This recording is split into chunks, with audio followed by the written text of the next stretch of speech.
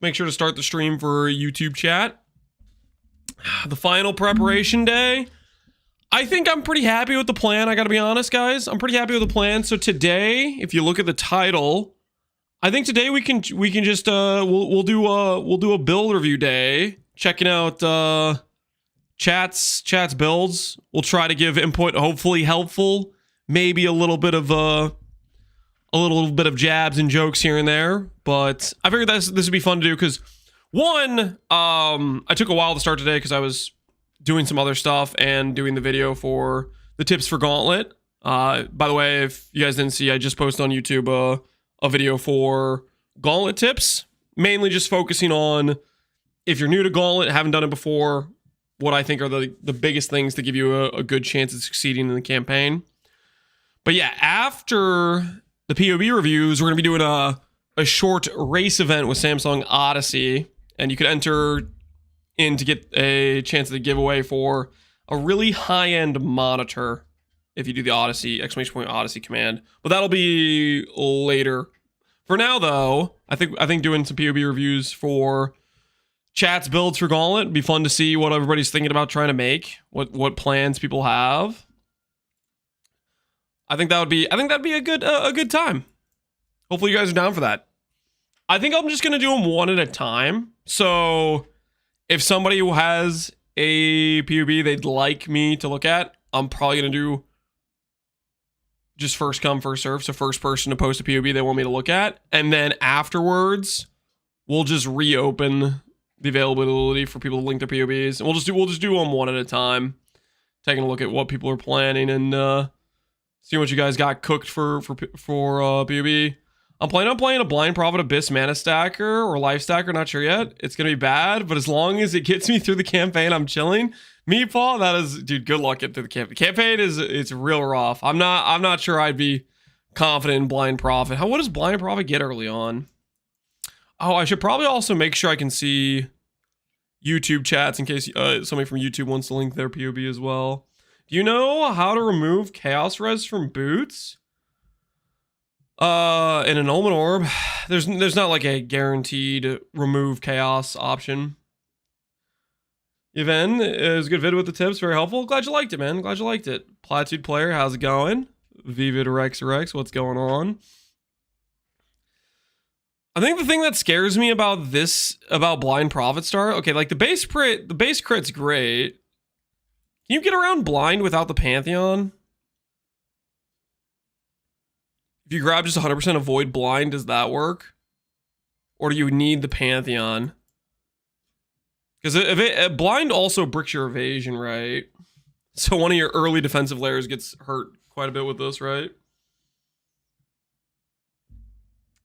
Hey, Gam, how you doing, man? For 3 mod helical strength in all attribute, is there any benefit to having a 5 mod versus a 4 mod? Yes, because the reason is if you do a 4 mod, the game it's weighted towards giving you as close to an even number of positive and as negatives as possible. What that ends up meaning is you click a 4 mod almost every single time, like 90% of the time, you're just going to get a 2 mod. Probably more than 90%. The point is, your chance to win is dependent on rolling like an all positive outcome or like a 3 positive, 1 negative, which is just rare outcomes. 5 mod, on the other hand, it's trying to give you an even number, but it can't because there's an odd number of mods, which means you're going to get 3 positives no matter what. That's where you're rolling a 1 in 10 odds to get the 3 mods you want to go positive in the right direction. And you're not freaking contingent on rolling extra positives, which is more of a RNG scenario, so to speak. So yeah, Power Siphon auto target, easy peasy, Meatball. You gonna go with are you gonna be a totem enjoyer, Meatball? Or are you going to be a mines player? Be a Gigachag, Stars or Ranger? That's what we're gonna attempt to do, Maniac. We're going to attempt the Ranger start. I'm hoping it works out. And Ranger's early tree is honestly pretty good. So, I'm optimistic. I thought all the roles were independent. No. No, they're not independent. It's not like you get a 50-50 into a 50-50 into a 50-50. Nope. Now the game is weighted towards trying to give you an even number, positive and negatives. I'm looking to see what I could do to dial back your Frost Instacker to work on Scaven Golem for Ubers. What do I think of that? Do you have a PoB plateaued? We could take a look. I'm gonna be doing chat's PoBs one at a time. For my initial thoughts are, that's gonna be rough to pull off. Number one, you have to get the Whisper's Amulet, which I believe is gated behind a much harder version of that boss. And then two, I mean, Frost in general is pretty good. So that can work, but the amulet's the big snag in the whole plan. You need to get the amulet. Are you available to Mir, Craig, and Jack? No. Currently, Jim is servicing it. So if you check trade, if it appears online, that means Jim is online and he's servicing it. Since I started prepping for Gauntlet, swapped over to SSF and I handed off the chess piece to Sushi, and he handed it off to Jim. And he's a trustworthy dude. He will service it. So if you check trade, it should like the account should be Jim, who you see online if he's online. Are you planning to go bow in the campaign? No, I'm not planning to go bow in the campaign. I'm planning to go shield wand, ballista totems with power siphon. I was pretty happy with the little test. I'll show you guys real quick what it looked like. The test we ran yesterday, this is what the character looks like. And we had bad wand. Our gems are not leveled correctly for the content we're in. And keep in mind, Whisper will have 4 minimum power, 4 minimum frenzy. This character, the Deadeye, I have to walk around like this to generate charges. But the thought process is, it's like we generate charges and then we do like this, right? So we still get the auto targeting. We still get the good damage scaling from the charges. Whisperer gets 4 min, so I don't have to do any awkward like setup or anything. And then the tree, you get the +2 totems on the tree. You get the really good crit scaling, which between 4 min power charges and these nodes, we're at like 90 crit chance. And it's a lot of dense power, and then after there, we can go more defensively with our investment. That's kind of what I'm thinking. I'm not up to that just yet. Could be complete potato, though. How much harder is the harder version? We have no idea. They have not told us, other than they said they're Uberified.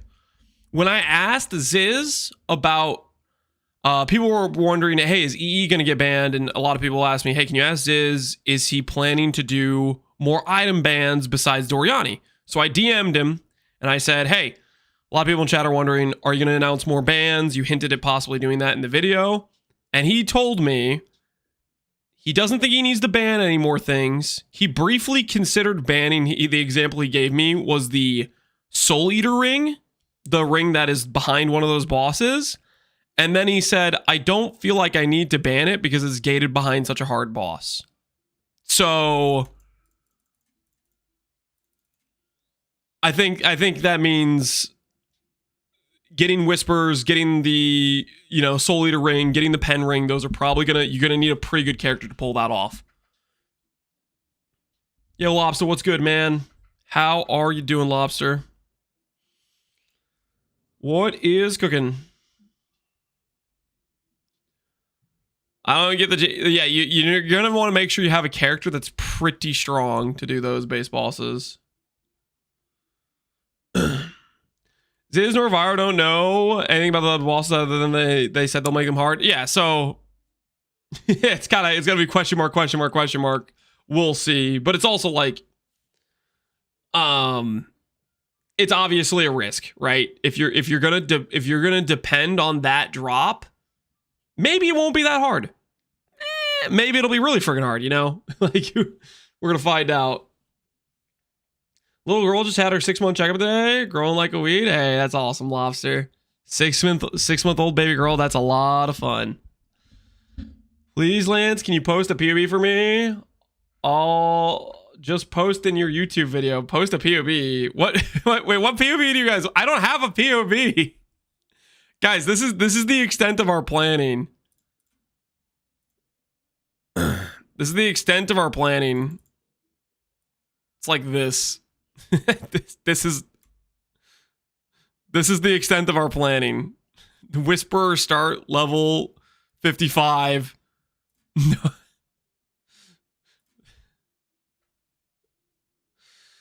You got until tomorrow, or I'm gonna DDoS you during Hillock. Whoa, relax, man. Here, okay, here, you can have our start plan here. Here, put the guns down. Wait, no, dang it, I didn't do the thing right. Okay, don't look at that. Don't look at that. Don't look at that. I accidentally did. I'm sorry. I'm sorry. I'm hit. You're gonna be fine. You're gonna be fine. We'll get you to the doctor, okay? You're gonna be fine. Spamming his own chat. I clicked the wrong button.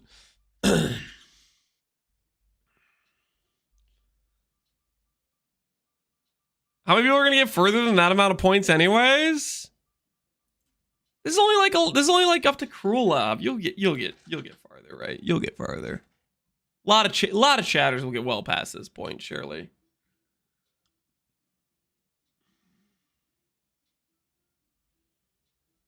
I finally took over Lance Necrosabers on PoE Ninja. Ooh, you passed my ES? I'm looking. What'd you get to? 45k. Level 98 too. Looking jacked. Good freaking ring, good amulets. It's a really nice shield. It's a really nice... What was the shield I was wearing? Is your shield just better than mine? What was the shield I was wearing?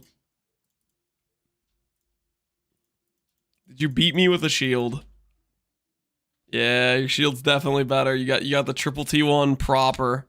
I have T3%. Didn't settle on the shield. Absolute Giga Chad. I think my helmet's similar to this. Don't really remember too closely. Abyssal Socket, good yes. Oh, wait a minute.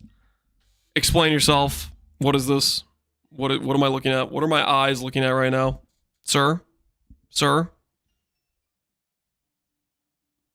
Where's your movement speed?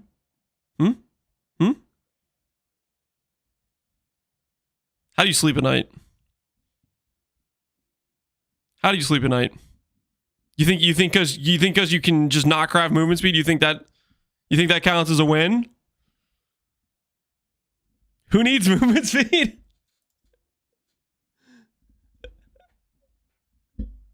You don't need movement speed if you're just standing still in the field. Oh, okay. Sure. I hope you're happy with yourself. Stuff's looking good though, man. Stuff's looking good. Oh, all your clusters are better than mine. I think I only had like 2 good clusters, or like perfect clusters per se. All yours are looking good. Nice clusters. Looking pretty thick, I would say.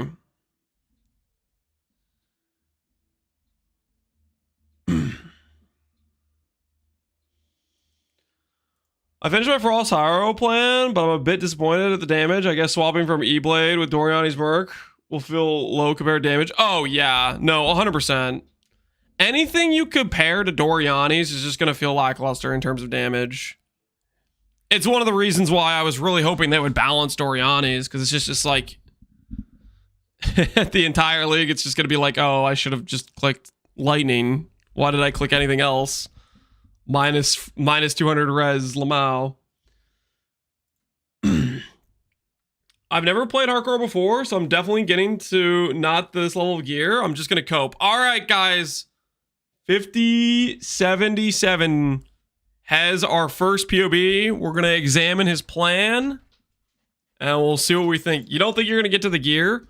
The important thing is, I would say, the important thing is you're willing to dream, okay? You have some sort of goal, like, type of gear you'd like to get to. Let's take a look at your plan here. So, I think first off, I'm going to just look at your gearing. See how you're prioritizing stuff. Chance to block I like. I will say one thing about this. When it comes to Gauntlet, if I like your character gearing, you obviously have some pretty good gear here. This is like, I'm probably assuming you're getting to Ubers, I would say. When it comes to Gauntlet, spell block in Ubers, I think is much more valuable than base block. Could be wrong about that, but when I think about the different Uber mechanics, most of the dangerous stuff that is attack block has like hits can't be blocked attached to it, versus a lot of the dangerous stuff of spells is like multi-hit mechanics that can be blocked. Shaper balls, ball phases, the shotgun Cirrus Storm that killed Jungroan last Gauntlet, stuff like that, where a recover on block with spell block is probably more ideal than the chance to block. You get spell block or die to shaper balls. Yeah, and you might have your spell block and stuff capped some other way, but I will say that the spell block I think is actually a higher priority than the attack block if you're trying to push to Ubers. Attack block is still like insane, and generally most builds you end up wanting that more because attack block's harder to get and yada yada yada, but you get the idea. Okay, so you farm an Ephemeral Edge, you get your block, PDR suppress shield. I really think you should consider recover on block, Shaper, prefix game change, reforge defense. Lich's Circlet, going for the classic triple ES, taking his chaos, reduce attack skills. That'll make sense. Fizz taking his chaos. ES. One big thing I would say, gearing wise, if you are really going for this level of gear, I don't think you should ever snuff the idea of going to heist. Global defense, just the 8% defense enchant, it's like a 1 in 4. It's not very rare. If you're already farming this many alts, you might as well do a little bit of lab and get another 100 ES on your chest piece, which then gets doubled. Spell block, take Ghost Dance, Flask, Extravagance, Exarch. Yeah, that's a smart idea. What else you got?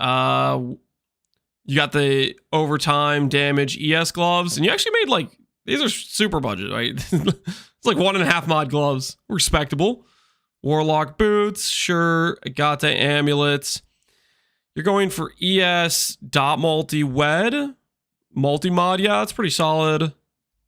And then, okay, so one of the biggest things I see right now that I would change about your current setup is definitely go for Crusader on your rings and go for the Dense Fossil Evasion plus Flat ES plus percent ES, and then go for the 20% ES mastery. That'll get you 1,000, 2,000 additional ES on top of whatever you're doing right now. Always think that mastery is worth looking into. And then what do you got for belts? Percent ES, flat ES, flash charge gain. This is solid. That's just solid, you know. You could go for Awaken Orb with the ES from body armor or whatever, but ultimately it's a pretty good belt. And then, are you doing Balbala, Jewel Sustain? You have Balbala here. I don't know. This is something you'll have to math out. I'm not going to like try to double check you on it, but you want to make sure that you can sustain these 3 with your tincture. I forget if Balbala considers this a filled slot or not. I kind of feel like it does. For every empty flask slot. I think Balbala doesn't work with this. You might have to check to make sure. But make sure your sustain makes sense based on whether or not it works with the tincture or not. I'm not gonna double check your your flask to say you can math that out if you really care. Obviously, you've invested in some flash duration, so you probably considered it. What else do we got here? Light of Meaning, classy stuff. Do I like this pathing? This pathing gives you 8 evasion, 8 ES, 3 ES, 10 int. It just feels kind of weird. But you need this set of nodes here. It's similar ES to these nodes. I think it's just one of those pathings where it's just going to look weird to me, even though it's probably fairly efficient. Because the trap trigger AoE does make the traps feel quite a bit more consistent on them actually popping. What is this music from? This is Legend of Zelda, Gerudo Valley. Okay, going reservation, suppress. Regen, ES mastery here. Okay, so I do have a gripe with this pathing. I'm not a big fan of this, and I'm not a big fan of this. Int is insanely important for your overall ES scaling.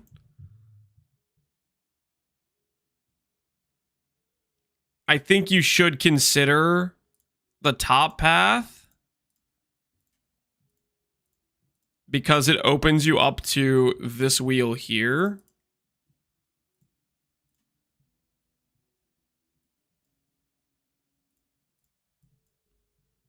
I don't know what the pathing was passive tree wise beforehand, but I think you should consider that. Obviously, you're going for the recharge rate and the faster start, and maybe that wheel's still pretty good.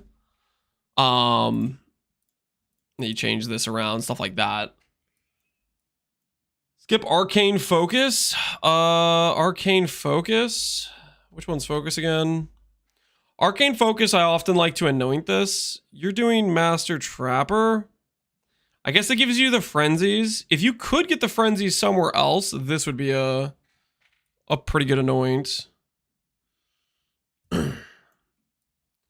Path Unnatural Calm from the top two. Unnatural Calm. I wasn't paying attention. Where's Unnatural Calm at? Yeah. I changed that. Sorry, I wasn't paying attention. I think this pathing is generally just more efficient. You can... It's contingent on this right here, this wheel, but this wheel is very hard to beat generally. I don't know what your before and after ES was, but a lot of your gearing is going to be wanting to prioritize int a bit higher.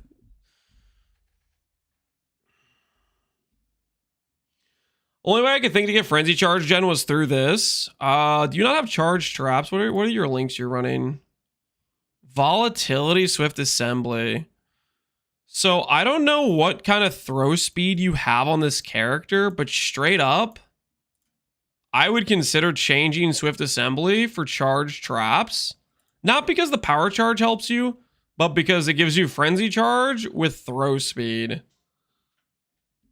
You can make that decision if you want to or not. You know, you have Frenzy Charge here. I don't know where you're getting throw speed from, but that's a big part of trap damage scaling. I think it'd be worth looking at.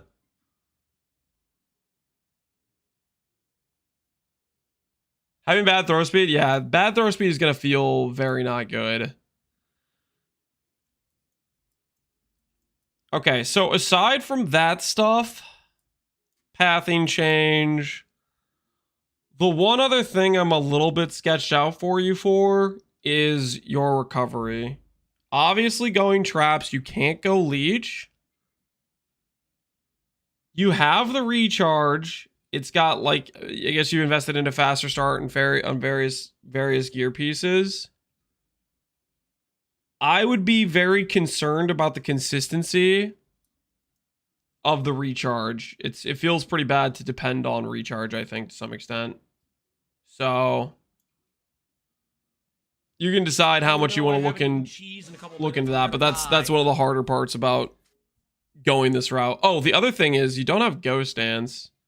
Like, one of the reasons like Blade Trap worked well on the Trickster is it had the suppress that started the recharge, which was good, and it had Ghost Dance. Whereas this is like trying to play the Blade Trapper, but without the Ghost Dance and without the suppress that kickstarts your recharge, right? Definitely gonna run a Flask regen craft. Just didn't put in the PoB. Yeah. Definitely getting a bit of regen for sure will help, but I would be a bit sketched out by the recharge recovery. Obviously, doing things like recover on block, if you invest more in spell block and get that going, can feel good. Another thing you can do, Just straight up, I would 100% recommend doing this if you want like some feels good sustain in maps. Grab this mastery right here. You don't necessarily have leech with blade traps or whatever. This recover mastery, very good shotgun protection in like mapping and stuff. Not very great necessarily in Ubers or whatever, but pre-Ubers, your sustain's gonna look pretty rough, and something like that would help a lot. Very, very good mastery.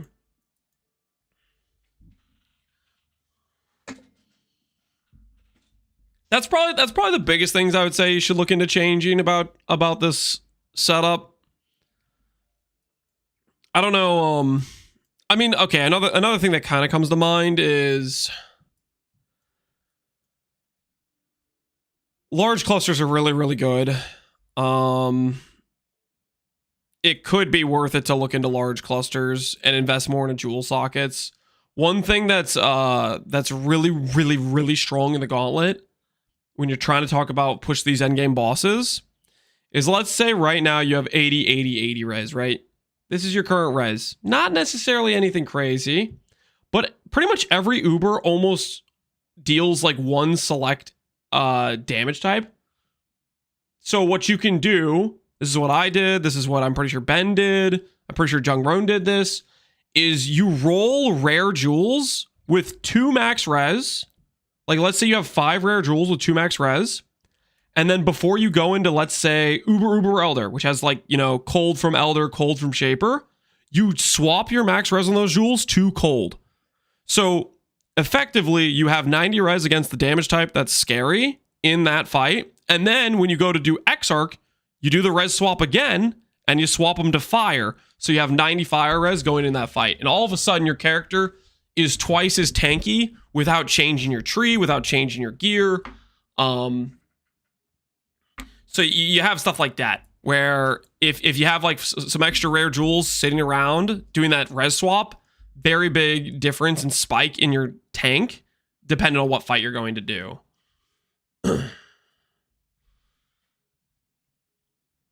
Does anyone know when the gauntlet starts? It's tomorrow. For me, that would be literally like 4 o'clock, like right now. So it's in 24 hours, pretty much. A little bit less, like by 10 minutes. Oh no, I haven't eaten cheese in a couple minutes. 26? Wait, let me recheck the time. I thought it was 4 my time, but let me check. Merciless Gauntlet BOE. It might be 6. You guys might be right. I might just be incorrect and getting it mixed up. Doo-doo-doo.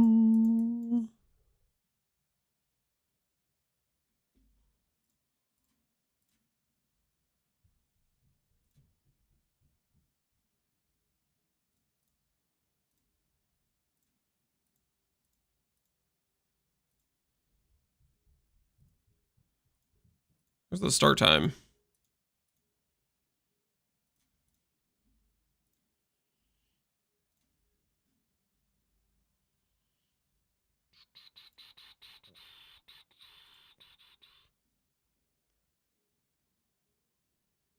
$11 p.m. GMT +1. Okay. So it is 6 my time. So 26 hours. Yeah. Okay, you guys are right. I'm cooked. I don't know what I was looking at for the 4 o'clock thing. I probably got it mixed up with something. You guys are correct. All right. Next up, we're gonna look at we'll look at Dalich's POB. Oh, dude, I'm gonna have no idea what the hell I'm looking at. You're doing an Antiquarian with BAMA. I'm the wrong person to ask about BAMA. We're just doing these one at a time, by the way. Once we finish with one, we'll look at another one. All right, let's look at the Antiquarian BAMA POB. I'm not gonna be able to give you good advice on this, by the way, because I have no freaking clue how BAMA works. It's one of those things where like I should play it just to like test it, but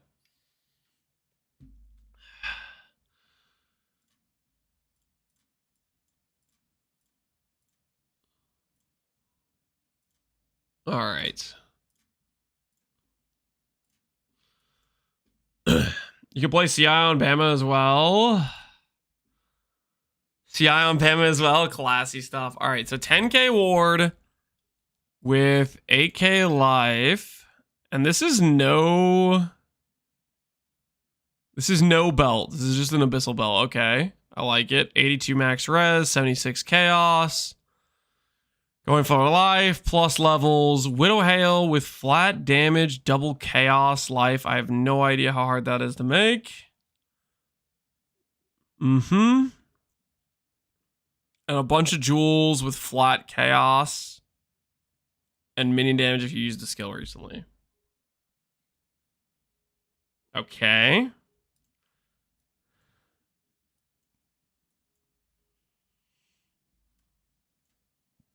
And in this PoB, you're going for minion accuracy, convocation, global defense rune, max res scaling, blessed rebirth for protecting your dudes. How do I make the PoB show the free ascendancies? You click this over here, and you click 326 alternate. Oh, there's 100% CDR bow mastery. Okay, fair enough. And you're getting your suppressed through Mage Bane, this mastery, and reflexes.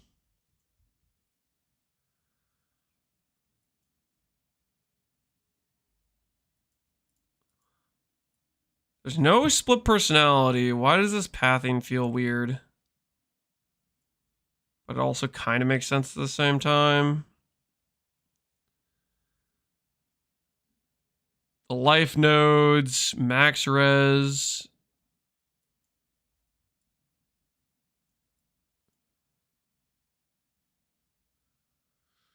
Hey, Solvengard, how you doing, man? Did someone chef? We're looking at the Antiquarian PoB, which I don't really know what I'm looking at, to be honest. You're going global defense, adrenaline.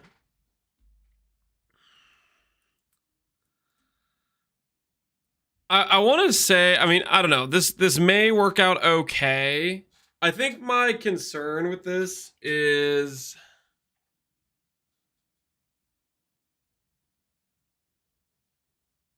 how does this build sustain? Is it just regen plus like a life flask, or like what are we talking about here?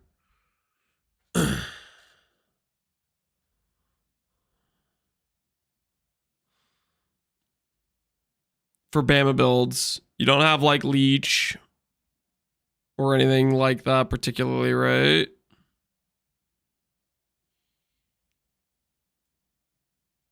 Guys, stop trying to pick apart his items. We're just talking about the build concept as a whole. Just flask and regen. So I think my concerns with this sort of setup, your max hits are going to be good with ward. Ward will work most of the time. I think this ward is not going to protect you well in ball phases. It'll do decent, but not well. So you're going to have to play ball phases well, because I think you can easily get hit, like let's say like a Shaper Death Ball phase. You can easily get hit like 5 times in a row, like all at once. And one hit, yeah, your ward tanks it. The next 4 hits are going to kill you because you have a 1-second timer, and all those hits can happen really fast. So I'd be a little bit worried about Shaper Death Ball phase, stuff like that. The other thing I would be worried about is if you get any sort of chip damage when you're about to take a big phase hit. Like for example, if Shaper's going to do his slam, it's very hard to dodge, and then Elder just barely nicks you with something, like, or Uber Elder, there's like extra spawns where the like dudes spawn and they shoot a little like one little tiny hit at you. I'd be a little bit concerned about that. The other concern I have is sustain here. Shaper beams, degen ground, that sort of stuff is going to feel really sketch at just taking your character's HP down. Aside from that, though, the ward max hit from Antiquarian is pretty good. I would be a little bit tempted. I don't know how well this would even function, but whenever I'm thinking about Antiquarian PoBs, I'm like thinking about iron reflexes and doing like an evasion ES hybrid necrotic angle where you get the full benefit of the armor scaling because Iron Reflexes gets around the downside of the conversion of this mod. And you can still benefit from all that flat, which would allow you to get a much higher number here. But you're playing it hybrid, so you can have some evasion, which is... It'll feel good in maps, but it'll feel rough in the Ubers. Business PoB roofs, yeah, we're checking out people's builds. Viz, you got a PoB for us to look at? You gonna share with the class your masterclass plan to one-shot the bosses with face breakers to finally shake off. People are no longer going to remember the 1 hour eater. When you go in and you one-shot the Ubers with your face breakers, I think that build sucked to play. Wait, what? Wait, did you already test face breakers and it was like just a no-go?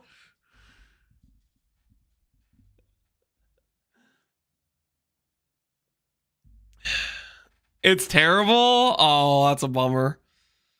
Rest in peace. Would you have a backup plan then? Do you have a backup plan? What's the angle? What's the angle if it's not the face breakers? I'm just gonna be an EE cock. No business. Not you too. You were defending the line, man. You were one of the few people killing the occasional Uber with a life build. Without business, there's not going to be a single Uber kill with a life build. Oh, he's becoming a tryhard. Bog is legit? You're going to play CI Bog Witch? Or you would consider life Bog Witch, but you'd rather be a meta cuck? No, but others can play it. What, are you a part of the Jung Roan, the freaking Jung Roan masturbating marketing team or something? Hey guys, I swear Wrathpith, life-based Bog Witch is gonna be a good time. Who's going around saying stuff like that? What's going on here? What's with the whole, yeah, I'm not gonna play it myself, but yeah, it's good, I swear.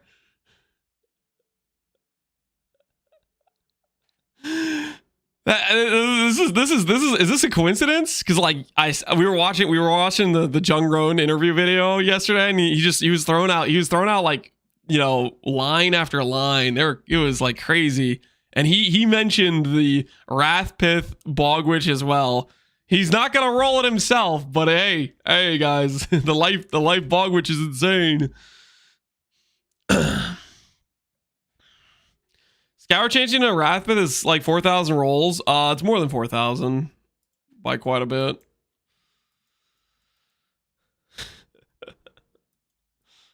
The 20k Bog Witch builds. Doing his best to reduce how much the ES gets nerfed. You know, fair enough. Gotta protect the ES build somehow. Lure him away with the Bog Witch. Okay. So business, real talk. When you say EE, is it gonna be an Antiquarian EE? What kind of what flavor of EE are you going with?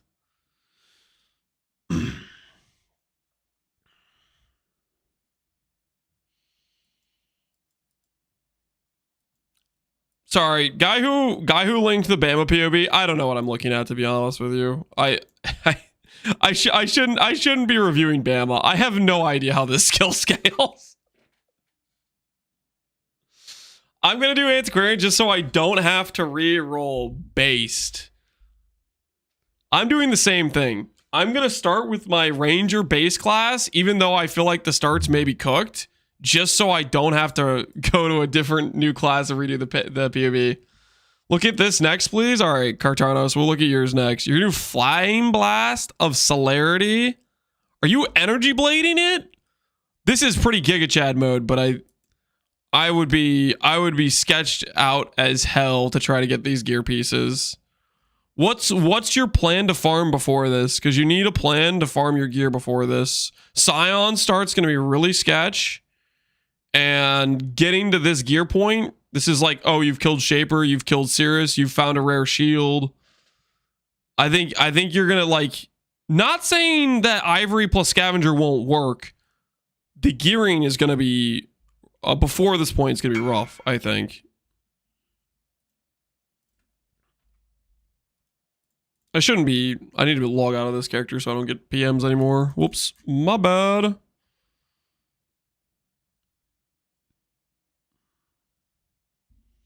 All right. He took over 10 seconds too. Never mind. All right. Fine. We'll sell it. Oh?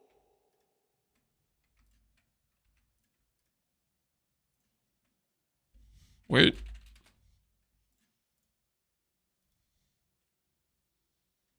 Almost had the chance to log out.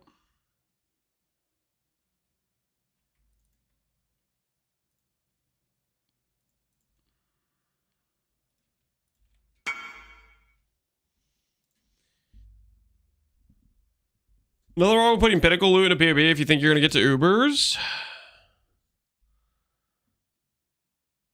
I mean, that's fair enough. I'm just cautioning against the fact that the Scion is going to be real rough pre-getting this gear. That's all I'm saying.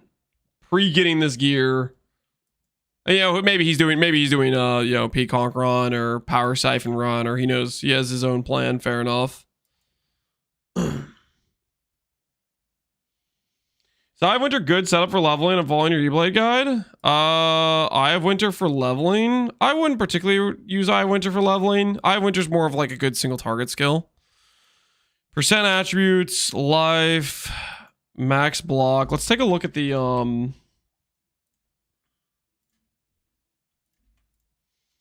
you doing life masteries? You're not doing life masteries. You definitely could do life masteries if you wanted to. This feels kind of weird. This like stretch pathing without having life masteries. I would be more tempted to take out these points and do something like this, where you just go through and you just snag like every life mastery. You have the life wheels to do it. Oh, what the hell? You don't have this? Let's just drop a couple points somewhere random. So we drop those points, right? I would look at something like that. I think the stretch pathing probably isn't worth it with the amount of int you have. It's only slightly better evasion, right? 6k evasion. I don't think that's making or breaking your setup here. What master are you doing here? You're doing attributes. With how many masteries you have, I would consider doing a mastery like this. Potentially can be better. You can test both and see what your gearing allows. But a lot of times the flat per mastery, if you have enough masteries, can be better than the percent mastery.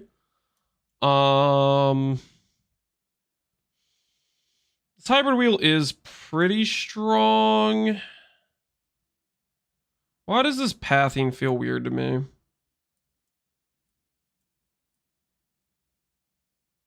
This pathing inherently feels weird to me. What ascendancies are you taking? Oh, you don't get... Okay, I'm forgetting that Scavenger definitely has to start. I was thinking Scion, like my brain was thinking, oh, you can just start somewhere else. You can't do that. You're doing the thing where you put res in here. I would be careful about doing stuff like this because it gives you a fake idea of how easy your gear is going to be to get. I would caution against... You're not a Scion with Pathfinder flasks, right? I think you're gonna have a res problem. Because, like, okay, one of the reasons, like, Scion gets a good time of, like, doing this stuff is because it has built-in flask sustain. So you can leverage those flasks to fix your res. You only have 4 rares here, and you kind of are like you want stats on them too. I think your res is gonna be tight to pull off. You can fix it with like jewels and stuff, but then you're gonna have jewels that don't have percent life or don't have ES, and you're gonna lose scaling and stuff like that. So I would be a little bit cautious about that. Not that you can't do it, but I'd be a little bit, you know, just consider it for sure. Why does this pathing feel weird to me?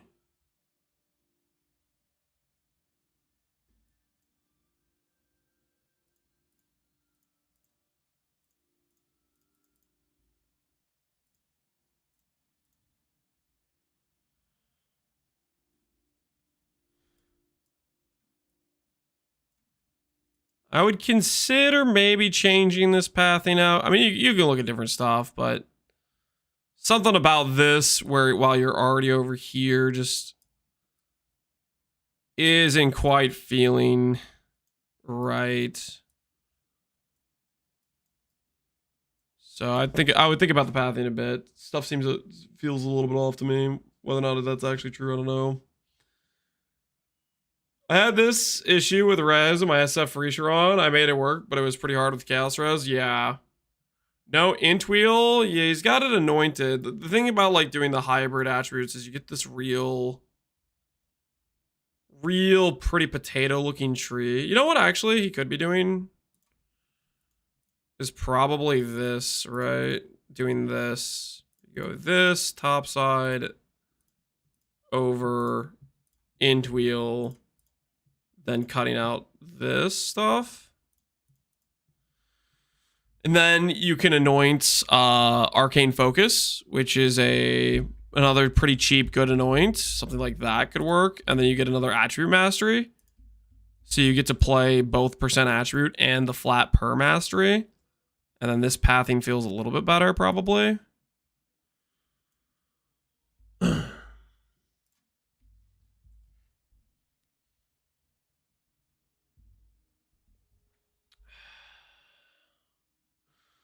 Lancel, look at it, or do I have to do a sub? No.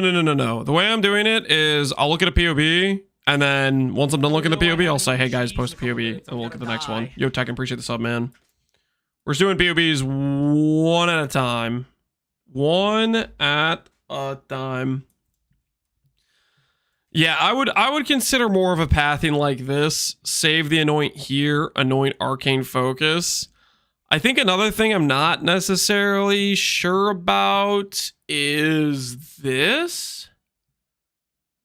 Playing non-crit as a low-life build just kind of feels weird. Maybe it's okay. It might be fine. It's not like you're an Inquisitor. You can't just get all your crit fixed as an Inquisitor. Real quick, are you doing Eternal Blessing? Quick Eternal Blessing check. Okay, you do have Eternal Blessing. Just gotta make sure.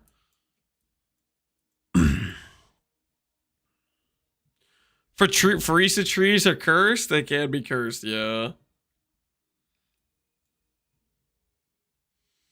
Yeah, I would say something more like this. The thing about this sort of setup is, and this is what I think the problem is with E-Blade in general for Freesia, is I think you're gonna be just too squishy. Your max hits are not gonna be, you're gonna get one shot by a lot of different mechanics. This sort of character could probably do everything but Ubers, maybe, when you actually like have it all res capped, maybe a bit better geared, and you're pushing 10k plus ES. But pre Ubers, you're gonna have once you start thinking about Ubers, this is very, very two paper to survive. What's the reason for stacking life but then reserving it? It's Ivory Tower. Ivory Tower gives you ES based on how much life you reserve. Obviously, going for tailing orbs on this is very important as well. All right, we will look at the next POB. But that's my advice to Ivory Tower enjoyer Cartanos. I'd be a little bit sketched out about, one, just gearing this, and then two, the survivability on like Ubers. The survivability of Ubers is gonna be rough to not getting one shot. Like E-Blade has the advantage where you can like turn it off in like the dangerous ball phases and stuff, but I'm telling you, when you get into Uber Shaper, Uber Elder, that Fizz Slam happens fast, and it has 50 AoE. It will hit you. In my mind, I cannot plan on dodging that successfully. I have to plan on my character tanking it. In my case, I planned on Immortal Call. Freaking stupid, by the way, because I don't know. Anyways, all right, next build we're looking at. We're looking at a Purity of Fire Paladin. So I'm guessing this is Merkbot territory, right? Are we talking Merkbot? Are we Merkin up in here? Purity of Fire Paladin. Life Sprig. Just a random helmet with life. So this is pretty just like reasonable rares, I guess. And then your PoB is, I guess, how you're supporting your Merc bot. You're going to do Pyroclast of Sabotage, Triple Purities, Flesh and Stone Tempest, a bunch of Warcry support, and Elemental Relics. Do you generate Elemental Relics with, does the Merc generate them for you, or do you have to hit enemies? What does it say? Chance to trigger 20 Elemental Relics when you or a nearby ally kills or hits a rare enemy. Okay, so if your Merc's hitting, then they're getting generated. Okay.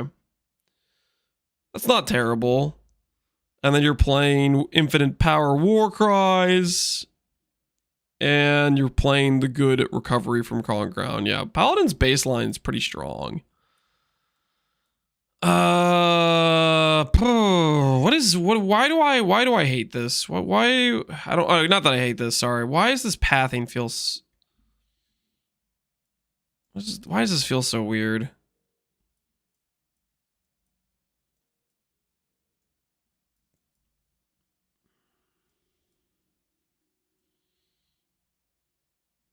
So like what my brain's thinking right now. Man. Is this just what like Mercbot trees look like? Is this a Mercbot tree thing? It's like the trees just have like really kind of whack pathing or something where you're just traveling a lot. Not blue equal bad. No, it's something with this right now. Well, okay, biggest thing is you should be taking 1 point jewel sockets 100%. I mean, at the very least, you can have percent life jewel or whatever. That should be doable. The other thing I'm thinking about right now is,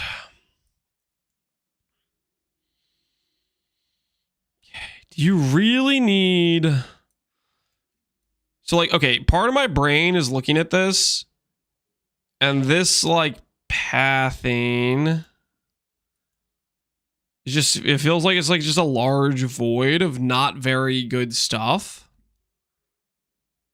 So I'm just kind of wondering if there's a pathway that makes it suck less.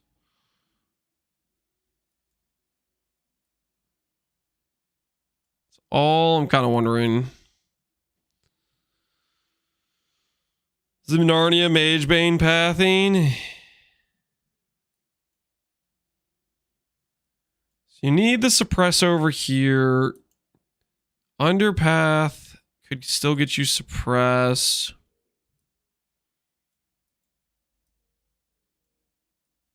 Is there a reason we can't path? Okay, before I do this, you're at 116 without any changes. Is there a reason pathing like this is too much to connect these points?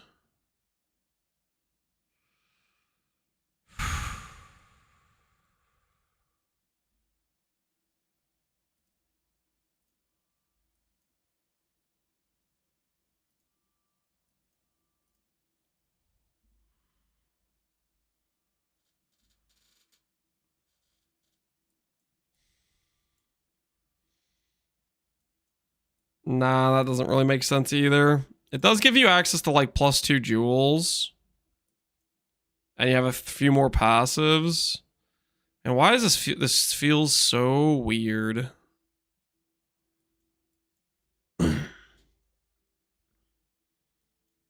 Minimal gear on suppress, yeah. Champion of the Cause isn't like a particularly great wheel, so losing that isn't too bad, but he lost this wheel life-wise, and only gained this wheel, but gained jewel sockets. I think this is maybe one of those scenarios that no matter what, the pathing is just going to look really ugly. If you like have to have, you just don't have any other things you can really scale besides like the aura wheels.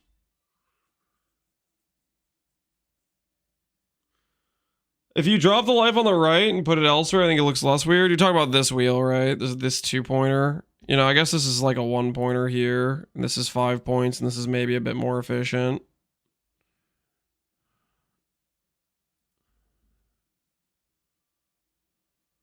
Still feels weird. All the scaling is just war cries and auras, then tank. Yeah.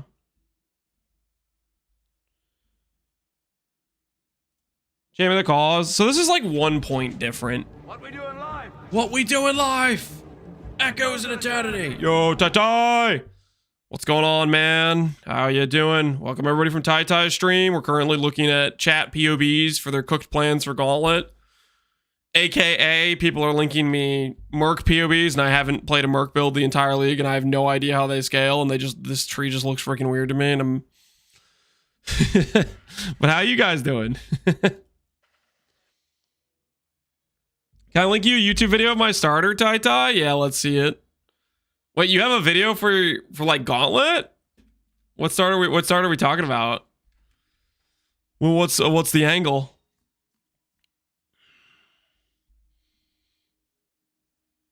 Did others? All right, let's see it.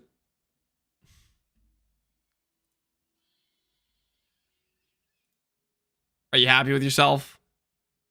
Are you satisfied?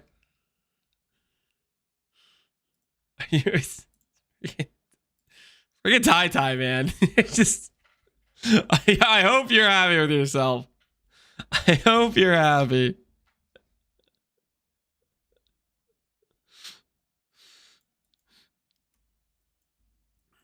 Yeah, as for your PoB, this pathing might be better. I don't know. You can look at it and think for yourself, but I think either way, the pathing's gonna feel on the cooked side of things, I'll put it that way.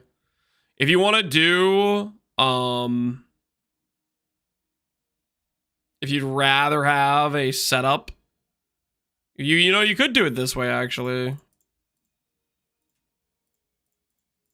You could do, instead of Art of the Gladiator, you could go like this, right? And then you could save these points here. That saves a bit of points, but then you trade off Art of the Gladiator and you get more strength side instead of deck side. At some point, you just have to acknowledge it's a red life build, so it's rift. Yeah, that's true. I don't know, man. Looking at Merc PoBs, I'm just not sure about what exactly is the angle or whatever. This might be better than what you have. I have no idea. Here, I'll pass it back in case you're curious about potential pathing change. You can compare it to what you had before and see if you like it or don't.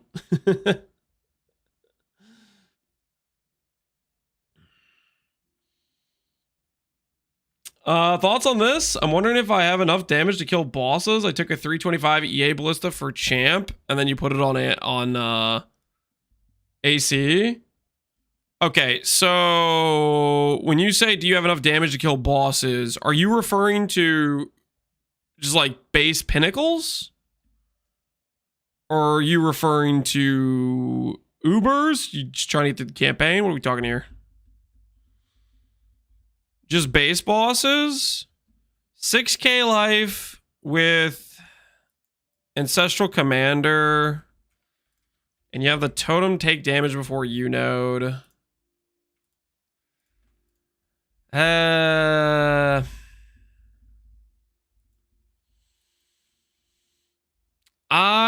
think I would be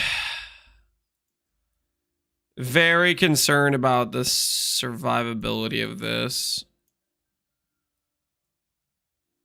6k life, and it's suppress capped through basically your gear, right? Is that what it is? You just have to have a bunch of suppress on gear. That will do Ubers. Yeah, I don't think there's any way I would be doing Ubers. What I'm more concerned about is whether or not it's going to survive just to do baseline bosses.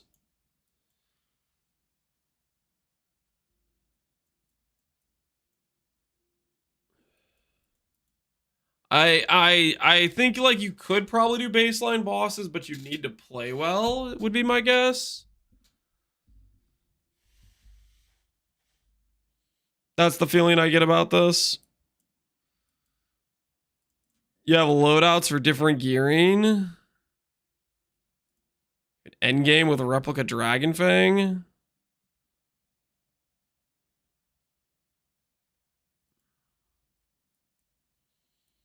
You're gonna die to Spider Smack too? Yeah, there's gonna be a lot of people that are dying to random stuff.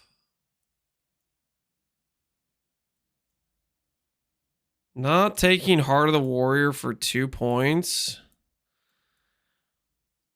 I think if there's situations where you're not grabbing like a 5-10% 2-point node on a life build, your tree is probably just stretched too thin. I think. Like obviously you could do dropping like some of your damage nodes, but like you're stretching really far to, let's say, get to like this wheel here. Potentially it could make sense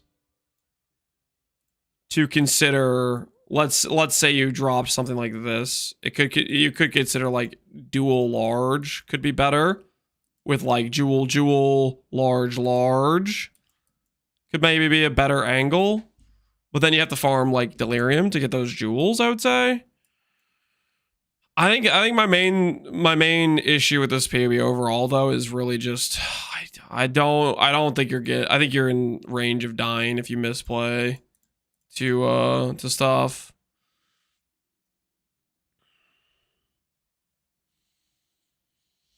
There's a setup with 2 large in the loadouts, or just 1 for now in your loadouts. Oh, you have loadouts. Okay. Is this it? You have one that does a large plus a medium. Do you cut this stuff? Yeah, you cut that stuff, which is, I think, makes sense. I do think you should be. I think you realistically, if you're a life build and you're Marauder start, you shouldn't be cutting this life. You really kind of need more HP from what you can get. Ultimately, the real answer, and you're not going to like this answer, but it's the real answer, is you play this to start, and then you swap to Antiquarian, and you click CI. Like you could start out as Ancestral Commander. Sure, you get this nice tank node on the +1 totem. Got some nice tank nodes here. But realistically, your max hits aren't getting there. But what could get you the max hits you need is this guy right here. Antiquarian. And going CI. I think you're on the edge of doing base content though. It depends how well you play. Like if you misplay, you die. If you don't misplay, you don't die. Type of thing. I never looked into Antiquarian. You should. It is. What do you guys think CI wise? Okay. Any people looking at the CI builds? I said from the very start, I think the CI builds are Antiquarian, Scav, Aristocrat, or Oshabi. I think Antiquarian might be like it might be the second best option. I don't think it's the best. I think it's like second or third. Antiquarian is one of the easiest to gear. Antiquarian is very, very forgiving gearing wise. What does Antiquarian do? It doesn't really matter what it does. You just look at this node right here, and then this node, and then this node, and this node. No one knows what it actually does. It just has this node that says global defense. Okay, that's obviously an oversimplification. Realistically, what you do if you go Antiquarian is you either just full lean into the global defense and grab like Twilight Regalia and just full ES gearing, or in this guy's case, depending on how his pathing works, you could just go boom, Iron Reflex and go Necrotic Hybrid piece, and all of a sudden you have, you probably could realistically get to like 20k ES with, I want to say, 5k ward with an Antiquarian if you like set up your tree for a CI setup where you go a little bit more into like ES clusters and some more ES investment and stuff and proper gearing. Hits can't be evaded and base block's really good quality of life. I like the base block. The issue with this is the dex. The dex gets pretty obnoxious to deal with to make sure you can still put on like a necrotic or something. Necrotic on a Marauder. It's very, very convenient.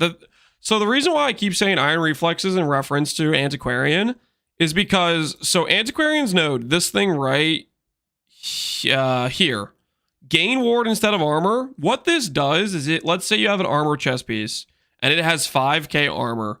What it's going to do is it's going to give you 2.5k armor and 2.5k base ward. But if you click something like Iron Reflexes, and let's say you have a evasion chest piece with 5k evasion, what you get is you get 2.5k ward and 5k armor. So it bypasses the downside of this mod where it takes half of your base defensive stat and it still gives you the armor. So what you can do is you can get very good armor scaling without the loss of armor from this while still getting all the ward. I think Antiquarian has one of the better chances at having a good survivability max hit against the Shaper Slam. Because with the Iron Reflexes, it really can get quite legit armor.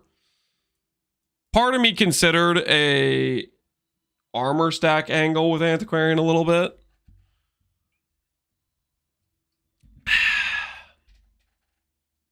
But yeah, anyways, I would look at Antiquarian for your late game setup if you want to do base bosses and even consider Ubers. But this setup you have right now could probably do base bosses, but would require really good play. I think if I tried to do this setup with base bosses, I would lose. You're going to need to play pretty well with this. Not that it's not doable, but you're going to need to play pretty well.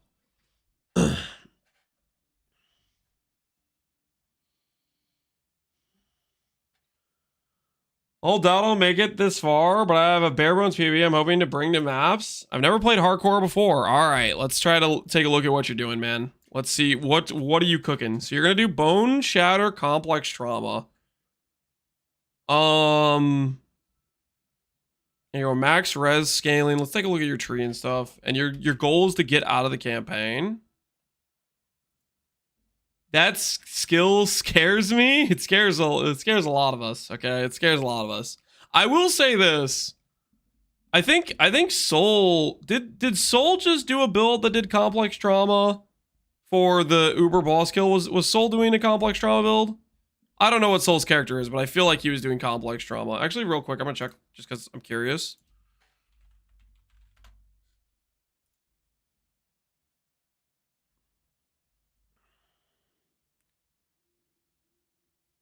Okay, Soul ended up dying, but I think he was doing complex trauma. Yeah, he was doing complex trauma.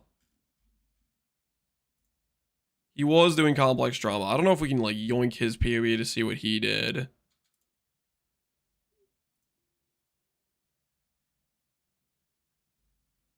What was his pathing? Mage Bane, Iron Reflexes, a lot of the standard slam stuff, and he was doing Axe as well. This would probably be a good reference point to look at what Soul's setup was.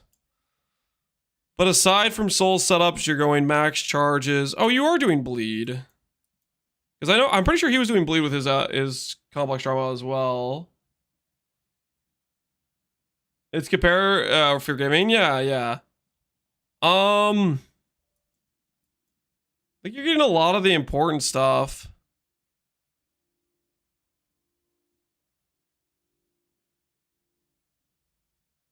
The difference in what Soul did pathing wise. Pathing, he did top side.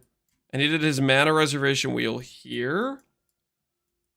And he did this bleed wheel. Whereas you're doing... Are you just getting more bleed chance than you actually need? Or am I missing something? 10, 15, 30, 40... 55. That's giving you 30 there. Did Soul get like bleed on his gear? Suppress attack speed. No bleed mod. Holy, what the hell is that axe? What on earth? That's disgusting. Soul's actually cheating. It's a baseline character. Oh, it's this wheel. Is that the difference? Just trying to contemplate where the bleed chance is coming from. So like when I look at your tree, I definitely think I like the soul pathing more of not going to like this pathing bottom side. I definitely think the top side pathing, canning this stuff, like I think this sort of thing will feel more efficient, and going like the reservation wheel here and maybe getting the bleed stuff here or whatever, depending on like what your bleed amount or bleed chances you need. As far as like pathing goes, in terms of like beating the campaign, Ancestral Commander with charge gen, this wheel, additional strike, like all this stuff is probably going to feel pretty good. I'm not too familiar with complex trauma or the bleed stuff, but the fact Soul took it and did like the baseline hardcore Uber race makes me have some level of confidence in it. Square tree. I'm not personally a big fan of Soul of Steel myself, but I mean, it probably depends on who you are, if you want this or not. Depends on your gearing if you need it for the self-damage from the trauma, right?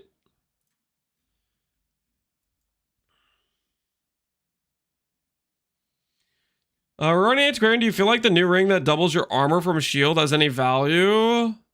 Maybe with an ES chest if going CI? No. The armor doubling thing, the only way that would be an item you want to use is if you had, if it affected like shield charge damage or something. Like if you're playing a shield charge build where you're scaling the armor and you're trying to get double flat. I think I tested it and it didn't affect the shield charge flat damage at all, from what I could tell. Yeah, I think that's the biggest thing I would change. I would change this bottom side pathing to top side. Swap the bleed nodes, swap the reservation nodes over here. I think this is a bit more efficient per point. Everything else, though, I think seems pretty solid for your setup. And then your gearing is just dial multi, flat fizz, percent fizz. And then, yeah, I guess you probably just configured a bunch of plus res on your PoB. 900, yeah. Put in 1,000 res. Okay. A little bit ambitious, don't you think?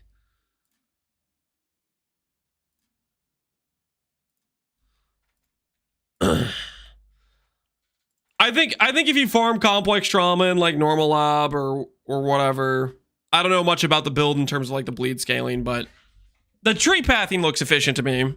And I think Antiquarian's one of the builds that'll have the easiest times in campaign to finish. What do you think about the Harvey Archmage? Holy, now we're talking. Harvey Archmage? We got a psycho in chat. Hold on, guys. We got to examine this.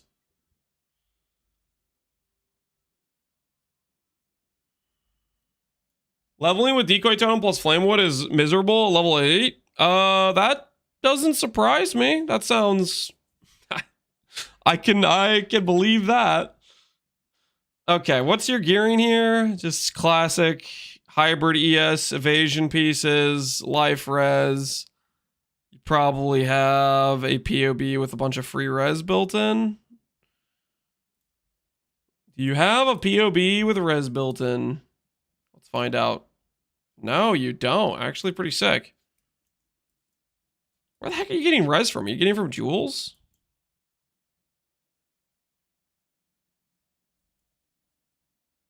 Where are you getting the res from? Is there actually enough res in this gear and I just didn't see that much? I guess it is a lot of rares with like hybrid res crafts. Okay, fair enough. You actually do have... This seems pretty reasonable.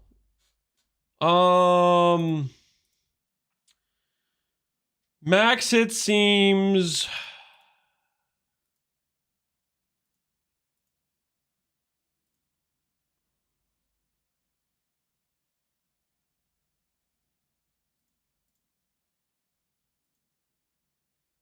Seems decent, I would say.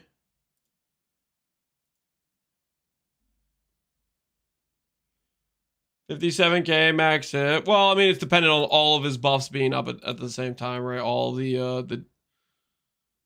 Is this with debilitate on the boss too? Is the boss debilitated? Where the heck do you even select that at?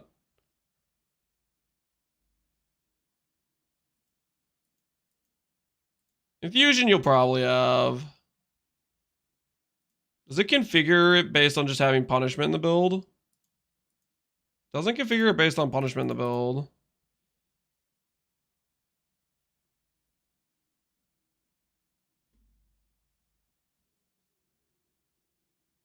Bottom right, 20 DR. Yeah, that's from Harvey, guys. That's Harvey Ascendancy. That is Harvey Ascendancy. So Harvey Focus. You have the really nice gain, life gain mana as ES. You have the recovery rate thing, and your sustain is Leech, Regen, and Leech. And you're getting Leech from Stormdrinker, Leech from Doriani, so the double Leech is there. Yeah, the Warp Tattoo to guarantee uptime of buffs, Fortress for global defense. You're getting Suppressed from the Mastery. Mind over Matter. PoB's looking nice. Yeah, I think it's pretty solid. I think the biggest qualm I have with this is you're playing Incinerate Eventing. So like, yeah, it makes your damage good, but it has a ramp time where you have to stand still and cast. And I don't think your character necessarily is going to have that insane of cast speed. I mean, it'll be okay. You do have some decent cast speed nodes. And then if you get good rare wands. Is standing still and Gauntlet a thing? It's gonna be a bit sketch. It's gonna be a bit sketch. Definitely is gonna be on the sketch side of things. How does I guess your mana spend per second doesn't seem too bad, so I guess the reduced cost is doing enough to make it so channeling an Archmage skill doesn't feel too bad. I'm just gonna stand in my Frost Shield. Well, the thing is, you don't have like uptime on Frost Shield's not guaranteed. It'll be decent uptime, you know, when you do have it, but I don't know how much you want to depend on it. Definitely when you have all of these up, like you have the Arcane Cloak, all the buffs, like you're feeling pretty tanky when you have all the stuff up.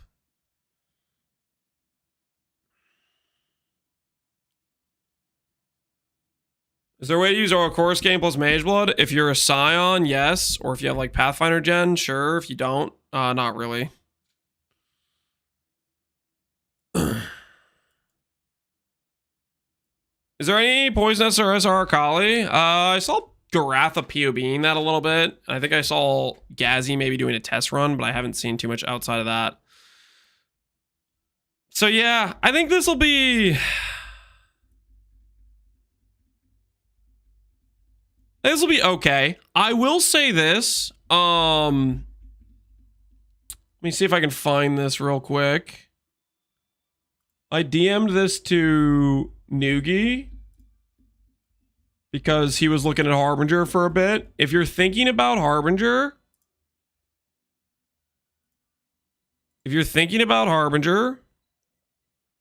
you guys remember at one point we did a Harvey build, right? At one point we looked at a Harvey build. For anyone considering Harvey, I don't remember it. Fake news. For anyone considering Harvey, what you're about to see is... I haven't eaten cheese in a couple minutes. I'm gonna die. Yo, Swift Affliction, appreciate the sub. Is you can get both the buff from the Ascendancy and the buff from the shield. So if you farm Harbinger, you can get the 20 DR twice. Do we get double Harvey buffs? I have both the shield and I have a Harbinger Ascendancy on right now.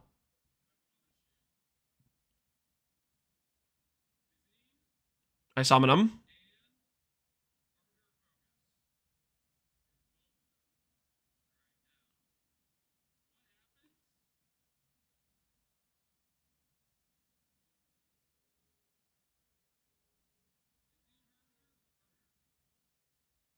What happens when I channel?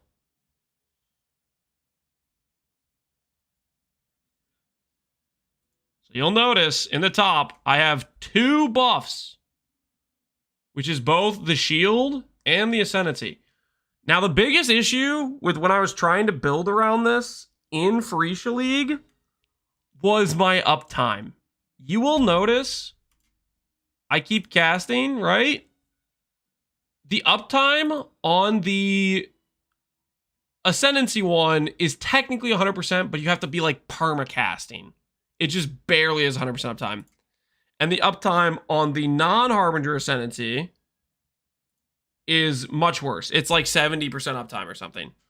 Once you have the Rune Graft, you'll go from a duration of like 6 seconds to like 10 seconds. So the uptime becomes consistent for both of them. So the Warp Tattoo could be the thing that makes a lot of this work. And then of course with, you know, Warp Tattoo plus the Ascendancy, Arcane, uptime becomes better. You can abuse a lot more buffs, stuff like that. So yeah, if you're doing a Harvey, I'd want to try to farm that shield. Farming that shield's gonna be kind of hell because it's got 4 pieces and that's a lot of Harvey maps, but something to consider if you want to try to up this character's tank quite a bit. Can you put more duration support on the shield? I don't think you can support the Harveys from what I remember.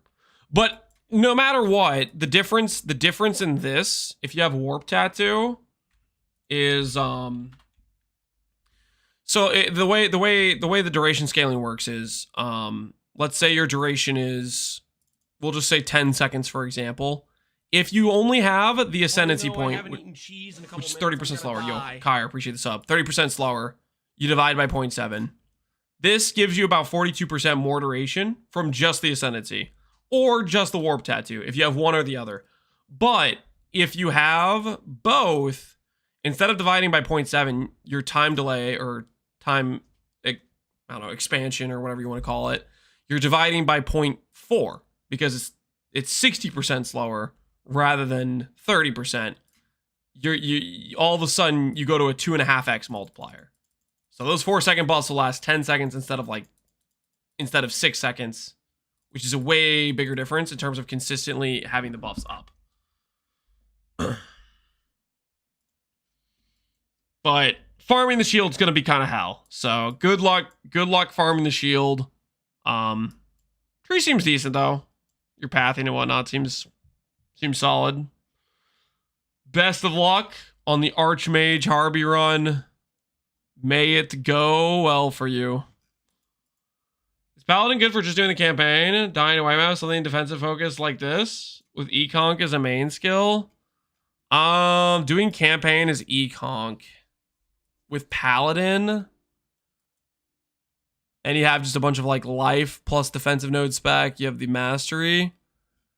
Something like this will probably be okay getting through the campaign. I think the biggest concern is you want to basically overgear Tamix, like make sure all your gear pieces have like some decent life on them and stuff. Like towards the later acts, you should be like looking at like 4K life or something. Like you should really start to be stacking some decent life to go with like the suppression and other stuff you're putting in there.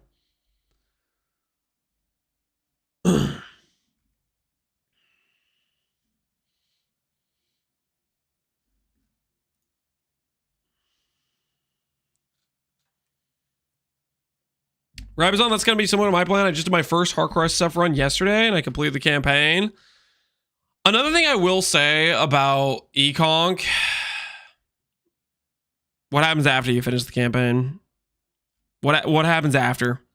You know? What happens? Not trying to like talk you out of it, but like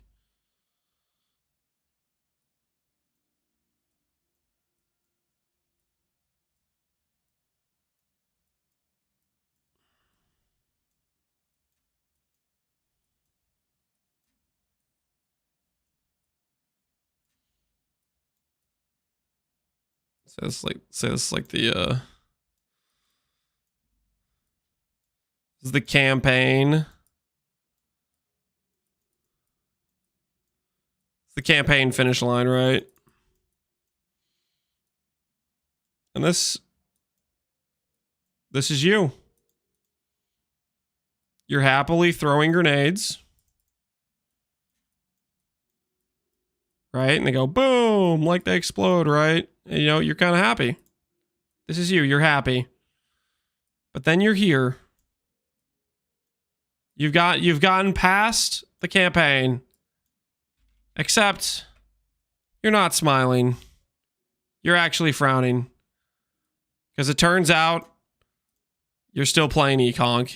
And you're like, holy crap, this skill is the worst feeling skill I've ever played in my life.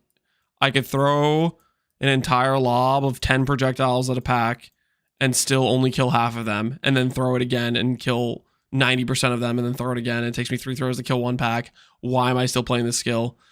And then it occurs to you, you know, you start having some thoughts, right? So you start thinking, maybe I don't want to be playing Econk anymore, okay? But then you say to yourself, how much would it cost me to respec? Question mark. Turns out you don't have enough gold. You don't have enough gold to respec.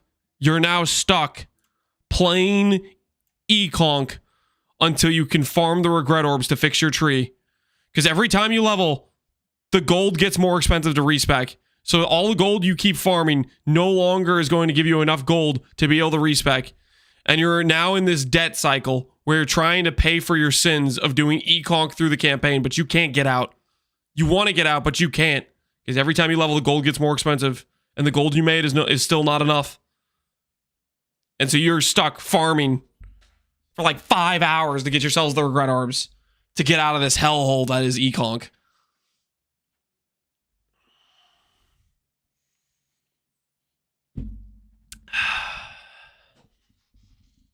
This is 100% a lie?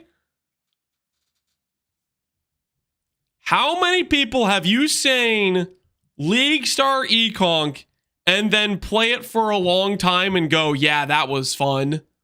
And then instead of respecking, they keep playing it. Huh? How many have you seen?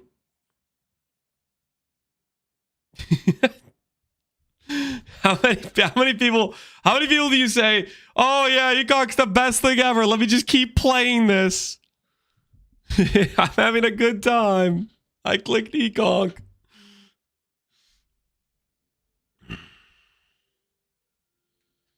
Bluebird, I DM'd the PoB. Don't DM me. Just message it in chat, Bluebird. Is it 20 point respec to smite? Yeah, okay. If you have a setup that isn't too bad on respecs and you have a go-to plan, double thumbs up. That's fantastic. What I'm saying though is specifically in reference to this guy's PoB where his plan to do Econk is, yeah, this will probably get you through campaign. Make sure you have a backup plan or something, because Econk is really not fun. It gets real not fun when you're in maps. You gotta make sure you have an exit strategy to Econk. Econk 2? Oh no. If there was an Econk of bouncing, I would enjoy it. Bouncing does help a lot. Bouncing does help a lot. I'm not gonna deny that in terms of like the concoction skill play styles for sure. Does Peaconk not work either? So Peaconk has the advantage of it gets to click bouncing, and bouncing doesn't quite have the terrible play style. My specific, I don't know, this I could just be the only one that thinks this way, but I think a lot of people think this way, is if there's a pack of monsters, like, you know, you have, let's say you have like some bad guys like this, right? You have some bad guys. This is a pack of monsters. Right? My issue with Econk is a few things. One, I have to move my mouse to exactly on top of the enemy I want to throw at. So I'll move my mouse and I'll throw, And depending on how like the spread of the projectiles, like the way it paths out, it could be like boom, boom, boom, boom. And maybe it kills these 3. And then I could throw again. Maybe I throw just a little bit off and it goes boom, boom, boom. And then there's still like one monster. Like you have these situations where you have to like keep re-throwing where it doesn't hit like the whole pack. And on top of that, your mouse movement, whenever you're playing Ekong, is like this. It's just, you're just going back and forth and back and forth and back and forth. And I think the mouse exhaustion is a thing. And it gets real not fun because of that. You can make your own judgments. You play it yourself, see what you think, but 3 days, dead wrist. Yeah, as far as skills I've played that make my wrist not have a good time, this is probably one of the top most unfun wrist skills.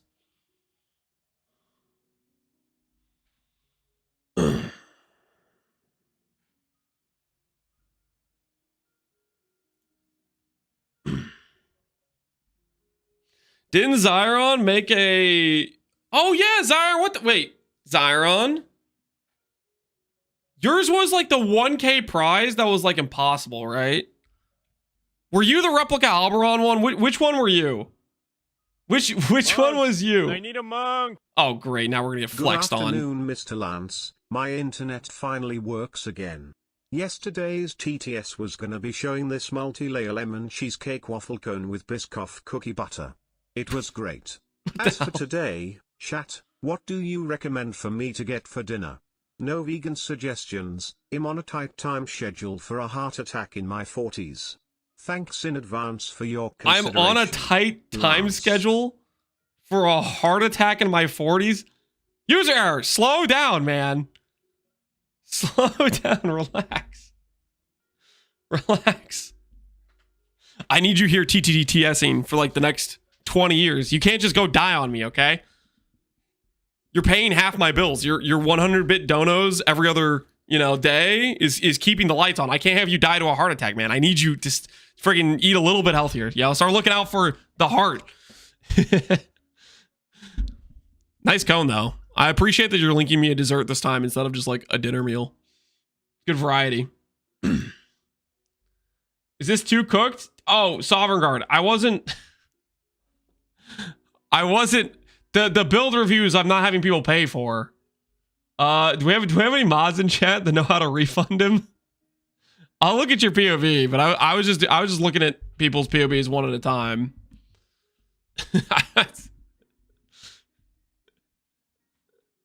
No sword, I can't refund. Is there any moderators? I need more moderators. What is this?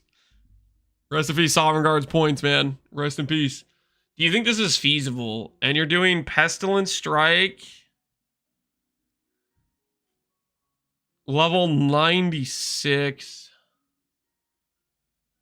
Scammed him out of his points. Yoink and steal people away from Oshabi. I deny all allegations. I would never suggest people not to play Oshabi, but please play something else, okay? Oshabi's trash. I want it all to myself. I mean, Oshabi, guys, come on. Oshabi, think about the socket pressure, guys. Socket pressure is scary. You don't want to play Oshabi. You'll have to deal with a lack of sockets. Guys, you guys remember when Karn lost one socket and his whole build died? Oshabi has to lose like 6. Okay? It would kill Karn's build 6 times over. Okay? Think about it. Think about it. Minus sockets bad. Avoid Oshabi. Okay? Avoid Oshabi. All right. CI Pestilence Strike Arakali. What am I...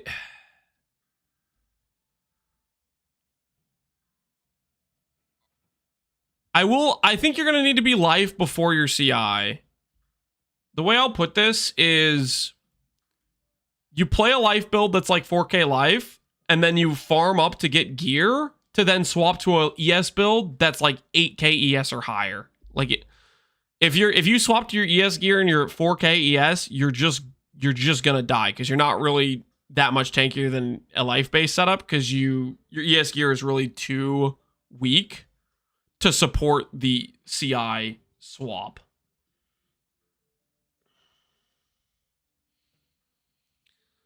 Is the tree too trash? Let me just pause on the BB.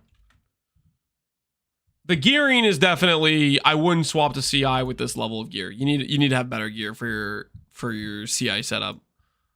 Arakali, Gain Fizz is extra, Envy. I would be worried about. So like your base fizz isn't very good, so this isn't too helpful. Envy's okay, and it's like good in the campaign, but after the campaign, it's kind of bad flat.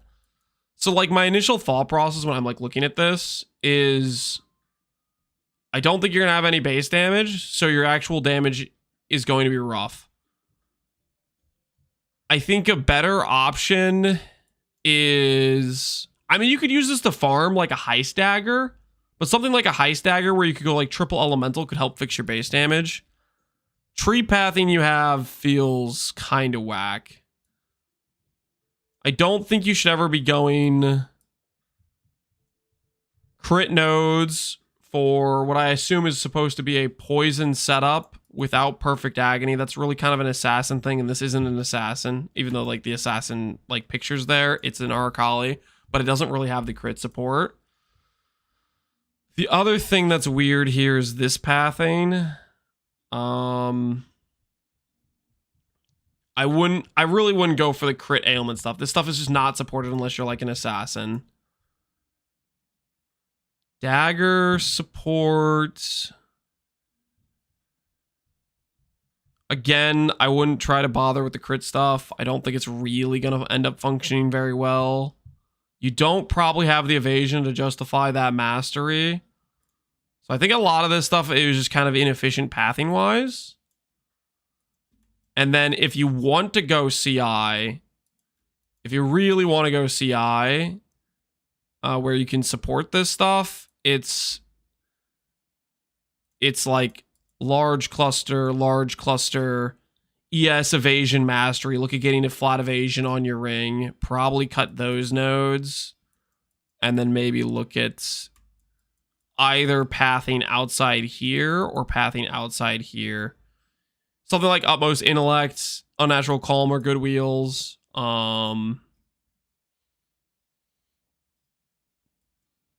If you path like this, you can grab ES nodes like these that are fairly efficient. You can go wheel here, you can go Zealot's Oath, stuff like that.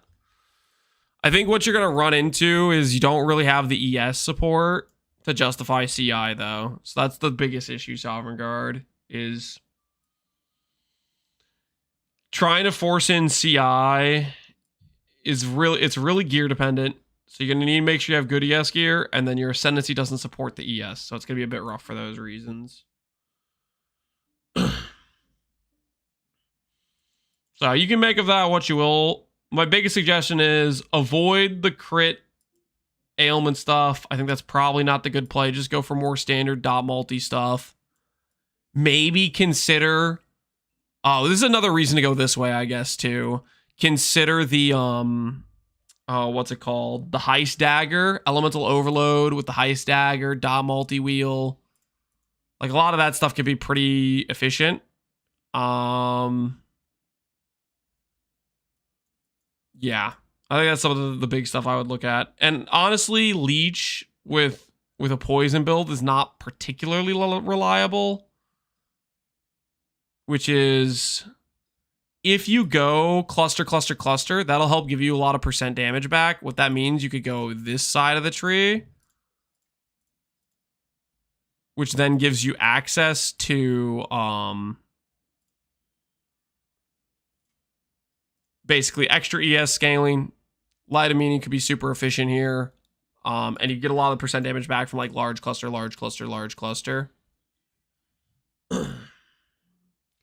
4K Fizz hit. Well, this is like entirely related to his gearing, right? He has really like weak ES gear. Gear that you wouldn't swap to out of life. You You definitely want to roll the gear to be better. I don't know if this pathing is worth stretching to Swift Venoms. It might be. The Poison Masters are pretty good.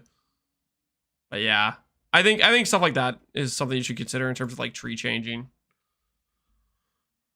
This is not necessarily a recommended tree, but that's kind of some of the stuff I would consider is high stagger, elemental overload, dot multi. The biggest issue I'm seeing with this sort of tree is you're flat.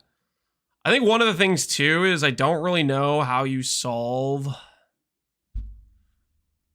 like the Silk Dancer is good. Oh wait, can you do this? Maybe swap the Brood Guard eventually, because I think the spiders give you like poison damage or something. I think they give you a buff. I could be wrong about that, but I don't know. The gain fizz is extra. This stuff's kind of weak. What time is it for you right now? 5:23. Bluebird, I have a scav test. Tank and DP is a little bit low. Sure, we'll take a look at it. So yeah, Sovereign, hopefully that helps. Yeah, look into the spiders. They might feel worth it. I think they do give you like 20% poison damage or 15% poison damage per spider. So you just see the amount of percent damage you can get out of those. I could be wrong about that. I haven't really played spiders, but I think I remember hearing at one point they give some buffs, which are pretty meaningful. All right, so you got a scavenger set up. And you got the swappable max res jewels. Fantastic. EE. Going for triple ES. You're doing phantom boots and phantom mitts. And you're doing this because you want suppression? You don't even have a suppression rolled. I don't... Is this just your only way to get enough evasion for Ghost Reaver? It's for Ghost Reaver Overleech. I really don't like that. That's a lot of ES you're losing to do that. What Ascendancy point are you taking? Are you taking the shield one? Are you taking Cerberus? Let's see here. So you are taking Cerberus, which gives you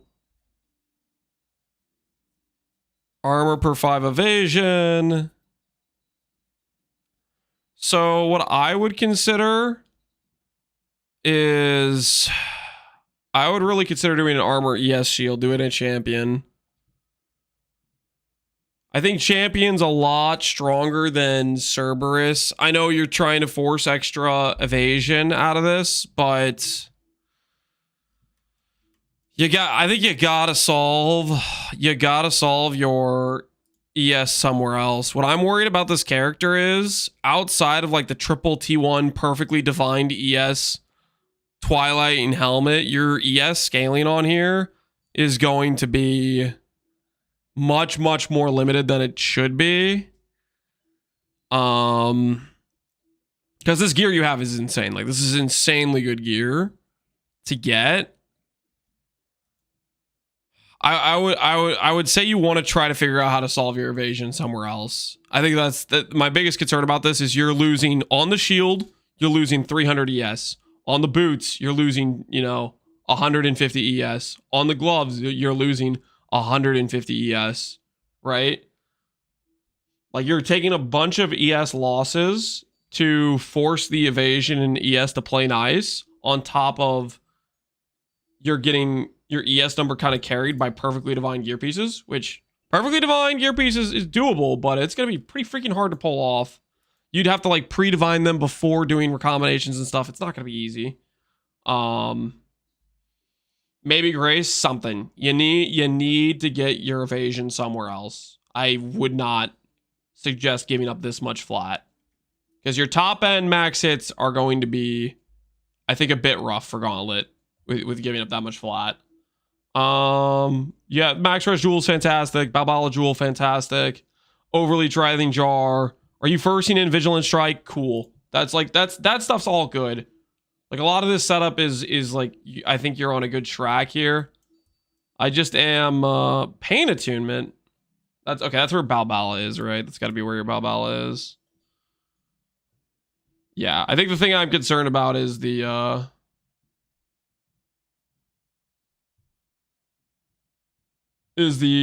overall ES scaling. I think a lot of your stuff here makes a decent amount of sense. But yeah. I don't know about giving up that much flat. I think that's a really, really rough.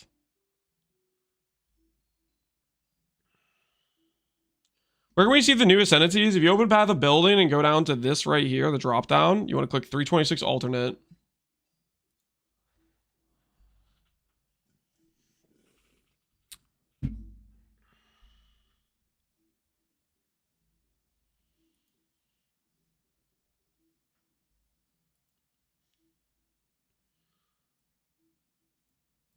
As for your other stuff, like your gear priorities are there. I think your tree is pretty solid, to be honest. Yeah, I'd say it's really gonna come down to I think your ES is a bit on the low side. Your max hits are obviously pretty good, but I think this is a bit dependent on suppress is a part of your max hit on this, right? And guard skill. Is this guard skill up or is this no guard skill up? This is guard skill up. And then obviously you cut the suppress in half and all of a sudden you're down to like 120k max hit. But if whichever one you're forcing the 90 max res is good too, right?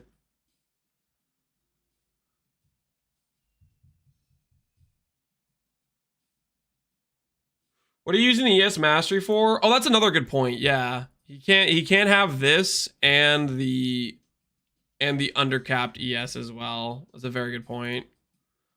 I would probably go with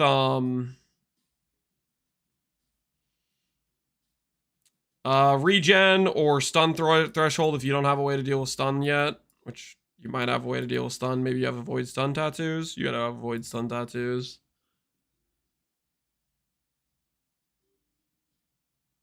I think this is pretty non-popular to say, but Phreesia is figured out, right? Why are we trying to reinvent the wheel?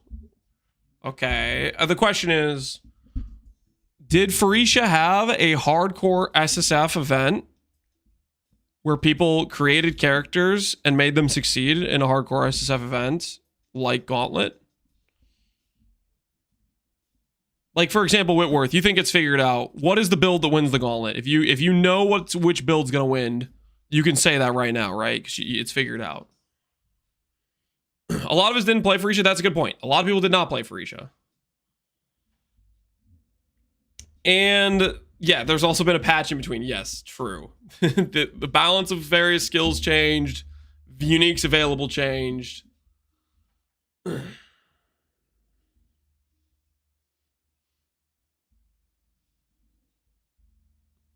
It's gonna be one of my first time playing Phreesia. Yeah, a lot of people didn't get to play Phreesia Ascendancies.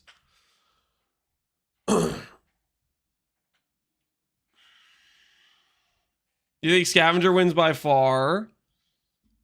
Is Ben still planning on playing Scavenger? Scavenger's very, very good.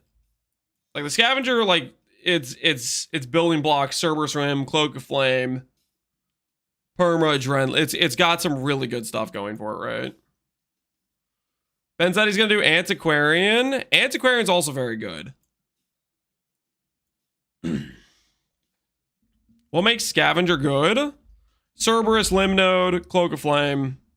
Technically, in Phreesia League, and this is probably the reference of what Whitwar was talking about, in Phreesia League, Fury Valve was insane for Scavenger with steel skills. Obviously, since then, Splitting Steel got nerfed, but this was like a free extra 2 hits for Splitting Steel. So Splitting Steel Scav was one of the really powerful setups people did.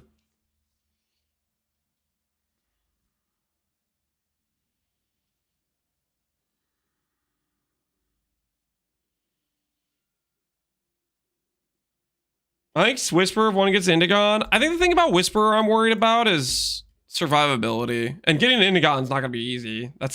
You got to kill Uber Elder a lot of times, and that's still going to be a sketch fight.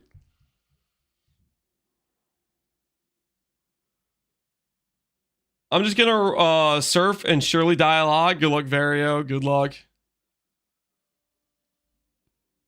Murdered? Yeah, they killed the return proj interaction. They did what they should have done to Lightning Strike. I'm 200 divines into my suffixes on my chest. Ellie, it sounds like you finished your prefixes, so I'd like to congratulate you on finishing your prefixes. Listen, Ellie, look at it this way. Look at it this way, Ellie. You could be done with your suffixes, and you could be 200 divines into your prefixes and not have two T1s. Keep that in mind. As well as when you do hit the double T1, which, like, let's say you're trying to hit T1 and T1 suppress, which is a similar difficulty of hitting.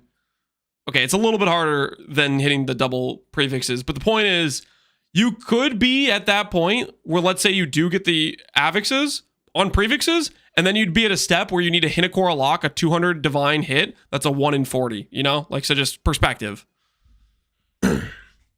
So maybe a little bit of gratitude in your tone of voice would make some sense here. Because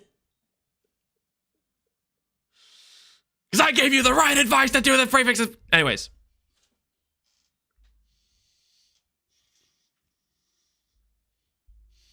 Trying to figure out how to poly this pyroclast progress through the campaign into maps. Well, I mean, you have a really good early ascendancy, right? Like, this is probably the most insane pyroclast start imaginable, Cruel Lab. But then, after campaign, the rest of your ascendancy does not feel too hot.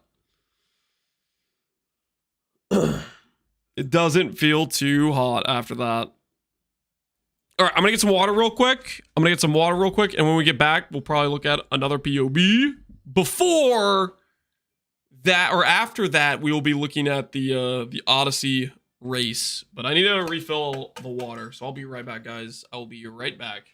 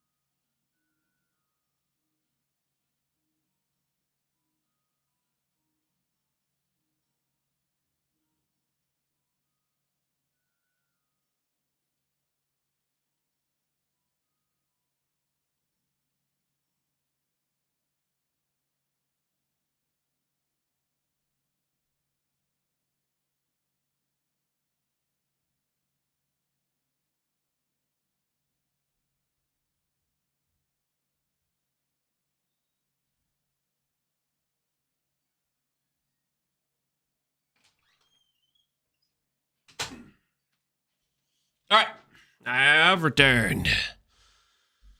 We could probably have enough time to check out one more build POB. So the next POB I see in chat, we'll take a look at. And then after that, we'll be doing the Odyssey race with we're gonna be teamed up with Jung. I kind of got lucky. I high rolled and got a carry. The late game swap is either gonna be E-Blade Shockwave Totem or daggers. All right, Gruthamac. No, Gruthamac, don't make me look at this. Ah, what is this? What is it? In Gauntlet, a Savalan, really?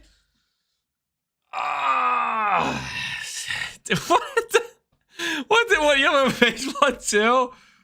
Gruthamac, I have some questions, okay? I need to know, are you the best player on the planet? Gruthamac, are you literally the best player on the planet? Are you running Blight too? Why'd you put the Blight enchant on your freaking ring, you little...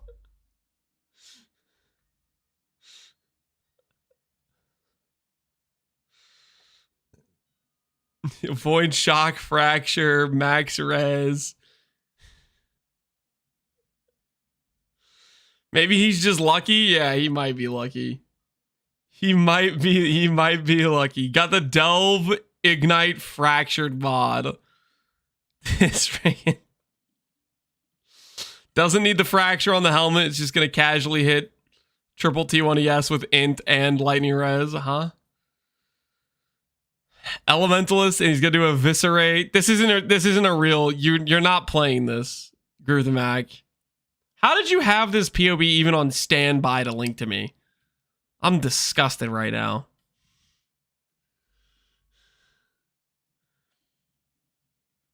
This is Jungro. No, this is Gruthamac's POB he linked.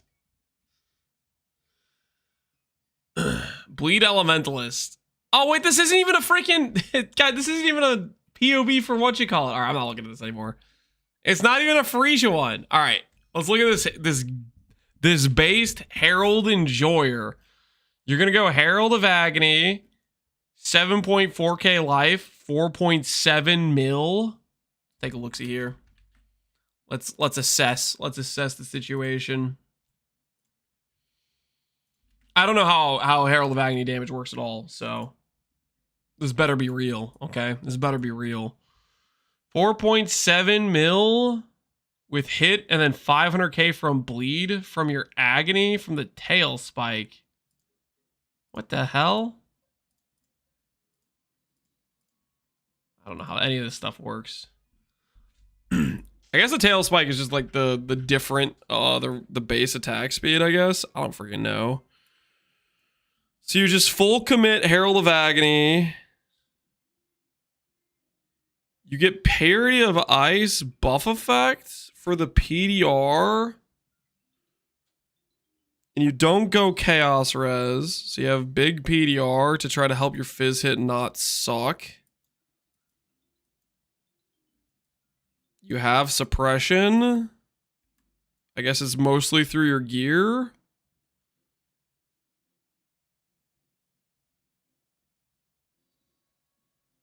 Yeah, you have suppression mostly through gearing.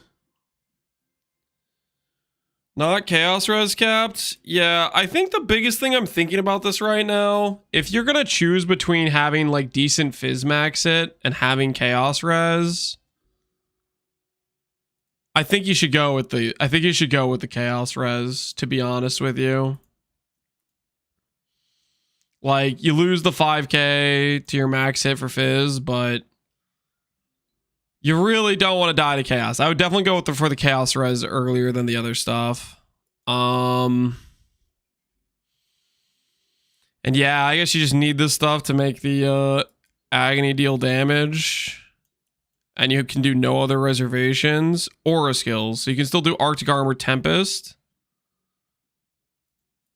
Yeah, you still have Tempest.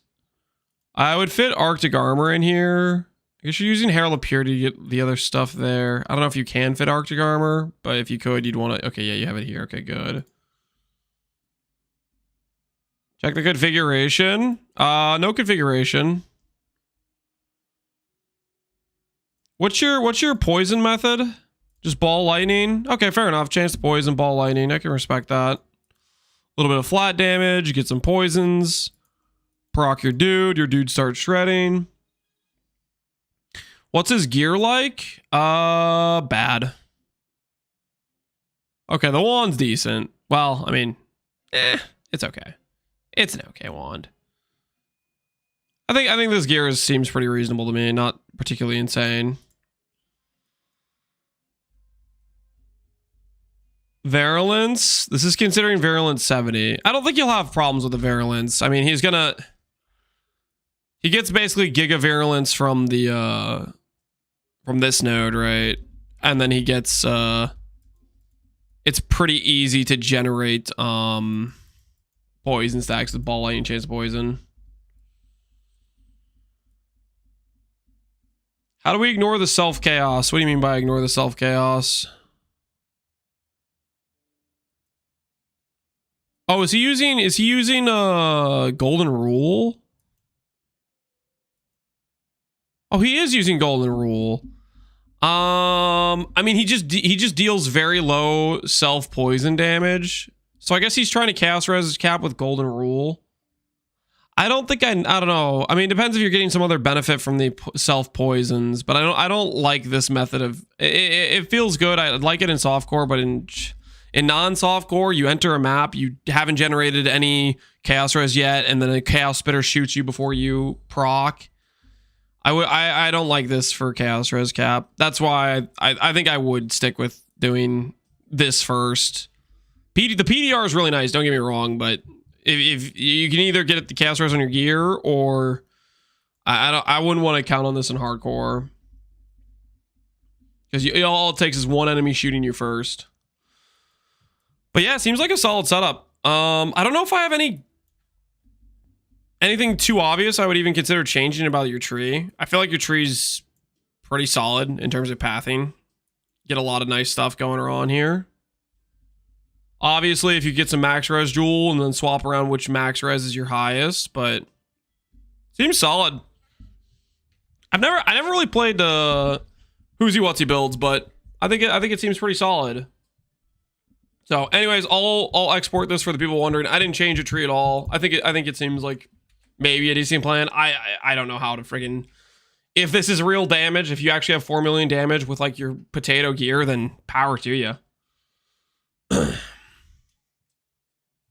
I'm not a Herald of Agony knower. I don't really freaking know how it works. Now, that being said, guys, we are now going to, let me check to make sure they're actually streaming. We're going to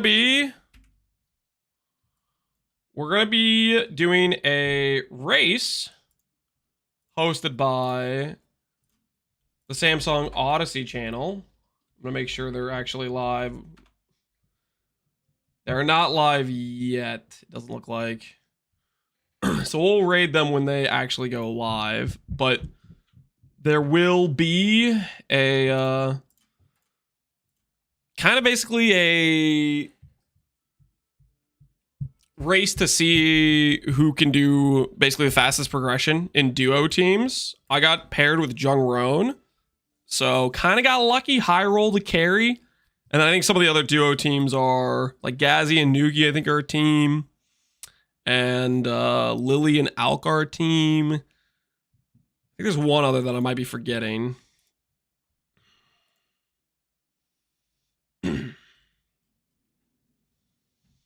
But that we'll be doing shortly.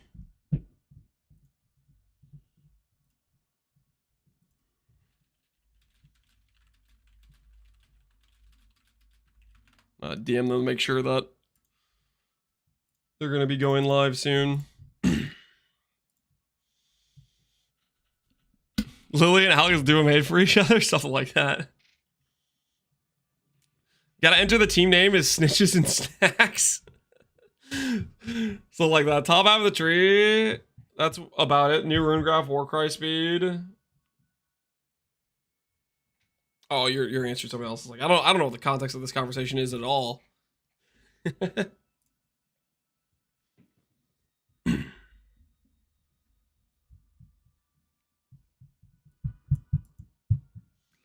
Just crafted suppress with T1 ints, and I put 2 suppress tattoos in. You know, sometimes you just gotta settle. I think that's a reasonable thing to do. Sometimes you just got to settle.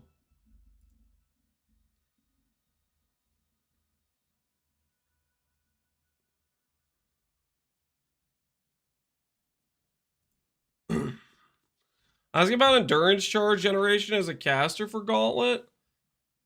Oh, endurance charge gen. I think the most common way I go for it if I'm on this side of the tree is either A, I grab the implicit on the chest piece that just says, hey, and generate an endurance charge every like 11 seconds, and I get a little bit of endurance charge generation, or maybe I have a charge mastery, or B, enduring composure.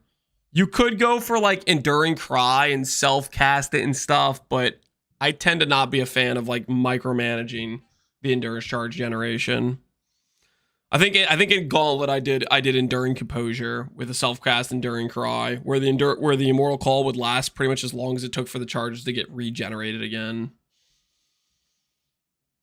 I like endurance charge chest plus mastery. Yeah, I think that's a solid one for sure.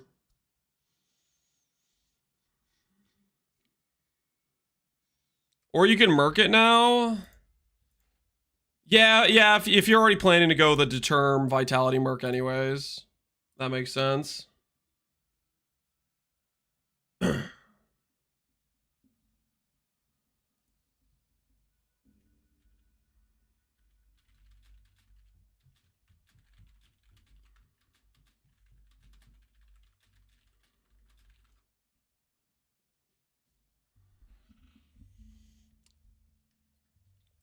Okay, I think I got idea of the guy. I got the time totally wrong. I'm off by 2 hours. I think I was looking at the earlier race slot, I think. So actually on second thought, we could chill more. We could look at more PoBs. I think we have more time. We're gaming. So next build, we're good. I completely got the times wrong. Captain Stall? No, we're chilling, dude.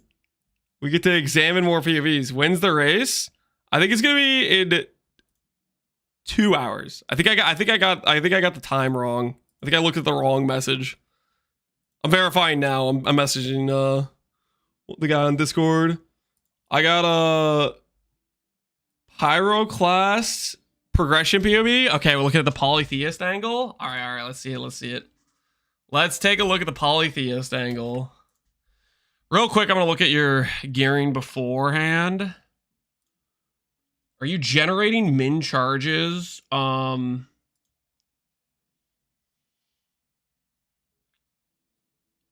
you have Malachi's Loop. How the heck are you...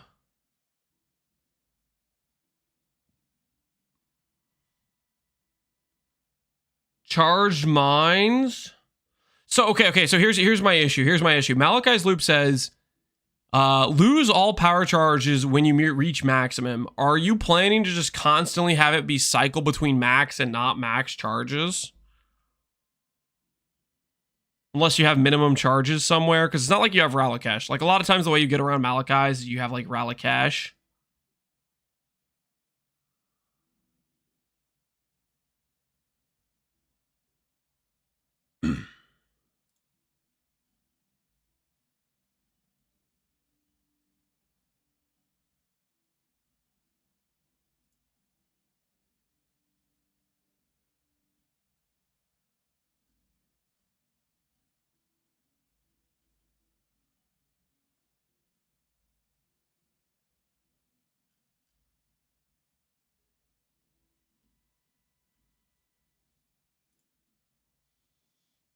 Ralacash on the Ascendancy, no. You grab min power on the rings. No, the Ascendancy is called Ralacash. It is not Ralacash, though.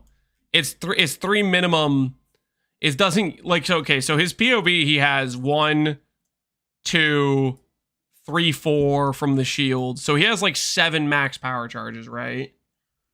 So my worry about this is you're bouncing between 3 and 7 max charges every time it generates charges. So a lot of your hits are not based on having max charges. I don't think maybe I'm missing minimum charges. Maybe you have a bunch on your gear. No, you don't have a bunch on your gear.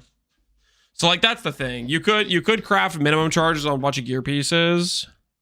You get 3 on gear and 1 on tree. Yeah, this is a triple black. That's doable. So if you do bench crafts, so one way you can make this work where you actually have the charges is bench craft, min charge, min charge, min charge, and then anoint min charge over here. And then Ralakesh wouldn't feel like it's bouncing you around charge wise.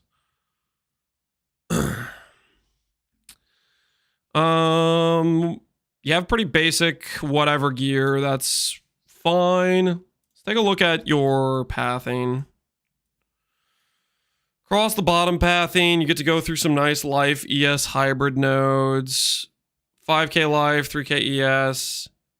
You're pathing over to some nice mind masteries. You're getting suppress. Do I like this pathing? Yeah, this pathing's probably mostly fine. You could have the pathing that goes like this instead. If you wanted to save a bit on your strength, but I think this pathing seems solid.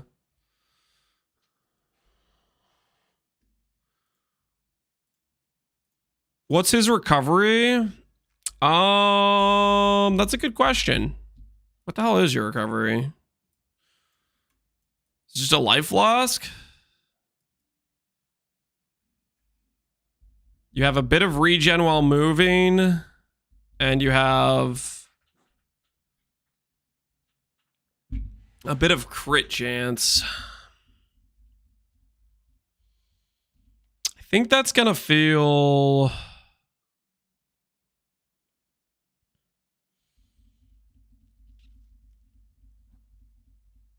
she's saying it's gonna feel rough. Basically no regen, not really any support for recharge. It's pretty much just dependent on... Is your evasion good? Your evasion with Ghost Dance is okay. So this will feel fine probably for a lot of mapping scenarios if you're good with life flask management. But the second you're like, I don't know, doing any sort of harder content, then it's going to be real rough where you're going to get chipped down and die. Mind Mastery, yeah, he could. Well, I mean, these masteries for increased damage taken and reduced damage taken are really good. Aura effect, that would be... I mean, Mind Mastery for regen could help a bit. Any good PoBs so far? We've had some decent ones. Scavenger setup seemed pretty solid. Herald of Agony, I don't think it's clearing Ubers, but it seemed pretty good for the gearing level.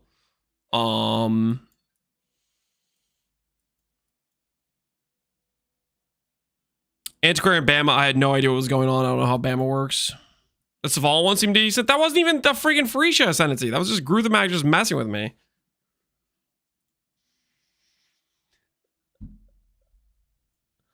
Surfcaster looks super cool. Just worried about leveling. Surfcaster definitely has good, like, damage scaling, but yeah, its leveling's rough. Whoa, whoa, whoa, what the hell? Somebody just threw a grenade. Everybody get down! Everybody duck!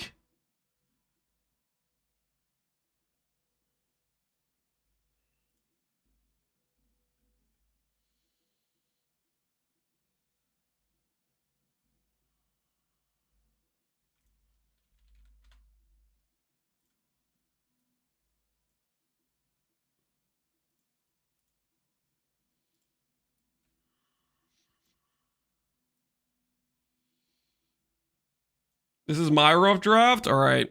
The next PoB. Ooh. Ooh. We got an Antiquarian CI build. I was waiting for when we were going to get one of these. An Antiquarian CI gamer. So far from the CI builds we've seen a lot of 20k ES. I wonder how many people are going to be dreaming of a higher calling. What do you guys think? What do you guys think is going to be the highest ES number that is hit in the free show? Do you think it's going to be 20k? Think somebody's going to hit 25? Think there's going to be a 30k? Jestar thinks there's going to be a 40k ES build. Holy, now that guy sounds like a winner to me. That should be a bounty. If I did a bounty, I think that'd be a fun bounty. Highest ES in free show. For the memes, 40 to 45k. 30k is doable. Okay, 30k I think is definitely doable. 40k is that is a tough thing to pull off in the time frame. Some gear that isn't usable could get cheesed a little bit.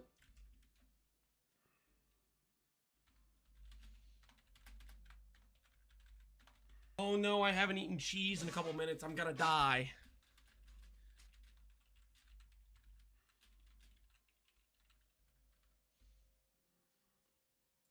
I'm not gonna die, guys. I'm not gonna die. I've had cheese recently. We're fine. Real character that like says kills one Uber, 20,000 is already a lot. I'm feeling 30k. I'm feeling 30k.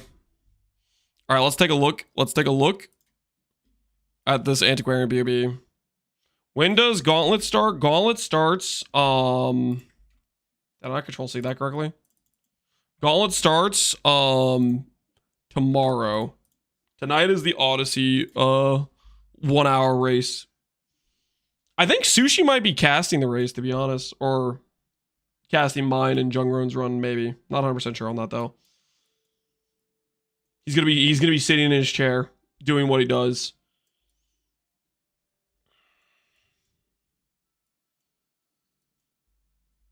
Okay, so we got, what the hell is this? I forgot about this, man. I think I looked at Antiquarian a little bit, and I remember when I was like looking at Antiquarian, I was like, man, oh, this pathing. It starts so far away. Okay, so right out of the gate, doing your Balbala here, that seems like it makes sense. Are you doing the evasion ES thing? You're not doing the evasion ES thing for Ghost Reaver Overleech. So one thing I would consider, because Antiquarian has all this like free global defense, one thing I would consider is the evasion rating being just barely lower than the ES, so you can do Ghost Dance Overleech. Nice little Overleech tech. Hard to balance, but once you get it balanced and set up, it's good. Another thing I would say, and I'm going to keep saying this because I think it's potentially worth considering, Antiquarian, this node right here that gives 50% of evasion ES can end up giving you quite a lot of ward. A good example is if you're already pathing here, you're already pathing next to Iron Reflexes, you'd have to move where your Balbala is, obviously. But let's say you have a Twilight that says 1100. That means your Necrotic is going to say 750, probably 700, around there, right? If you have a Necrotic that says 700, 750, obviously your ES number is going to go down. But in turn, when you have Iron Reflexes clicked, you can have the scenario where you have like 5k ward, where like you might lose a couple thousand ES, but then gain 5k ward, which is a very quick retention max hit threshold thing, because it has a 1 second like timer. Iron Reflexes, Ghost Dance. No, I'm just giving him two options. The Ghost Dance Overleech thing is separate of the ward thing. I'm just trying to mention it because both are good things to look into. But the ward Necrotic angle, I think is pretty solid for potentially getting you a cheesier, higher max hit that has a fairly fast refresh rate. Main issue is if you get dinged by a small hit and then Shaper slams and then, ripping pepperonis. What else do we see here? You got a lot of veteran defenders around the pathing. Max res jewels, which you can swap around based on what max res you're trying to push. Really good ES gear. Phantom boots and Warlock gloves. The hell's going on with the Phantom boots? Who started the whole Phantom boot thing? Why is this the second POB I've seen with Phantom boots? Is it for suppress? Does he need it for suppress? No, he's just... Ben's gonna do Phantom boots? Man, it must be really, really scuffed to fix your evasion then to do the overleech. I don't know, man. I guess, like, okay, this POB, obviously your evasion isn't fixed for it. I don't like the idea of losing the base ES, though, to force in, like, Phantoms. Obviously, you only have Titanium and 1 Phantom, so you don't have that much of a loss for it. Good luck getting an EU with RT corruption. He doesn't have an EU with the RT corruption. You don't need RT corruption. All you need, I don't know where his accuracy is. You just need like 1 accuracy wheel. You need like this or this with the accuracy per int mod. Usually it should be enough to cap your accuracy. Also, like things like martial prowess, if you have that, that's really good accuracy. Yeah, he's got a lot of martial prowesses in his POB.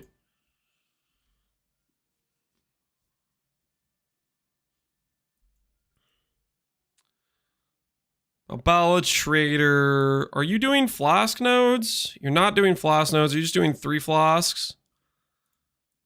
Where are people getting your flask sustain? I've seen a lot. Does Balbala actually work with tincture? I feel like that doesn't count as an empty slot. Does it count this as an empty slot and works with Balbala? Or people using flask mod on chest? No. I don't know how you're sustaining your flasks. I think your flasks are going to be inconsistent sustain because I don't think that works. It works with the belts. Oh, you got reduced charges. Okay, so this charge mod is enough to force in the 4th flask. If you can get enough with the 4th flash, then like if you math it out, power to you. But I would just be careful of that mainly.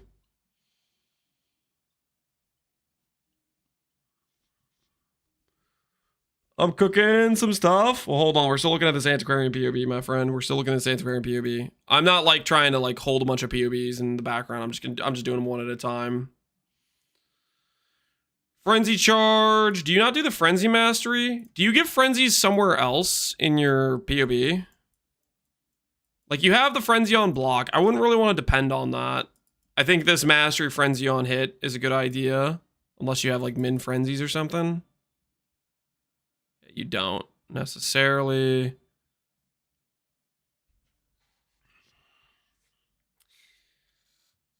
Shavs. I mean, Shavs isn't like insanely rare, but you're adding another like T2 that is just going to be another thing that's going to be annoying to try to like target hit. Ephemeral Edge, I feel like is an easier target hit than Shavs is. So I'd be a little bit cautious of that. This guy's smiting. Yeah, he's smiting join. What mercenary are you running with this, by the way? What type of merc are we talking with this bad boy?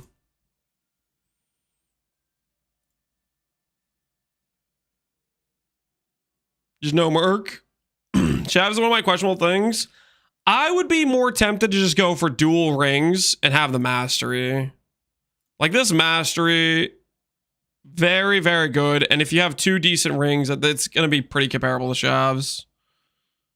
Not comparable to like a corrupted Shavs, but just getting a Shavs in general is not going to be easy, right? Mastery's insane. Yeah, mastery really, really helps for the rare ring value. You have global? Do you have fortress tattoo? Or rune graft? I don't see it. If you don't have it, get a fortress rune graft. Very, very good for an antiquarian.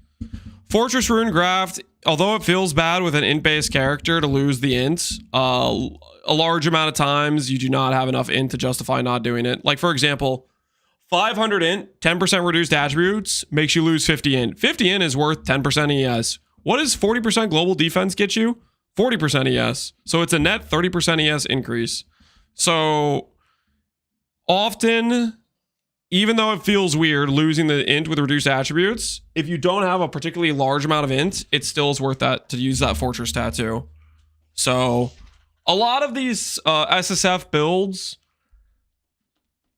I think almost 100% of the time it's going to be correct to click Fortress tattoo. Because for the most part, people are not going to be able to get the int necessary to justify Fortress tattoo not being worth clicking most of the time. It also gives evasion. Global defense also gives evasion, correct. So, for example, he doesn't have it, but if he had the evasion per int mastery, sure, he'd lose 10% evasion as well, but 40% global defense, 40% evasion, you know.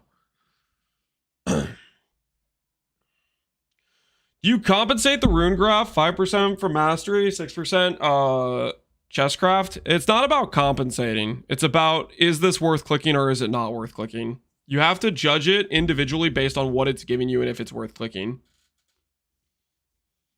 Like, whether or not it's worth it to you to craft 6% attribute on your chest piece, that is going to entirely depend on your gearing. But I would say you judge the rune graft independently of that. Mainly, look at how much flat int you have. If the flat int number you have in your build is less than 1,000, just click rune graft. The Fortress tattoo is very strong. Cannot block. I mean, that's solid, but you'll swap this out for Ubers or something else, probably. Oh, you're lucky suppressing? Okay. I wouldn't... like, this level of gearing, you cannot be on lucky suppress. This level of gearing, you need to get your suppress cap somewhere. Lucky suppress, fantastic if you're early on in your gear progression. Sure. Farming your initial pieces, whatever. But if you're talking like 20k ES character, you need to also be suppress capped at that point with either suppress on gear pieces, bench crafted suppress on shield, suppress on boots if you do the phantom boot thing, if you really need that to get your evasion to do the overleach thing. Suppress on... You gotta get your suppress elsewhere. You can't be lucky suppressing with this level of gear.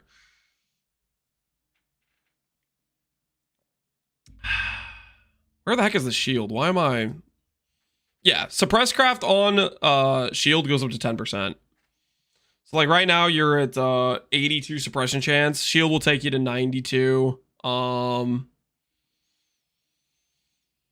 Gloves, suppression on gloves can go up to 10%.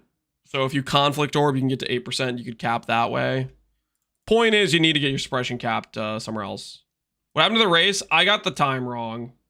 Hold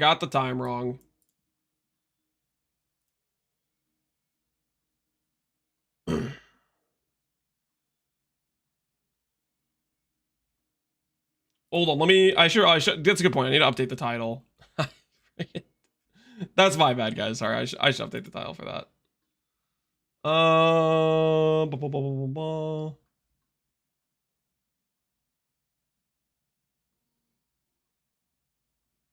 Okay. It is... Wait. Dude, I was off by a lot, actually. I said it was 10 p.m. UTC. It's actually... That's my time. Shoot. I did the thing where I was looking at the time zone they posted, but it was one of those messages where it autocorrects to your time zone. Don't look at me. Okay, this is... I was only off by 4 hours.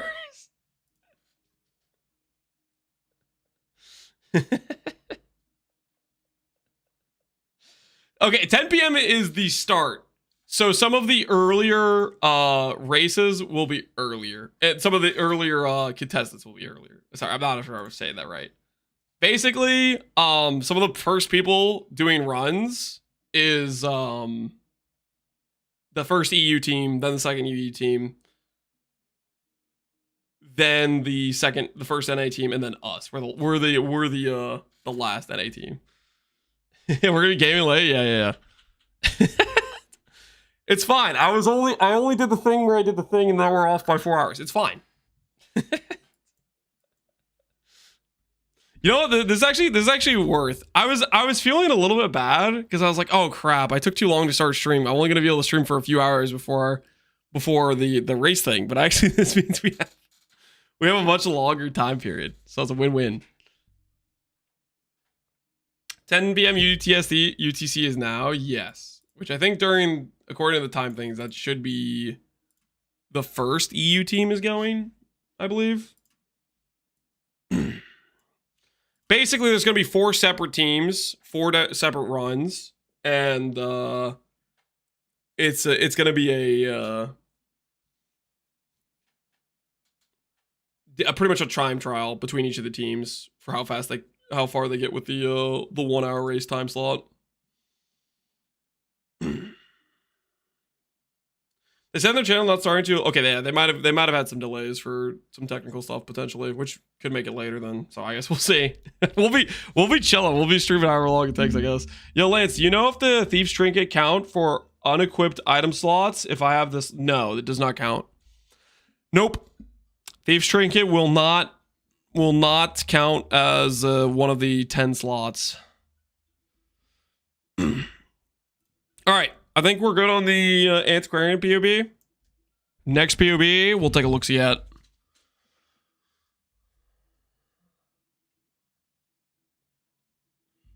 Is this GC Flurry Oshabi doable? A GC Flurry Oshabi. How are you on Oshabi with 9k ES?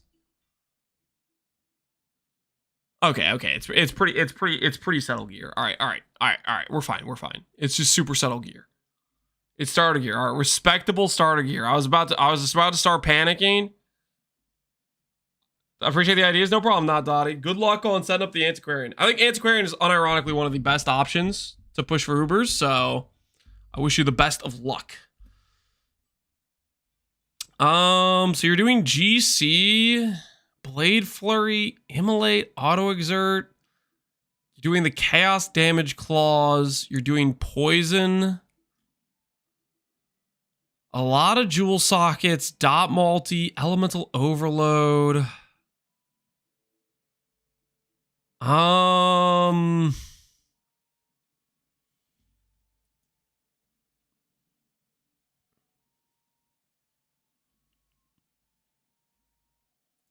Is this damage legitimate?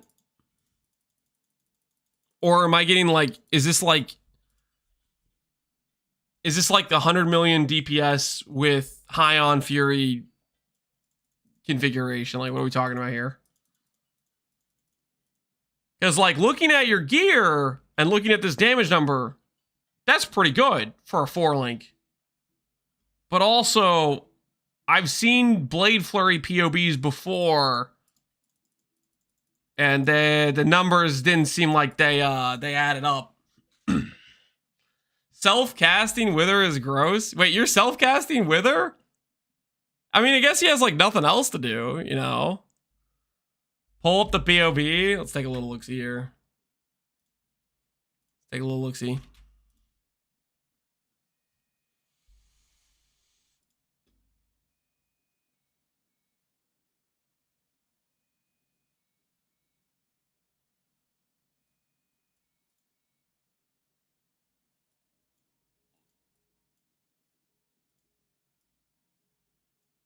The hell is this? // 10 attack speed is double hit for Flurry. What is going? This is why I can't look at Blade Flurry POVs with Gen Cry. The gem says it hits twice.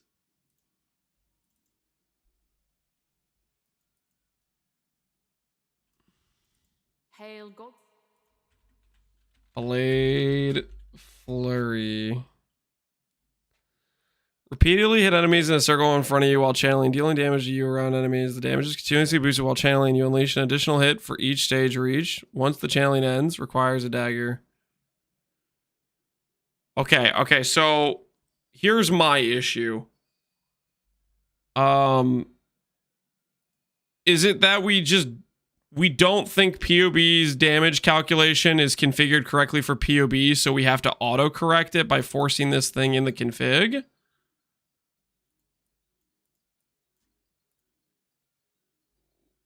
Yes. Any Blade Flurry knowers know whether or not this is true or not?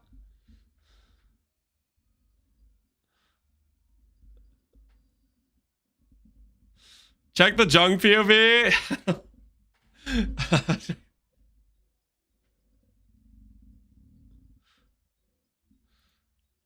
Take him under 10% 10 attacks per second. All right, let's do that. So he's at 10 attacks per second. Let's give him 5% reduced attack speed. He's still above. Let's take him to 25. It doesn't seem to change it that much, right?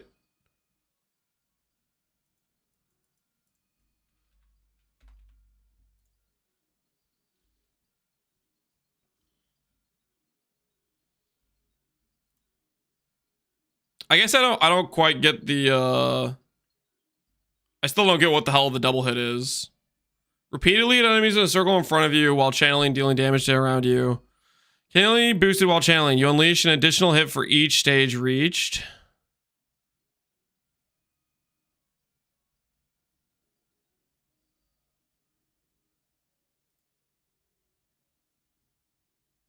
You get an additional hit for each stage released. Why would PoB not consider the additional hits?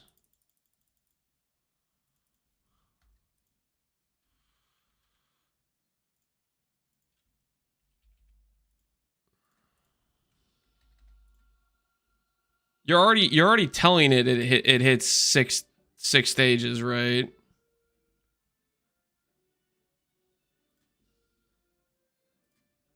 Oh, it's a little loud. I'm gonna turn this down.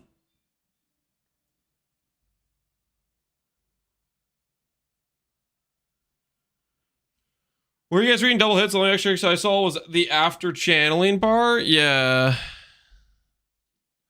Set it to channel and release on the PoB.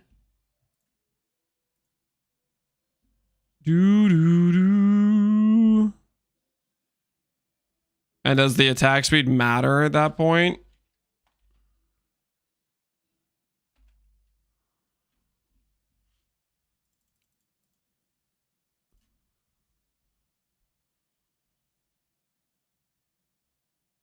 The release messes up with the Warcry CDR.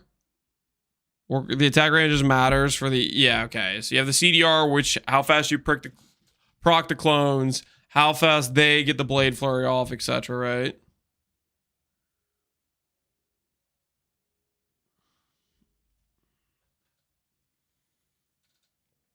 PB's calculation for GC Blade Flurry is pretty scuffed. Okay. I guess I just have I have no freaking clue how the GC calculation works for that stuff. You're doing this as poison based. Just doing enemy ignited wither stacks. The war cries, see cooldown breakpoints are strange. Well, I mean, it's dependent on how fast the clone spawns and how fast it gets the attack off. And then also your CDR for if you proc before the last clone gets like their attack off, right? If I remember correctly, we were doing a war cry. We were doing Gen Cry. I think I tried Blade Storm, I think. And at one point, the CDR would just get to the point where the clones just wouldn't get off their attacks, where the extra CDR just was not giving you extra damage at all. It was hurting more than it was helping or whatever.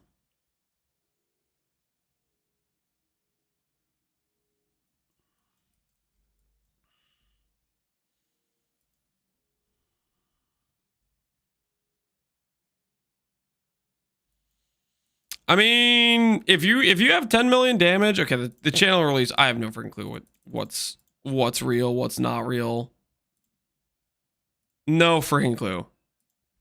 If this is the correct configuration, no idea. But if you have this amount of damage with the gear you have, you're looking pretty good. Do you have this amount of damage with the gear you have? I have no idea. I have no idea how Jen cries. We think it's better for early gear, expedition, or shipping? Both. Why do just one? Expedition is probably one of the best early gearing you can do. Shipping is like supplemental.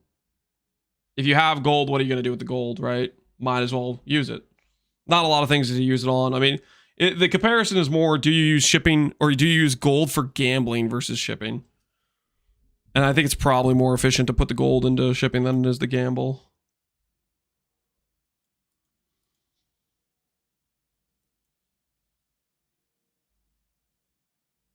How bad is his gear? Oh, you're doing the 200 all res thing?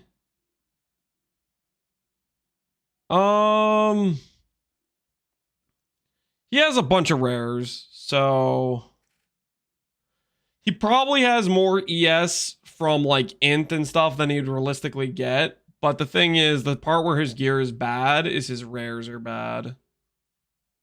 His rares are not good, right?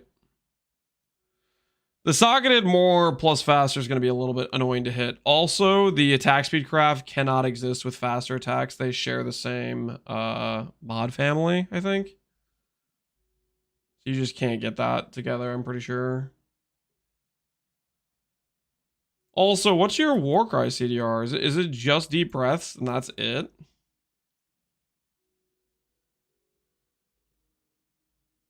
What was the nerf with Power Siphon? They hit its base effectiveness and then gave it attack speed. So attack speed doesn't really help the mine version, but it helps the regular version. And then they hit its effectiveness. Right now, we're thinking about doing a totem angle with it, where it benefits from the attack speed, doesn't really take an overall too big of a nerf. But is it comparable to Locust Mines? I don't know. We're going to find out and see what it feels like. Why do I keep seeing this bottom pathing? I mean, Arcane Focus is nice, but... I mean, if you're not planning to go cluster, yeah, this is fine. You're not planning to go cluster anyways. Wicked Ward. Arcane Focus does help this pathing out for sure.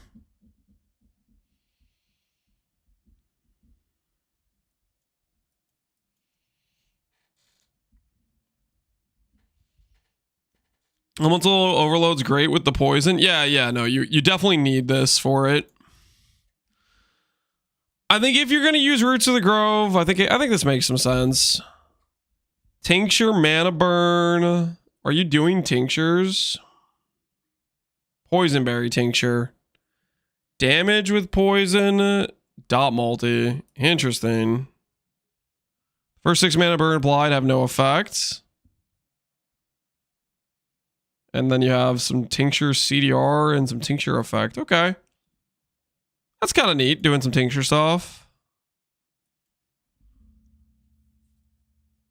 Honestly, it seems solid in Nojode. I'm not too familiar with the Blade Flurry stuff, but if you're getting this amount of damage with your gear, even though you're doing like the all res thing and the accuracy thing, realistically, you're gonna need to solve your accuracy. What we doing live? Probably with some passive points on the node, on the tree. Yo, Farmer, man! Thanks for the raid! Welcome everybody from Farmer's stream. How you guys doing? I was XDD chatting in Farmer's chat earlier. I was supposed to be making a video, and then he just kept getting lucky. Guys, you guys want to know what the timeline of events I witnessed? And this is 100% factual.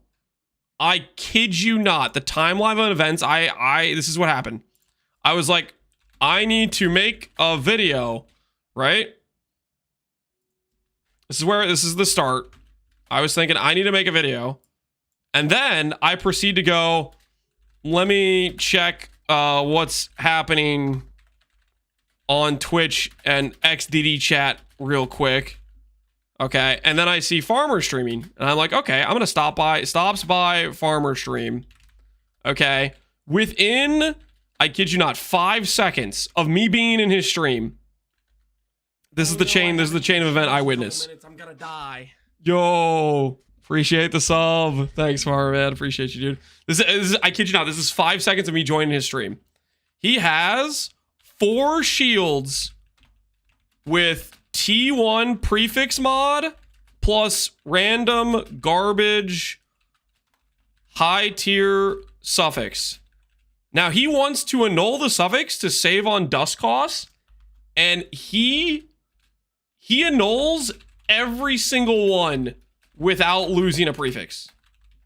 That's literally what I was there for 5 seconds, and I just see this man just click 1 annul, 2nd annul, 3rd annul, 4th annul. He hits every single one of them. And meanwhile, I'm like, this freaking guy shit every annul. Every time I click annuls, it just deletes my mod. And I'm just thinking, okay. He's got a little bit of a streamer client going, obviously. Obviously, he's got the streamer client going. But then I'm like, okay, I'll stick around a little bit, you know. And so and then the next thing I see, first attempt at a 2 mod prefix recom. Guess what? Of course he hits the 3 mod prefix, okay? He hits the 3 mod prefix on his shield. So he's got triple T1 titanium block ES shield, right? Okay, and then the next thing I witness after this is doesn't prefix can't be changed into not blocking, or sorry, into an veiled chaos. He then doesn't block. He just raw dogs the unveil. And guess what? Guess what he got on his unveil, guys? Guess what he got on his unveil? He did not block anything. Guess what he got? You guessed it. Unconditional DD. Okay? He doesn't matter. He didn't block. Never punished. He just raw dogs DD. Okay? Next thing you know, of course, he's going for the Shaper Slam. Okay? He's setting up for the Shaper Exalt Slam. Okay?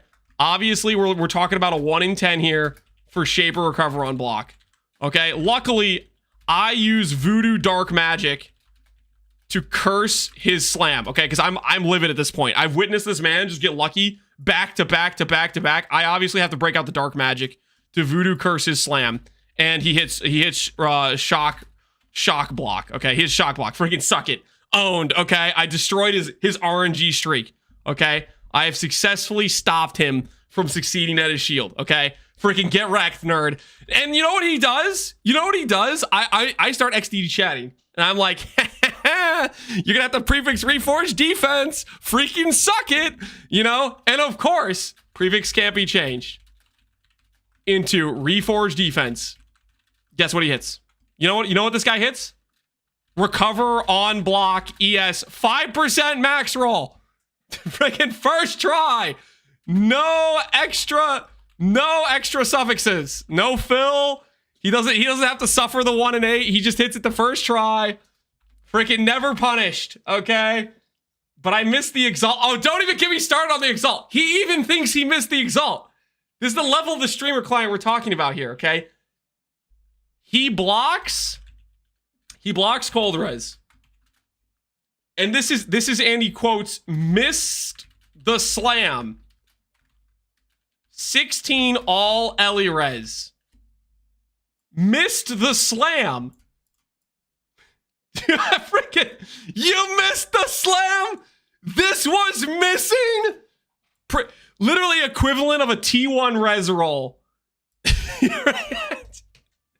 Yeah, he doesn't know what it's like, okay? He hasn't suffered having to hit stun and block, faster start of recharge. He literally did not get punished, and he has the nerve to say missed the slam. This is crazy.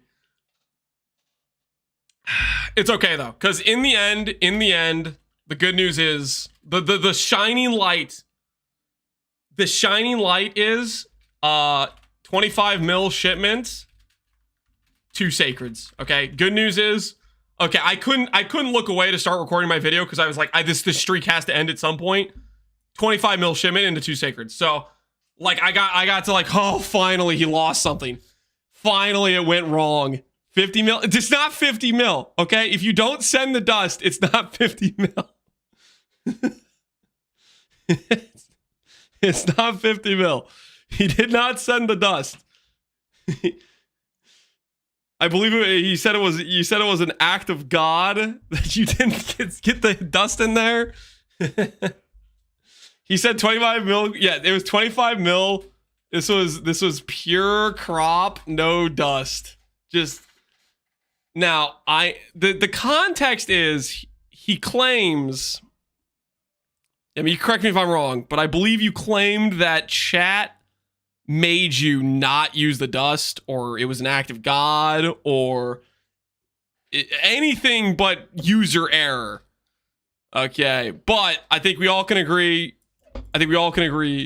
That justice doth prevail. Okay, the good news is justice. You know, he can't just get away with all of this and not get punished at some point. That was a good time though. That delayed me from starting recording my video by like at least 40 minutes. I was freaking hooked after those nulls. I couldn't look away, and then it just got more progressively disgusting. I would like to point out that the all Ellie res was T2. T2, by the way. Is that how you'd like to correct the statement? Yes, guys, 16 all Ellie res is technically T2. It still is 48 Ellie resistance, which top roll, cold, lightning, or fire is 48, by the way. Top roll T1 for those specific rolls. That's why I say it's equivalent of a T1 res hit.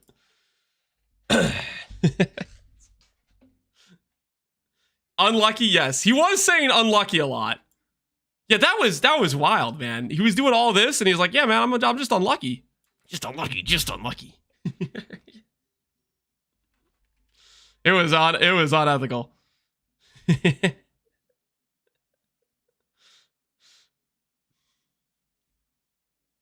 Misclick? Oh, what's this clip? Hold on. Examine.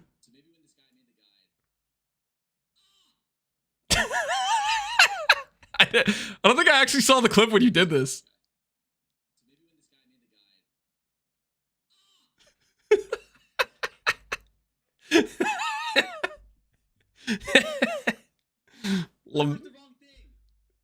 Oh, so you can admit it's your fault. I didn't see this. I didn't see this part of the clip. What was that? Oh, what was that?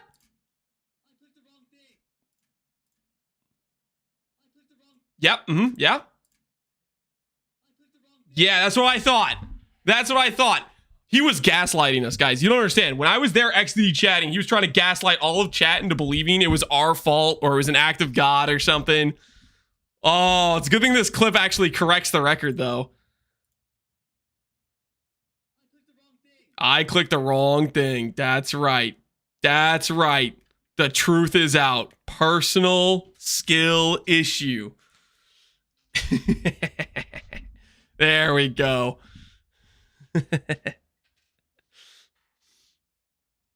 There it is.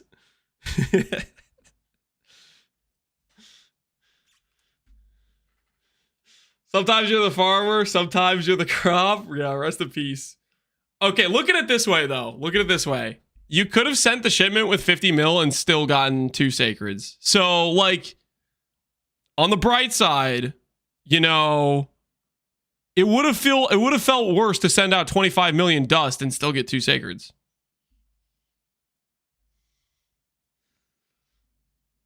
The saddest part is I was legit looking forward to the shipment for like the last 5 days. Oh yeah, because you're like waiting, your farmers are freaking out there, you know, toiling away, building up this massive amount of crop.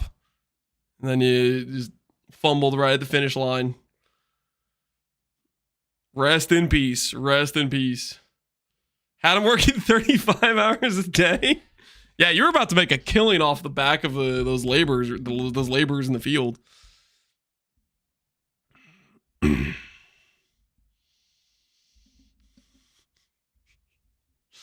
And then God put a famine on my storage. I don't know about that.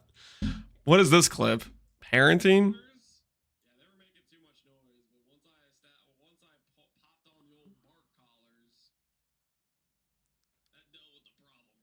I didn't even like, this wasn't even, that was somebody else in chat who said that.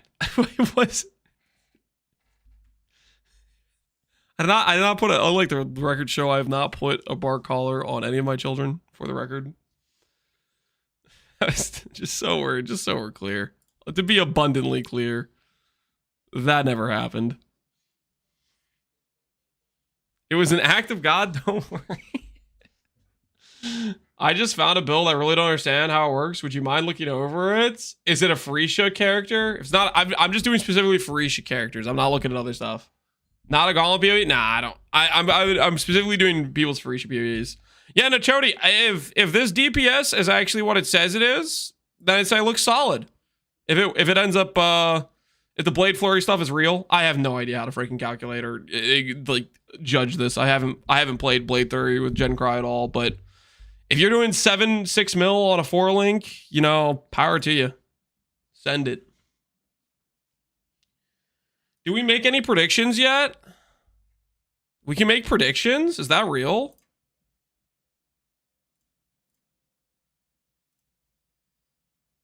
How is this?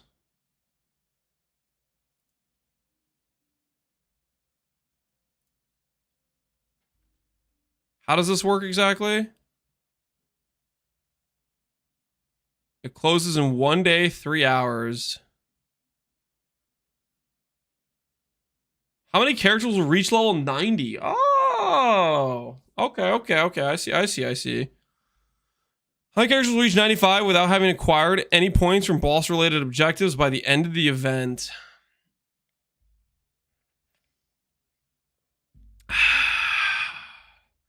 Dude, I don't remember last Gauntlet very well. If I remembered last Gauntlet, you could kind of base your numbers and get like in the ballpark just based off of last Gauntlet, right?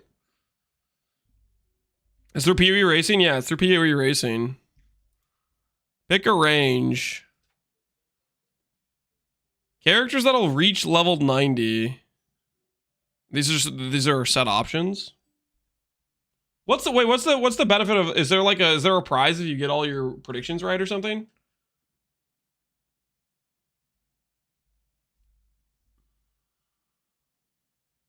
I think Farisha's gonna throw a wrench in the numbers. I think more than 2,000 people are gonna get 90. Is that crazy talk? I'm going more than 2,000 for 90. Is that too optimistic? That's crazy. You think so? More than 2K is insane. Okay, it is a level. It's a 10-day event. 100's optimistic? Nah, really? Okay, I'll do 1K to 2K. Less than 5K hit 90 and hardcore SSF mercenaries? Yeah, but no one plays hardcore SSF. There's probably more people that are going to log into this than hardcore SSF, right? Like, this has softcore players logging in, right?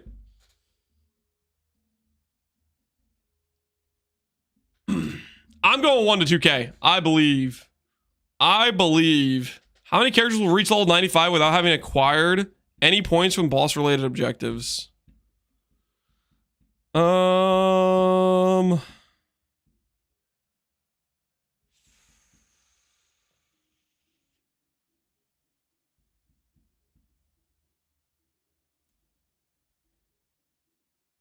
I being too optimistic? Am I putting the numbers too high?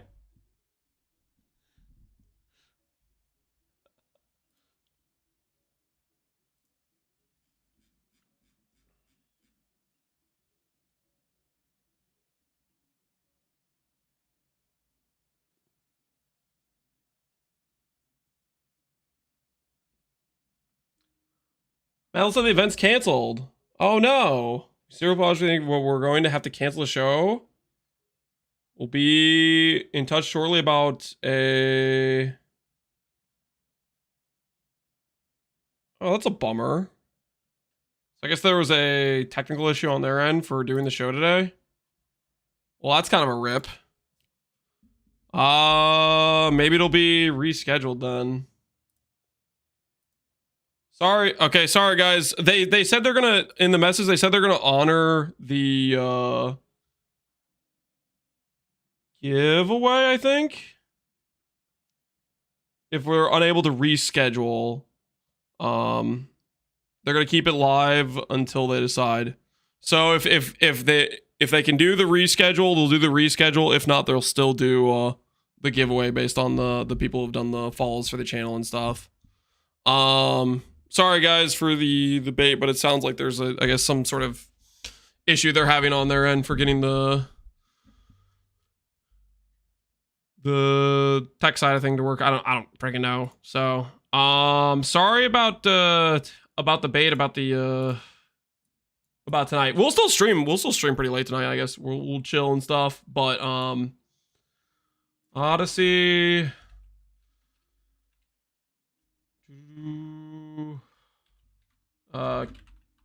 canceled until further notice, until probably going to be rescheduled. Not sure yet. The show isn't happening. Yeah, it sounds like there's an issue on their end for today for doing it. So I don't know what's going on. Besides, I'm just like, I haven't really been like. You guys just said that Mathel said it was canceled. I just checked the Discord.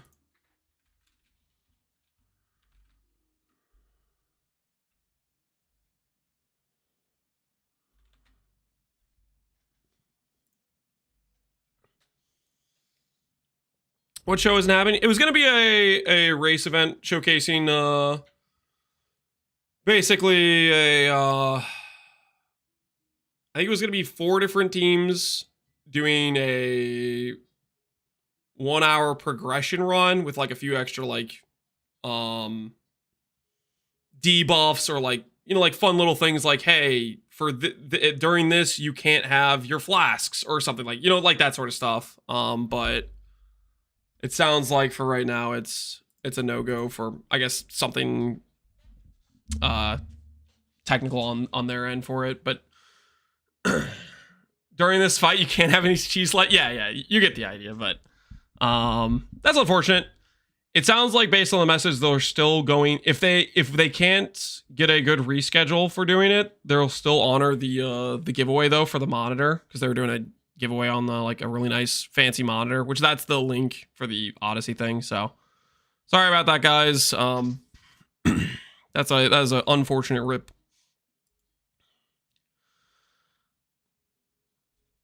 We'll still stream late though. We'll still stream late though, guys.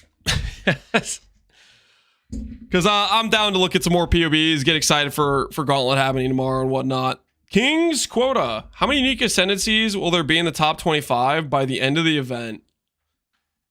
How many unique ascendancies will be in the top 25 by the end of the event? Let's think this through, guys. Let's think this through. Ain't no way. No shot. Behemoth not happening.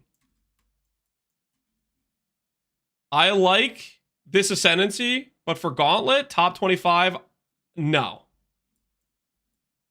Polytheist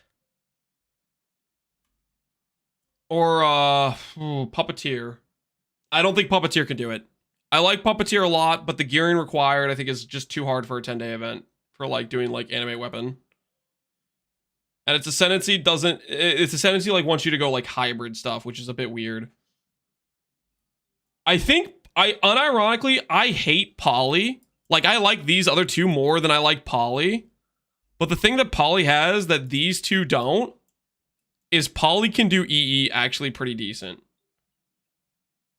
Because it can go melding, more attack, which works really well with EE, min charge. Like, it unironically, and global defense, small passive, Templar start. It's actually like maybe the 5th best EE build.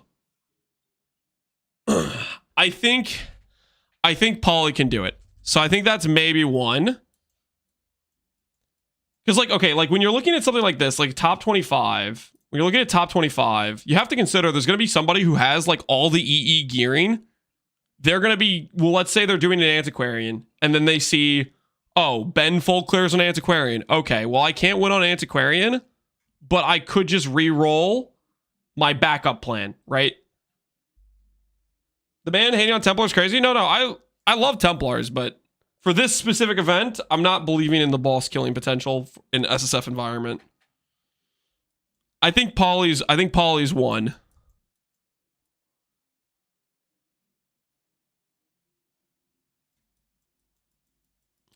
I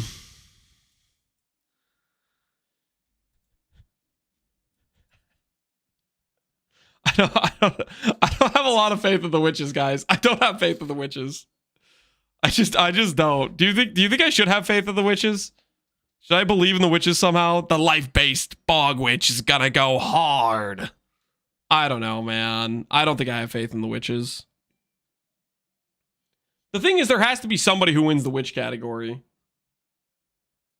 There has to be somebody.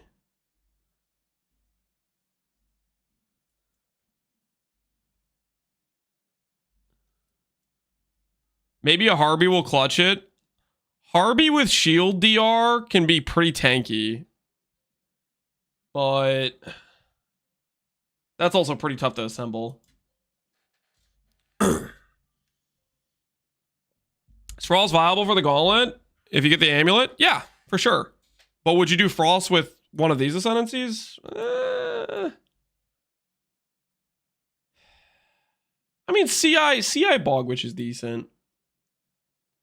I'm gonna give +1 for Witch just because I think there's somebody who's gonna push a Witch with some good freaking gear.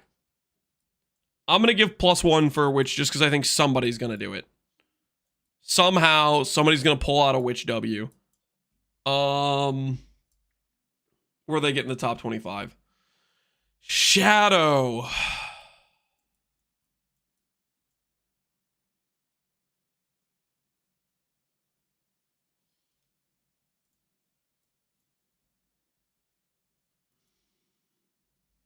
You have fake Trickster with good damage, but defense is cooked.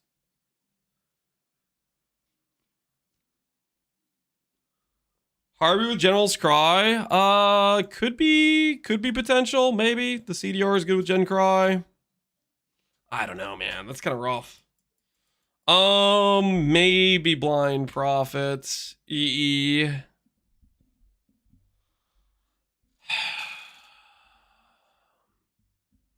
We'll say 3. Would we add a 4th for some like weird Arcali stuff?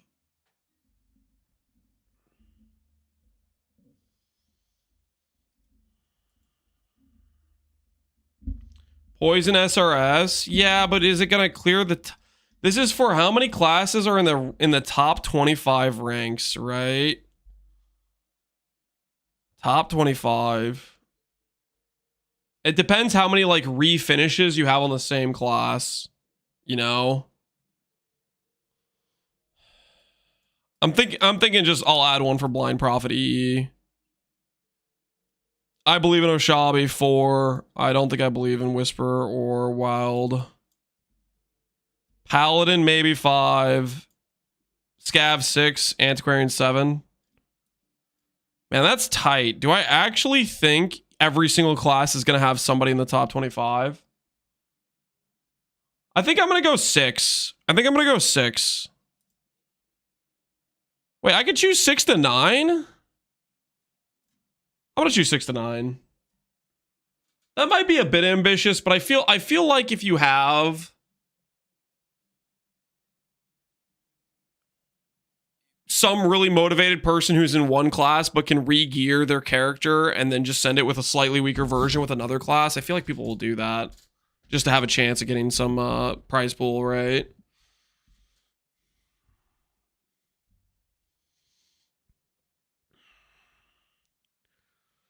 Does the 100% increased stealth off-screen cheese work? Maybe. I don't know what all that lets you cheese.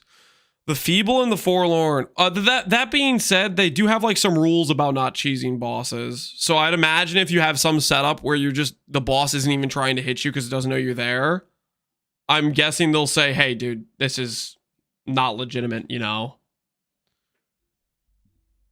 Because they have that rule about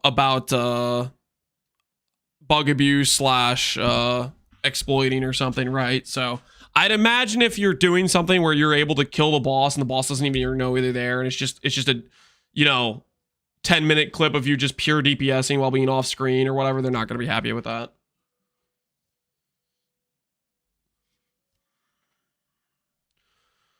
Skill bans, there's no skill bans. All right, Feeble and Forlorn, which base class will have been played the least by the end of the event? Witch.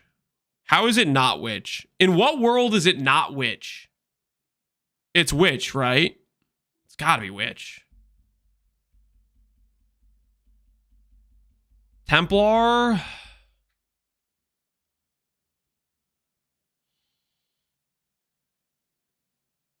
think it's Witch. Templar is pretty rough in Gauntlet too, though, to be fair.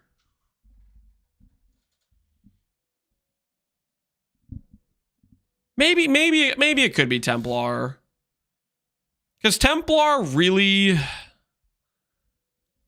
is hard to pull off in Gauntlet settings, I feel like.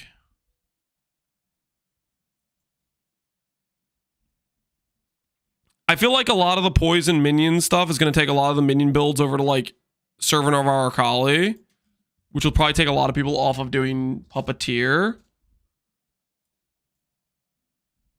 I don't think that many people will play Poly. The thing about Poly is it's a good start, though. Then we got a link to Lance's League chat. I don't even know what that means.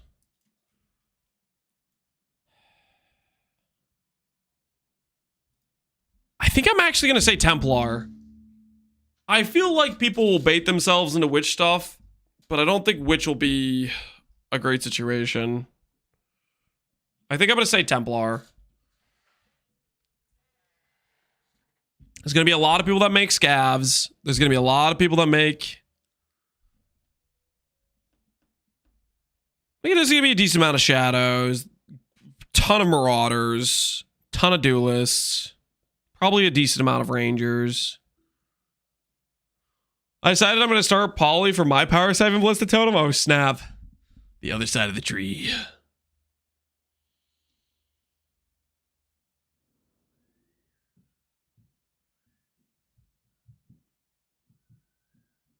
All right. How many players will defeat at least one Uber Pinnacle boss? At least one. Last Gauntlet, it was like 3, right? Do we think with the changes in the difficulty increase, we'll see more clears?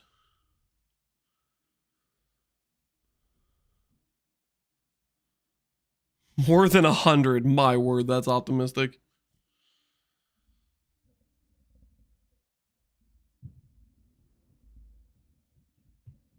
Why is 0 not an option? 0 to 5?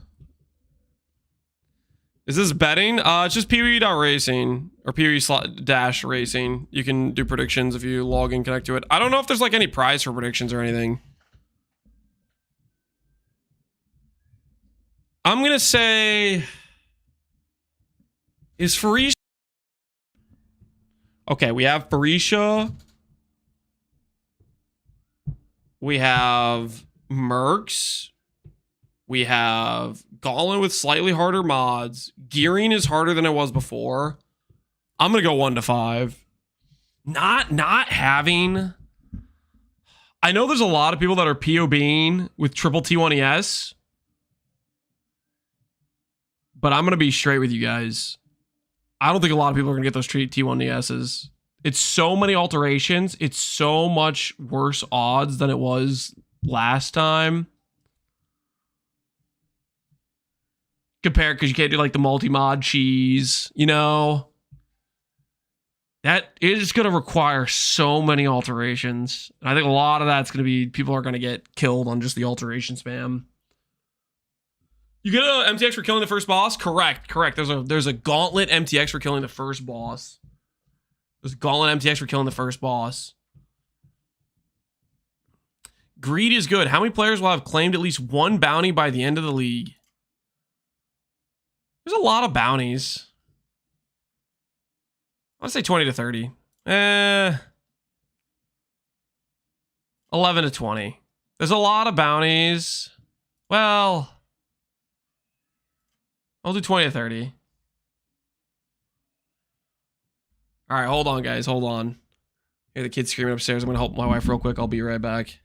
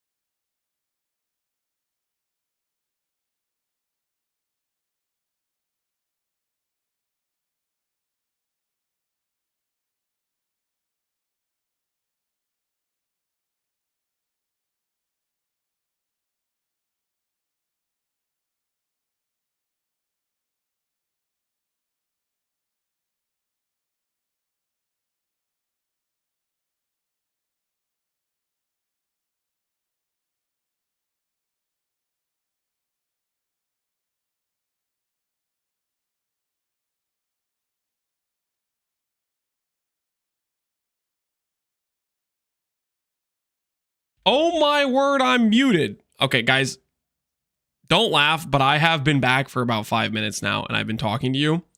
And I've been like, man, no one's even freaking watching, and they just all disappeared.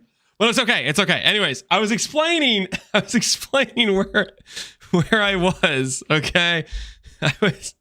I thought the kids want, yeah. So basically what happened is so we just got a play set for the kids, right? And has some swings on it. And Charlotte has, she's attempted to claim one of the swings as her own. And basically when Nolan was trying to swing on her swing, she was very unkind to her little brother. So we had to work through like, hey, this is not just your swing. This is a swing set for you guys to share. Can they do backflips off the swings yet? We've not had the swings that long. Okay, it's been like literally like a day. Okay, it's been very short. Little brothers needs a beating. Our swing, yeah, it's our swing. It's gotta learn to share the swing. Is there any good Harvey builds from Freesia League? Somebody had a Archmage setup that looked pretty decent earlier. I don't have his PoB on hand, but aside from like Harvey builds from Freesia League, I mean, not really. Honestly, I think the thing about Harvey is it needed Warp Tattoo in Freesia League, but Warp Tattoo didn't exist back then. Whether or not Warp Tattoo can make it work now, I don't know. Maybe. We either share the swings or share the colors. Hey man, you got to keep them quiet somehow, okay? I'm gonna say 21 to 30 bounty collected. Nightmarish Nostalgia. How many players will defeat all 3 non-quest incarnations? Do they talk about it like they're really hard. 0. Do we think they're actually gonna be Uber level? 10.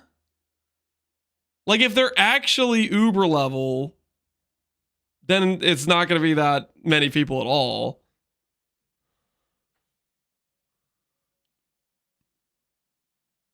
Are they making a Uber for the event? Yeah. They are affected by the Uber mods. And they probably have some extra, like, higher damage abilities and stuff, right? We don't know really what they're adding. Yeah, exactly. This is like such a guess thing. I'm going to say to myself, they'll probably be easier than regular Ubers. I'm going to tell myself they're easier than regular Ubers. And maybe harder than feared. Where does that put them in difficulty to complete? The difference between the feared and an Uber is a pretty big jump up in difficulty.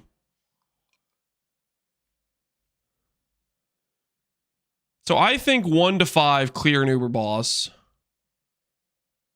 Let's triple to quadruple the number for like maybe they're just like, I don't know, a bit easier than Ubers.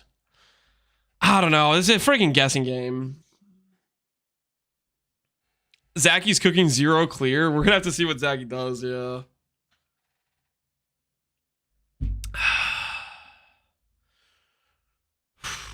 Triple the number and add you. I don't know about that. I'm scared, boss. Yeah, it's gonna be dicey. I just want the cheat list. What do you mean by the cheat list? I don't know what you mean by cheat list. If you're gonna copy all my guesses, don't just copy my guesses. I don't freaking know. I'm just guessing, man. Release the cheat list. I don't have a cheat list. Diverse destruction. How many players will have multiple characters they have obtained points from boss-related objectives? So this is the how many people re-rolled question. How many people killed like a random Edziri with their ancestral commander before swapping to their scav? How many people have re-rolled because their class got cleared by Ben and now they need a backup plan for chance for revenue? It's not going to be many, right? That's really not going to be many.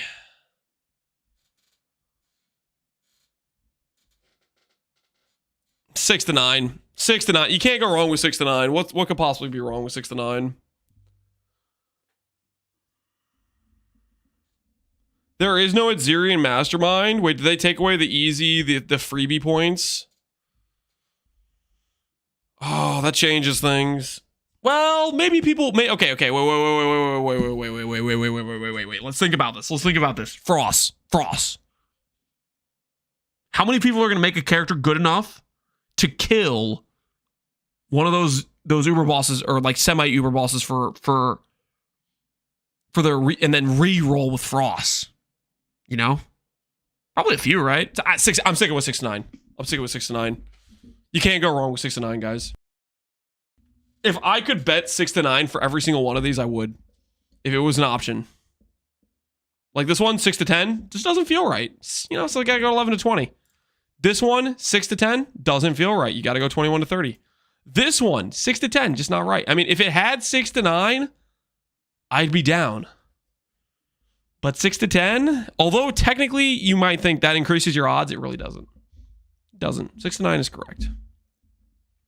How many players will complete all Maven invitations? Okay. That includes Feared. How many people are going to clear Feared?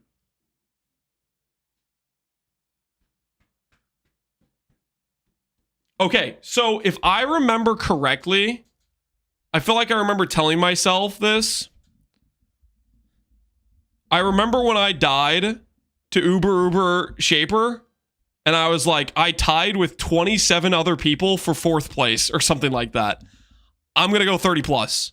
I remember thinking or saying something like that, I feel like there was like 27 other people who all cleared everything but an Uber. I'm going to go 30 plus. Because you have like, come on. People are getting better. I'm thinking 30 plus. This golem will be harder. Okay, here's counterpoint. And you might not like this counterpoint, but I think it's a very valid one to consider. Last Gauntlet. How do I put this in a non-controversial way? Last Gauntlet, people didn't understand how much better ES builds were on the larger scale of things. You guys know what I'm saying? Like last Gauntlet, not every single streamer was looking at EE, but now they understand, oh wait, ES is way better. People actually realize now. So I think there's gonna be a much larger amount of people that understand they need to click ES if they want a chance to clear. Because I think last Gauntlet, it was not really the case where people realized how much better ES was.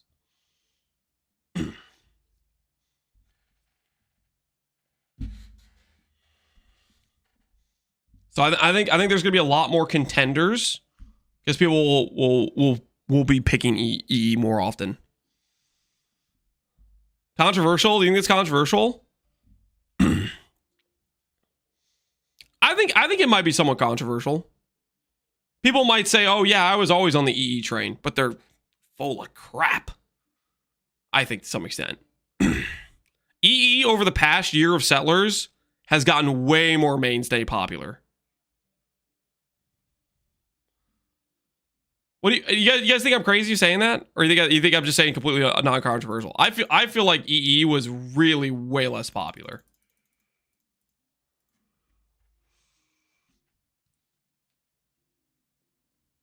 Did you watch the Gauntlet highlights? Gauntlet highlights. Is this supposed to video? Gauntlet highlights. I think I did actually. Was it a video posted this morning? I didn't watch it on stream. I think this is prior. Okay, this was me. Okay, I was kind of stalling while making the video. Okay, guys, I'm not gonna lie. I stalled. Okay, before I stalled in the farmer's chat, watching him get lucky repeatedly, I stalled watching this highlight video, I think. It was a video that is posted today, right? Yeah, I did watch this earlier. I couldn't help myself. I did watch this earlier. You guys, we can watch it together, though. We can watch it together.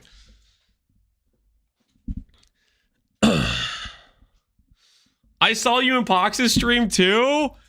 Listen. I did stall making the video slightly. I can't deny that because it's true. But in my defense, I was busy XDD chatting, a very valuable part of society. Okay, anyways, let's watch this video. Let's watch the recap. Wait, hold on. I have to make it so YouTube can hear this, and I need to freaking mute the stuff in the background. He's saying we're valuable. Yep. All right, guys. We're going to appreciate the montage. Ziz made a montage. I don't. Maybe Ziz's editor maybe made a montage. I don't know. Maybe it was Ziz. Maybe it was Ziz's editor. Basically, it's a montage of highlights of a bunch of previous gauntlets. A video with the best moments from gauntlets so far, and we hope you enjoy it. If you're wondering how the gauntlet originally started, I initially made like a Shaper race and then an Awakener race, and I was really enjoying doing races. And then on the China private leagues, they did like an event with all the damage mods turned on, and I was like, ooh, we should start doing really hard events like that. And every time we do our best to improve and grow the event, and we try to make it more accessible, more fun for everybody to participate. That's why the prize pool is split so that it's not just all for the best. I like how they're highlighting the double win because Darky, he won both the witch spot and the duelist spot. Whoa, was this? That's kind of funny. And Marauder. Oh my word, and Marauder? This freaking guy. Exile won too as well. Oh, so Exile took Shadow and Scion. And Ranger. Wait, what the hell is this? Yeah. Wait a minute. Two guys won each class? Three classes? Yeah, it's probably good they made the rules about not being able to just re-roll with your gear. And honestly, it would have gotten even worse with how far the gear progression of just throwing your good gear on your next character is, you know? Because it's really not that big of a time and delay to catch up a character in decent levels and just run the same build that's slightly weaker. Thanks for waiting, Fiend. What I missed? Not too much. We're looking at Darky and Nick just dominating the leaderboards. Okay, I guess Templar SSS, you know, dominant position there. Didn't get dethroned. Wasn't Ben Darky? Correct. Yes, this is Ben. Ben is Darky and Nick is Nick. Players, but we still try to make it super competitive. So enjoy this recap of the gauntlet. I hope you enjoy, and I'll see you this Thursday for the hardest gauntlet ever. And remember, you do get a cosmetic just by killing Hillick. A Shadow is shared? Wait, what? They both did 226 on Shadow? Wait, what the heck? Ben did 4 characters? This is disgusting. The degeneracy. All right. Killing Hillick. So see you there, and more importantly, try to die less than I do.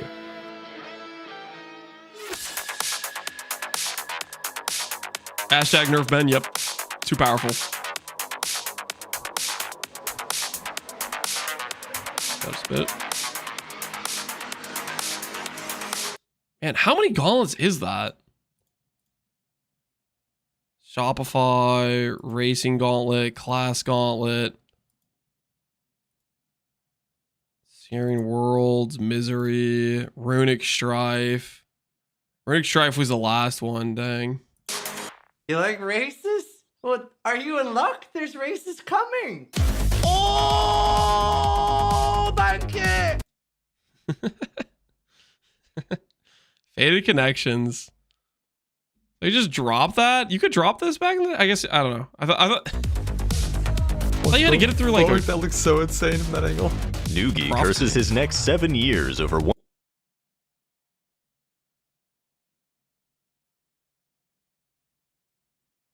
Is that edited?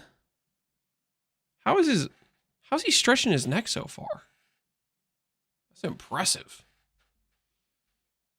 Doing the Templar cosplay. 1/13th of some girl's mirror. What? Oh my god, it feels good to be good at the game, man. Don't get hit, don't get hit, don't get hit. Don't get hit, don't get hit. Let's go. You my bitch. No. Oh, what?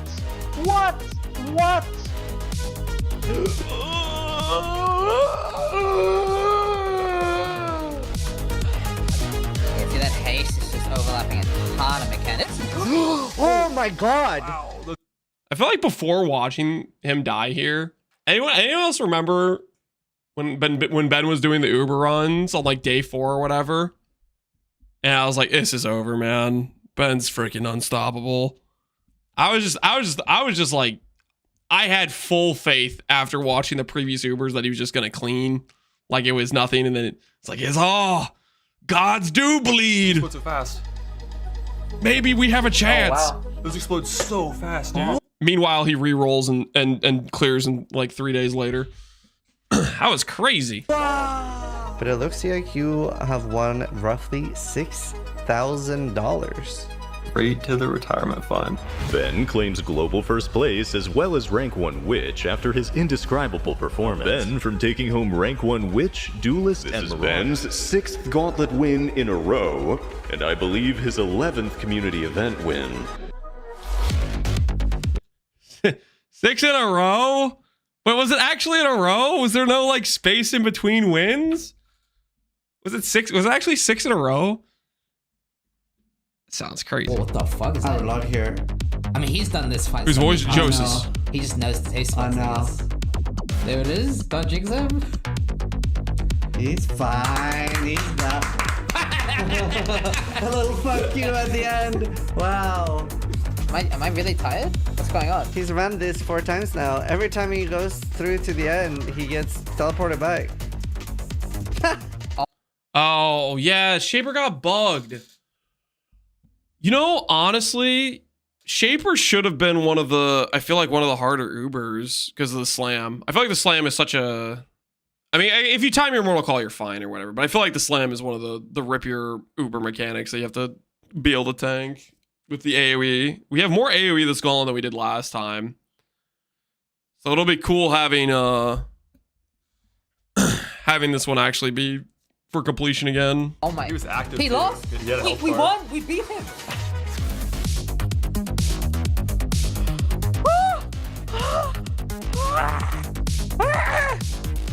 Sure what he's doing to mitigate reflect on the mirror phase? Not sure what he's doing to mitigate reflect on the mirror phase? Nothing, apparently.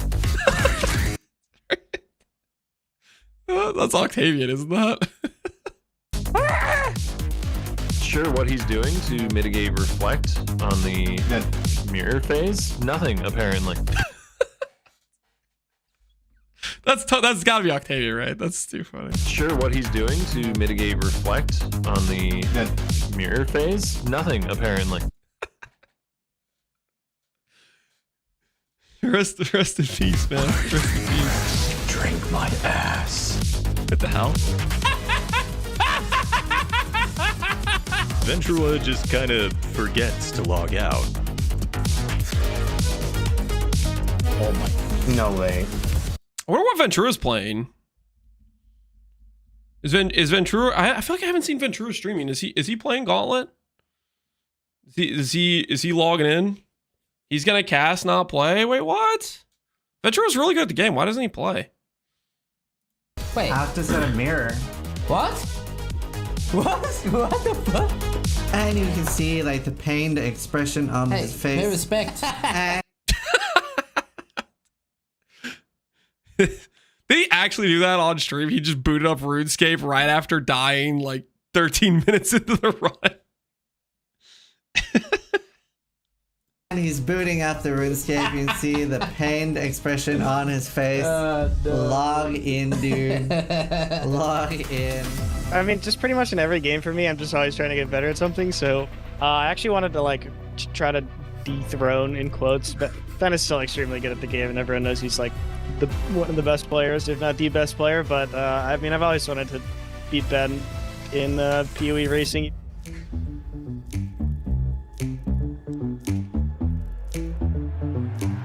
Sorry. We'd like to congratulate Exile for his outstanding performance in the Sentinel Gauntlet. Piloting a seismic trap saboteur, he defeats all of the point-bearing targets. I really hope he's competing in this gauntlet. For a few reasons. One, it's fun to watch him play. Two, he helps force Ben to boss earlier so he doesn't get insane gear. And we need somebody fast to pressure Ben into going in early. And none of us can do it besides Nick. Anyways, please, Nick, please, I need you. And completes the event in first place. Job's done. It wasn't clean, but job's done. Wasn't clean, but job's done. You guys want to get faster? Yeah, we're just not.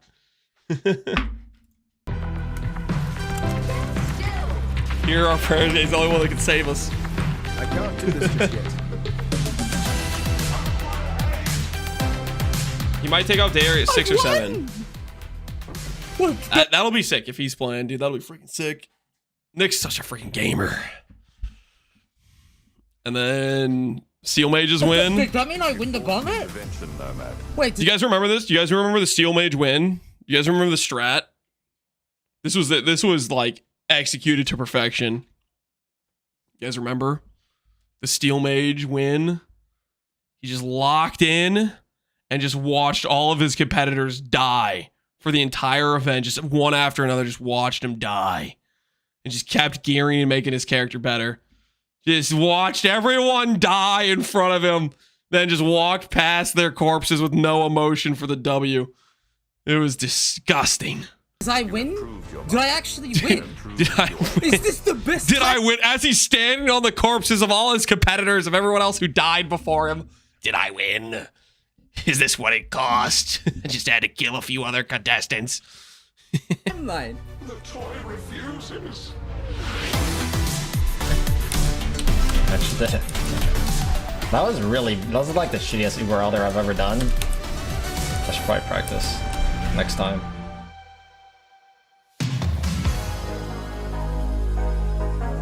Rip. Ooh. Giga rip. I forgot Alk won one. He did, yeah. Alk's a gamer, man. Do you guys think he's practiced since then? He said, I should probably practice next time. Do you guys think he's practiced? I don't think he has. Oh, je regardais pas! Je regardais pas mon écran! Non! Je regardais pas mon écran!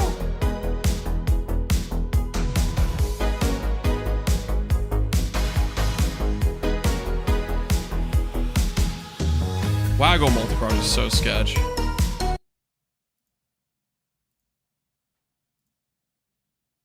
What map is this? This is Crimson Temple. Or no, this is campaign? It's campaign.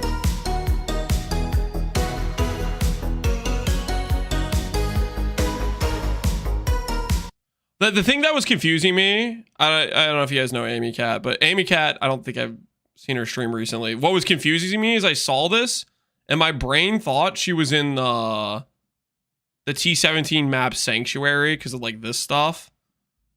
And I was like, wait, has she streamed recently since T17's came out? So I was like messing with my brain.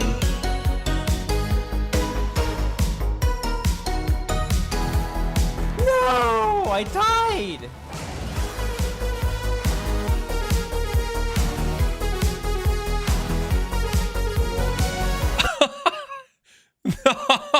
No, wait, what was that totem player assassination? Oh, Zai. Oh, Zai, what is this? You thought you could cheese the balls. Oh, I'm just gonna put up my totems. They can't get to me. Deserved totem player death. So, like, what? Is it the AoE? The 30 AoE made it shotgun him. These two balls shotgunned him. Beautiful. Thought he could get away with cheesing.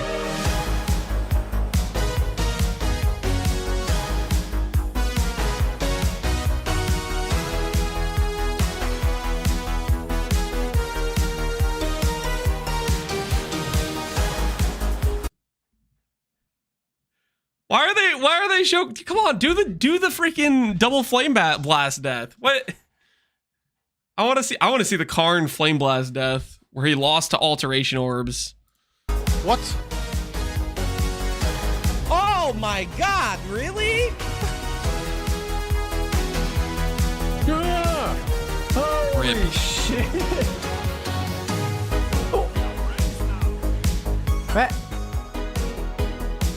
No. Rest what? in peace.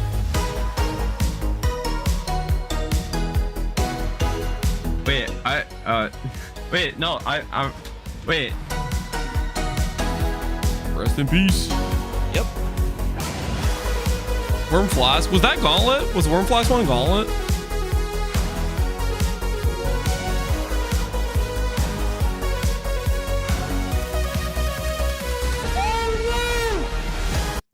Play Life. That's Ruthless Enjoyer, right? Is he BAMA-ing? He was BAMA-ing.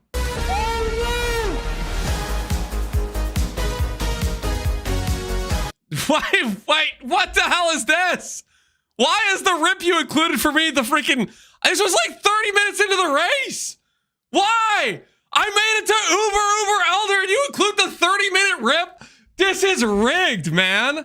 This is so bogus. You know, you see all these rip clips of all these people that are just dying in the campaign. You're like, yeah, freaking amateurs. They didn't make it through the campaign. You know, people watching this are like, Kellance died in Act 1. What a freaking... He probably quit after that. I made it farther than this is rigged.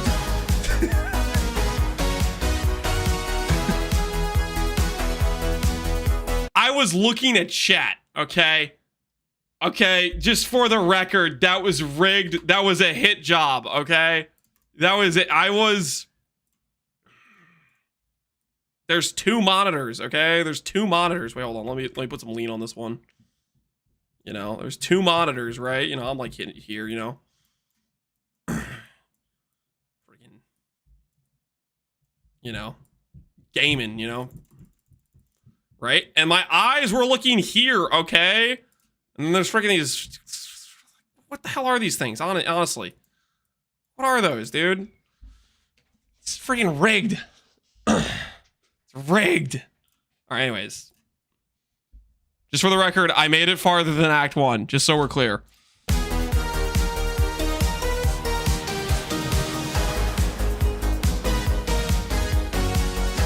Oh, how did he live? How did he live? That's Pac, right? I feel like Pac cheated death like 10 times before he got through the campaign. Does anyone else feel that way? How did he not die earlier?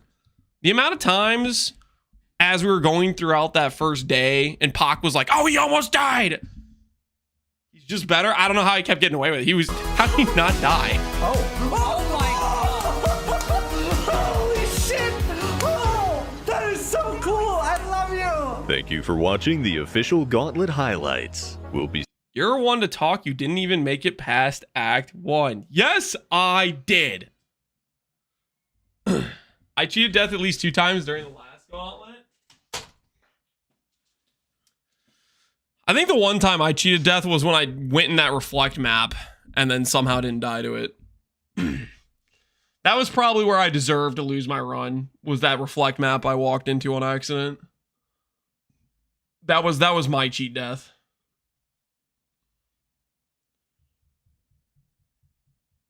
Ever how long Ben leveled in docks? Yeah, freaking overgear. 1500 life on Malachi is pretty insane, right? You got the maps? I thought you died in... Seeing you again on the next Path of Exile. Do you have a clip of you almost ripping to reflect?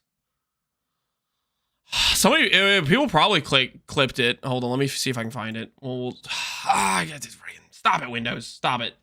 Twitch, Captain Lance. We're gonna see if we can find the clip. Click this. Click this. Click clips. Click all time. Don't watch this clip. Okay, this clip is stupid. All right. Don't watch this one either. Don't watch this one. That was a hit job. Don't watch this one. Didn't even happen.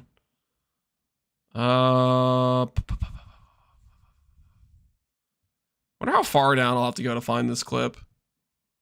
It was this freaking scriptorium map, right? Can I do search by like text or anything? Does Twitch even have that ability to like freaking type reflect or something? Are there any clips you can watch? You can watch you can watch the TFT band speedrun. Okay, I will allow you guys to watch the TFT band speedrun. I'll let you watch the protest lock as well. Okay, you can watch that one too.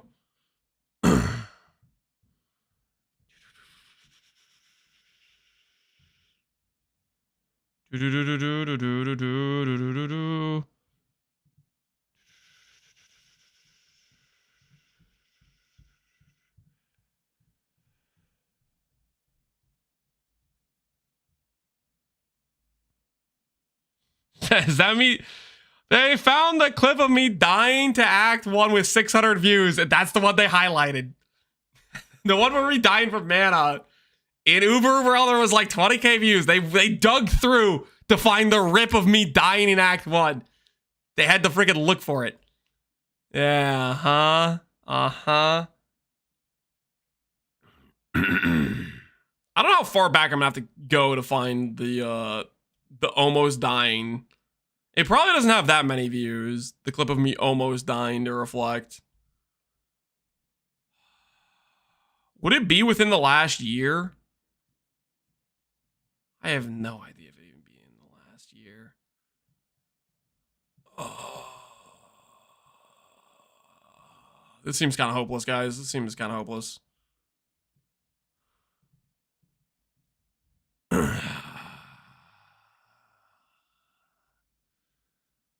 Look at chat. Lost to a table. This doesn't look like it's the right. Is this the right clip?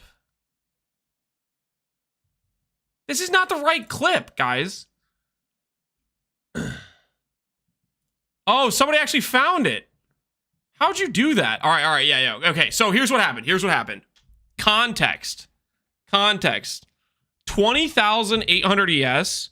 We're literally like about to go into Ubers. I need to do like a couple just like tiny little things before going into Ubers. And I reset the Keurig vendor by opening a random map because I needed to buy some chisels or something like that. I did a random map from Keurig so I could like reset the vendor so I could buy some chisels. It was something along those lines. And then I forgot I had done that. And the random map I happened to open had Ellie reflect. And this is what it looked like. I was like, enter my map. I don't even question the fact I'm in a scriptorium, by the way. Reflect 13% elemental damage. I use an attack out here, and thank goodness I shot from out here. Okay, so thank goodness I shot from out here. I attack again. But I only clipped like 3 guys. If it had been like full on straight into a pack, I will 100% would have been dead. Sound? Oh, you guys want to hear it? You guys want to hear the sound? Okay, fine. Right, let's go. You have a 3-pointer or what? If there are more mobs? Yeah, oh yeah, I only hit like 3 monsters. That we could go to.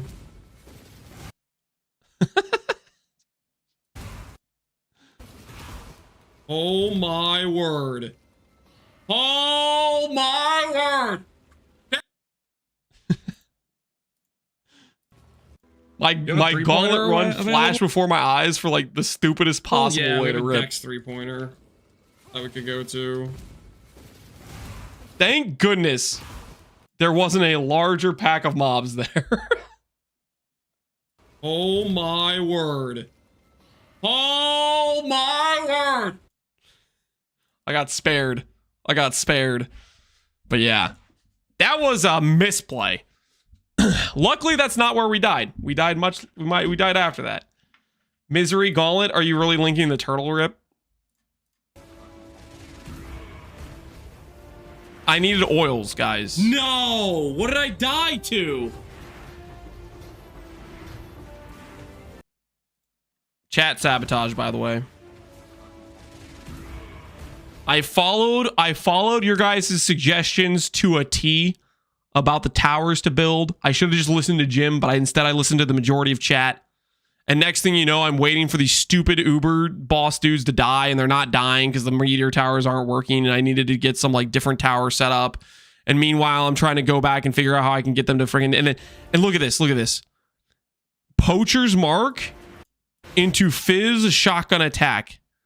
I'm dead before the projectiles even animate. Like, what is that? Always listen to chat. Yeah, that was the turtle run. The turtle run was beautiful, man. But rest in peace. Do you know what the thing about the turtle run is, though? The thing about the turtle run is I didn't have faith in myself. I wish on the turtle run I had faith in myself, because like I knew on the turtle run I was like Trickster would be way better to run for Gauntlet, because I think this was with Affliction. I'm pretty sure this was Affliction League, and I knew Trickster would be better than Jug, but I didn't trust myself to get through the campaign. I was literally just like, I don't know if I can even get through the campaign, so I went with Jug because I was like, I'm just gonna Giga Turtle my way through the campaign. And then I got through the campaign. I was like, well, what do I do now? And then next thing you know, I was like, I guess I'll start armor stacking. I wasn't supposed to get that far. I was like freaking lost. I was searching for answers. I wasn't supposed to make it that far. Was that your first time actually kind of trying? Yes. Yeah.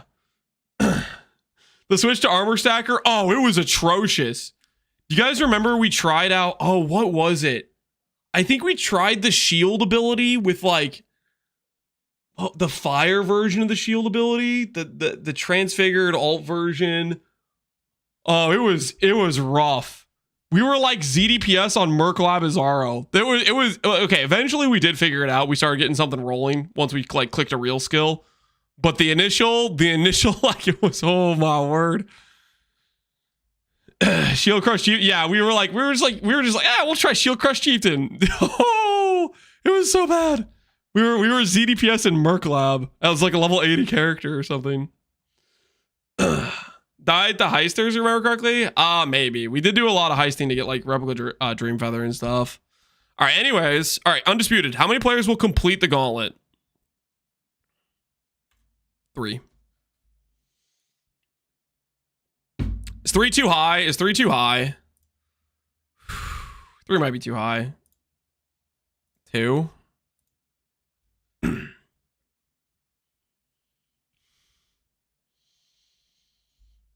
Ben, Jung, and Karn. I think you're forgetting something. Guys, you have to remember, Karn plays life builds. He literally cannot clear. He clicks life characters.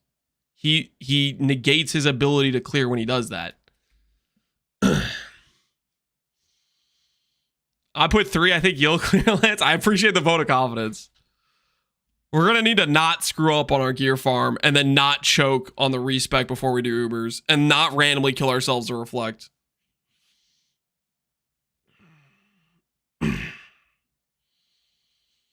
I heard Karn's going EE. Come on, that's like a hell frozen over day. Karn going EE. That's not real. Do you think that's actually real? Karn going EE. That doesn't sound real. That doesn't sound like the Karn I know. I think he's going to talk to Vacation Connor, and Vacation Connor is like he's like the evil guy in his ear. He's gonna be like, Zenith Ancestor clears easy. The damage. Look at this PoB I made. That has perfect gear in every slot. Think about it, Karn. You know, like Vacation Connor's gonna just be in his ear, just talking about life-based Ancestral Commander Zenith. It's gonna work, okay? You're gonna one-shot the bosses. You won't even have to dodge mechanics. It'll do so much. Yeah, I'm pretty sure Vacation Connor is gonna be, persuading him into believing that Ancestral Commander Zenith is real, even though it's not real, guys. It's not real. But he's gonna convince Karn it's real.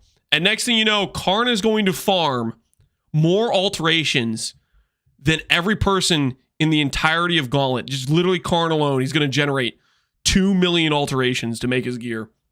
And then in the final hour, he's alt spamming the Feared. Okay, he has all the other Ubers ready to go. He's alt spamming the Feared. Okay, he doesn't get all release. He then grabs the Chaos Orb, rolls Frenzy on hit, freaking AoE, speed, pen, minus max res, percent monster damage, unique monster speed, quad torment. Not even possible to actually roll those in a normal case, but somehow he does it, and then he sends it, and then he gets one shot. That's what's gonna happen. Okay, think about it. All right, Shepherd of Souls. How many dead characters will there be with more than 100 points by the end of the event? Note, you gain 1 point for each level up to 95. Dead characters with 100 points, which means they have to kill some bosses on top of getting 95. How many people did I say would get to 95? More than 100. I'm gonna say more than 100.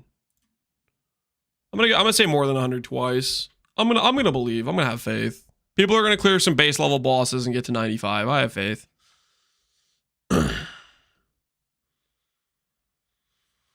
Lance is crazy. Believe in the dream, guys. Believe in the dream. Which keystone will be the most commonly used character that are levels?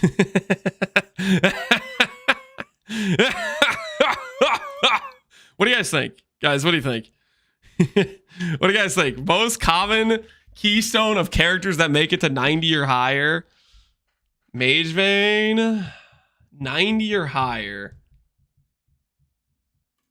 I think Ghost Dance might be more common. There's going to be people that make it to 90 plus and then die before the CI swap, right? There's going to be people that die before the CI swap. RT, you think RT? It's 90 or higher, guys. It's RT 100%. There are going to be a lot of Ancestral Commanders. I mean, that's a fair point. There are going to be a lot of Ancestral Commanders. You're coming if you don't think Ancestral Commander is going to be the most played. I do agree it's probably going to be the most played. But is it going to be the most played at 90 plus? Right?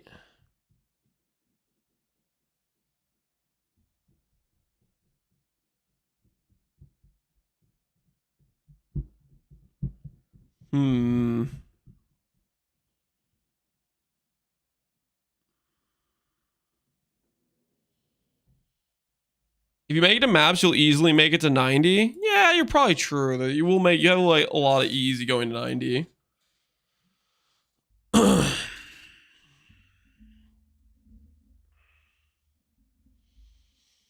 90 plus.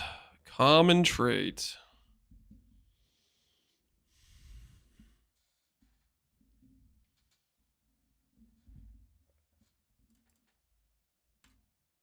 I'm going back. I'm sticking to my guns.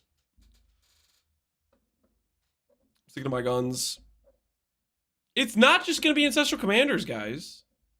It's not just going to be Ancestral Commanders. Okay? Like, okay, I'll put it this way. Okay, yes, Ancestral Commanders is going to be a ton of play rate. I don't deny that. But is it going to be majority play rate? Like, think about it this way. What's a Paladin going to click? Eventually, it's going to click CI if it's a good Paladin, right? What's Oshabi going to click? It's going to click CI. What's a Blind Prophet going to click? It's going to click CI. What's a good Harvey build going to click? It's going to click CI. What's a good freaking Whoosy build going to click? Polytheist. It's going to click CI. What's a good Antiquarian going to click? It's going to click CI. Think about it, guys. Think about it. Scav, CI.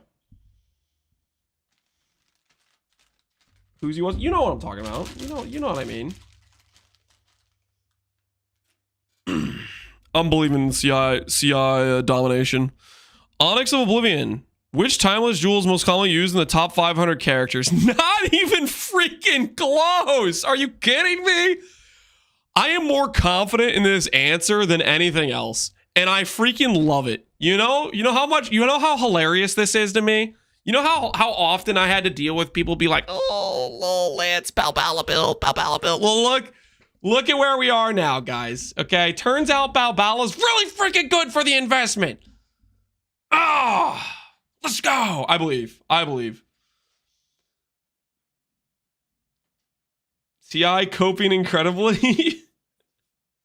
Yell at it, Ghost Getless. Okay. Which unique jewel will be the most commonly used by the 5 top unique jewel? Most common unique jewel. Top 500.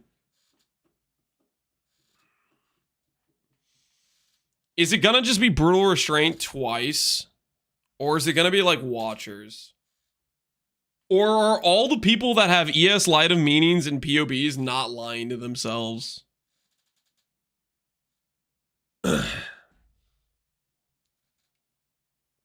Okay, let's be realistic here. If you have Light of Meaning, you have Brutal Restraint.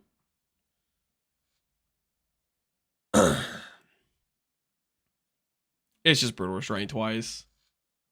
The Brutal Restraint is a guarantee, something you can realistically farm. I don't think there's a guarantee you farm a Watcher's Eye that has a mod you need. I think people are going to get Watcher's Eyes that they need, but I think they're more likely to get a Brutal Restraint they need before they get a Watcher's Eye they need. But then again, there's going to be builds that do not use Brutal Restraint. Dex to Strength to Ints. Transformation Jewel. Is it even on here? I don't think I even see it. I think it's going to be Brutal Restraint.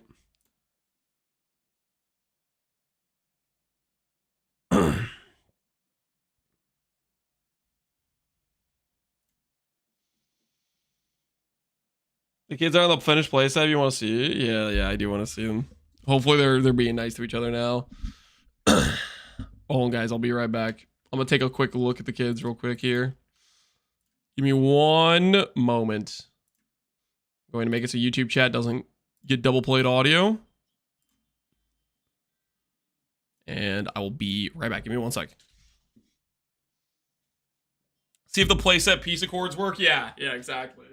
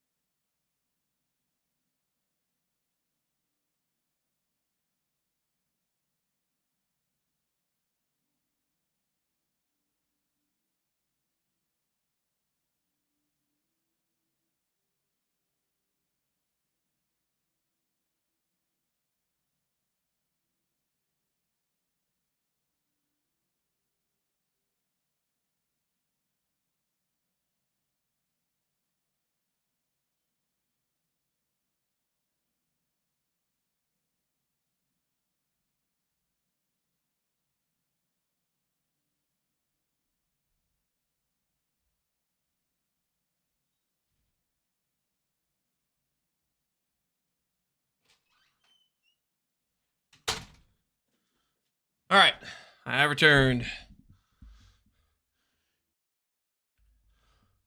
Starts 3 p.m. Western time, 6 Eastern. Yeah, it's 6. I think I said 4 earlier, but I think I just had the time wrong. It's 6. 6 o'clock. Yeah, I'm a believer in the brutal restraint domination. Allure of Infinity. How many characters in Top 100 will have a unique item equipped that can only drop from incarnations by the end of the event?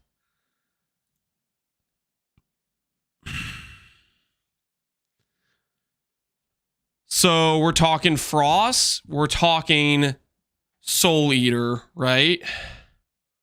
Soul Eater ring. It's not going to be a lot. It's not going to be a lot.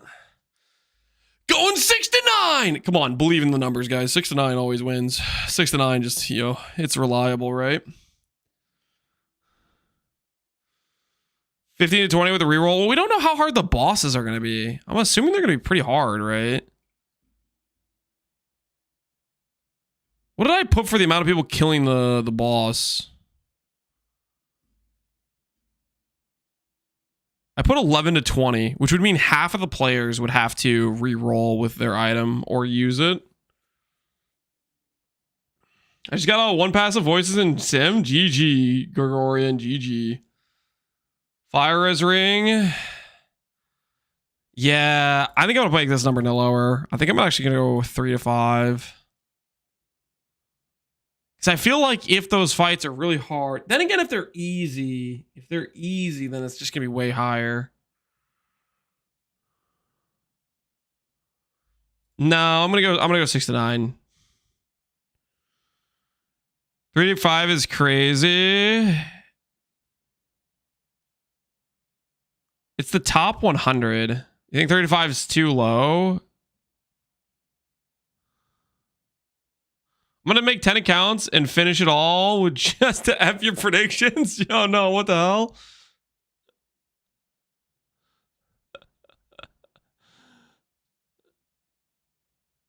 Has he looked at any ACEA ballistas? I did look at one earlier, and my thought process is its max hit was going to be a bit rough, and it should probably re-roll to Antiquarian late game if it wants to consider doing some of the harder bosses. How many level 4 exceptional gems will be equipped in the top 100 characters?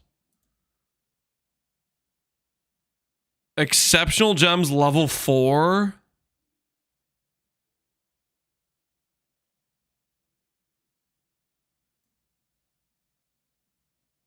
Two? It's not going to be many. Does anyone use enhancement powers? There'll probably be a couple enhances for sure. There's a lot of builds where enhance can be a decent option. Enlightens, basically every build could use an Enlighten 4 if they can get their hands on it, but getting their hands on it, I mean, is that even realistic? No way it's 1 to 5. You think it's more? This is the lowest option I could click is 1 to 5.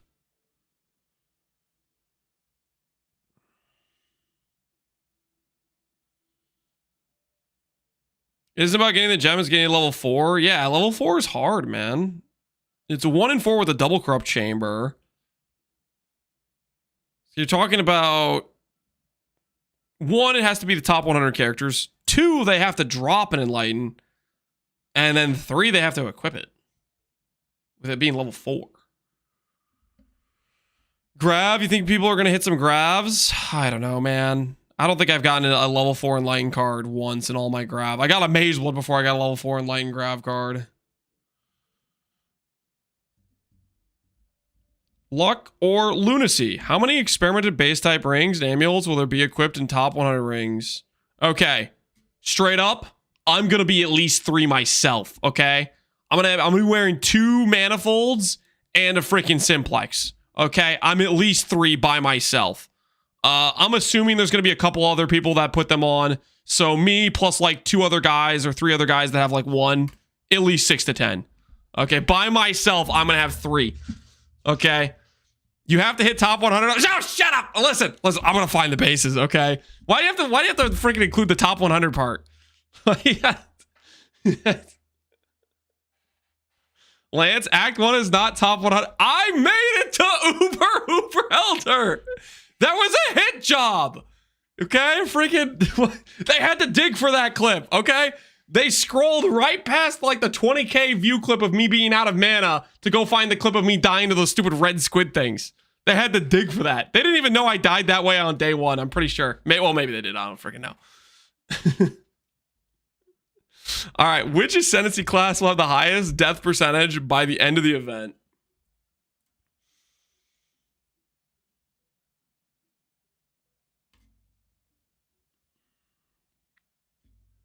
Think about it. Guys, think about it. Think about it. Really think about it. I have been repeatedly telling people to play Commander. Okay, people are like, Lance, what class should I play? I've been redirecting them all to Commander. There's a heavy percentage of people who have not played hardcore before, and I told them to go play Commander.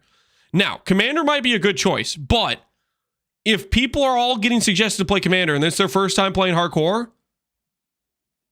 there's a good chance they die in the campaign, right? Not because Commander isn't good, but because, you know, they're new to hardcore, they're not going to know to like log out right away, or you know, they're not going to have that built-in panic, coward response to run, okay? They're still going to have courage. They're going to have their SC courage, and they're going to start tanking things they shouldn't. They're going to say, can I tank this? They might just all die in Act 1. Maybe. I think a lot of them will get to Ancestral Commander. I'm thinking Ancestral Commander. You know what could happen, though? You know what would screw this? Wait, actually, there could be like, you know, like let's say like two guys click Behemoth, and then those two guys both die, and the death percentage of Behemoth is just 100%. Wait, should I change my answer?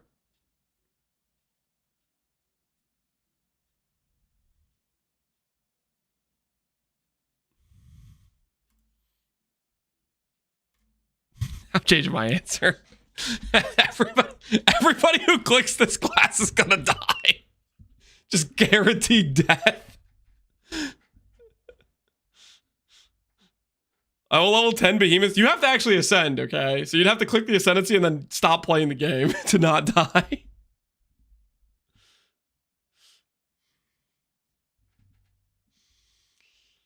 I'm going to get Behemoth, then log out. Don't you dare. Guys, don't screw my prediction by specifically specking Behemoth and then not playing it, okay? That's unethical. If you click Behemoth, you got to try to finish the campaign with Behemoth. Pick Oshabi because all of the non-Harker players will follow you and die. I have not been telling people to play Oshabi. Also, I'm not even starting with Oshabi. I'm starting with Whisperer. Whisperer. Okay? It's different. What will be the deepest delve depth reached by the end of the event?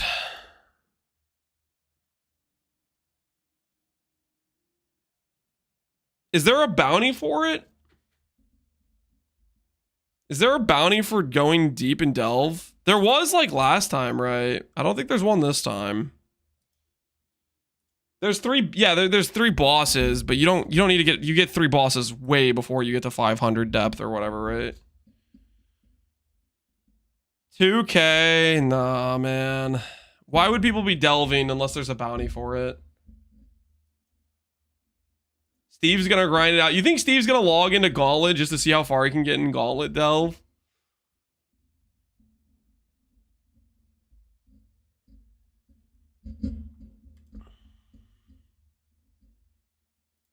You know what? No. There is a bounty for a Fractured Abyssal Socket on Warlocks. Okay, let's think this through. Fractured Abyssal Socket on Warlocks. Nah, because pushing past 700 is just stupid. You start getting a little bit too risky with that. I think 500 or 700.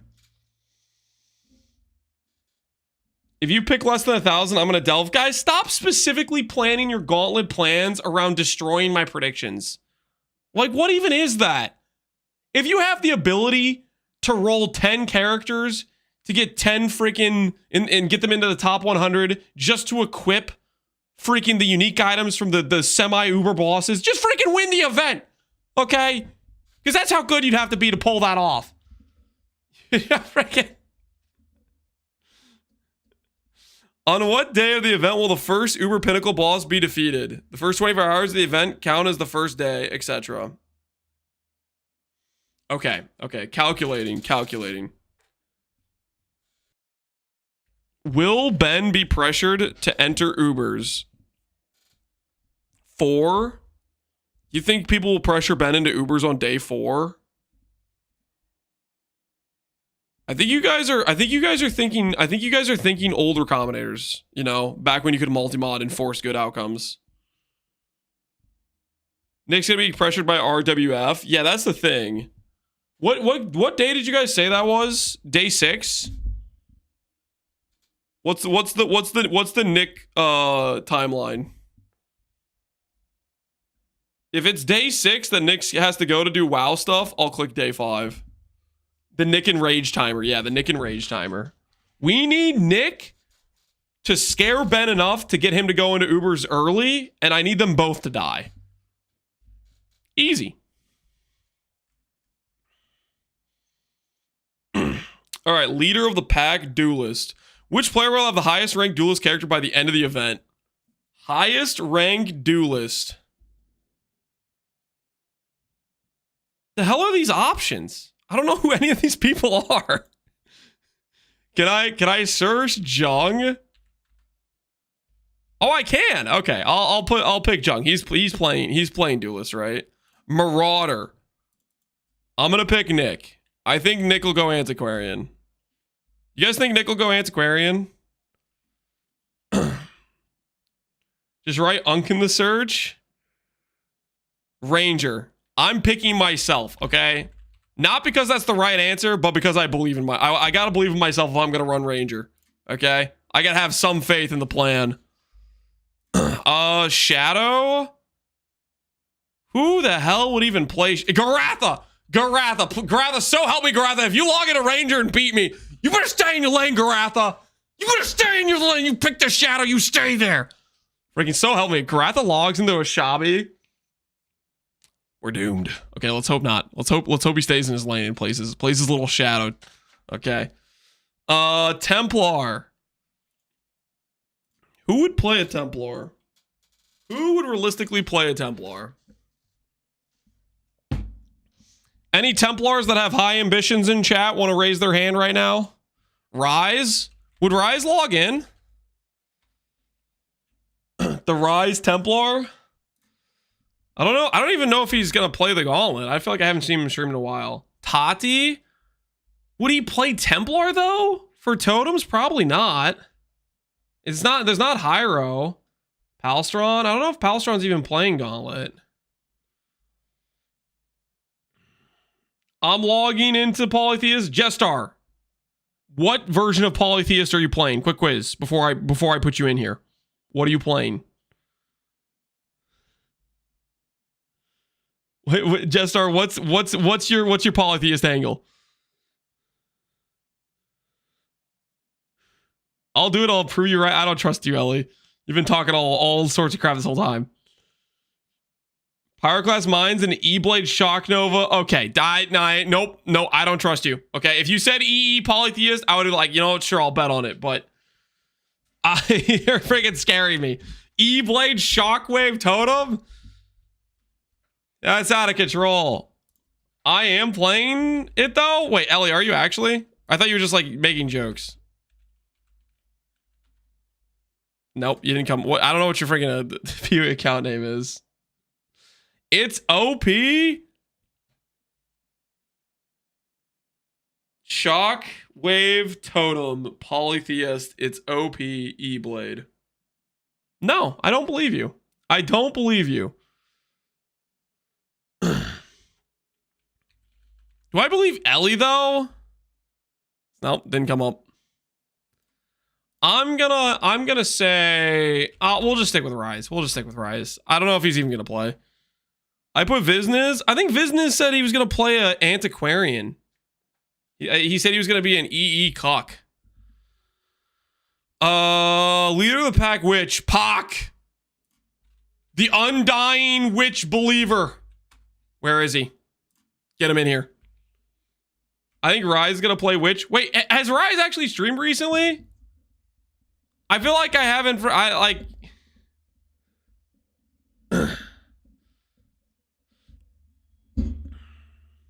I'll put Pock for Witch. I feel like, I don't know why Pock keeps clicking Witch, but he does. He's very consistent. I don't know if he's even going to play it, but I feel like he is. I think Ben's going to click Scav.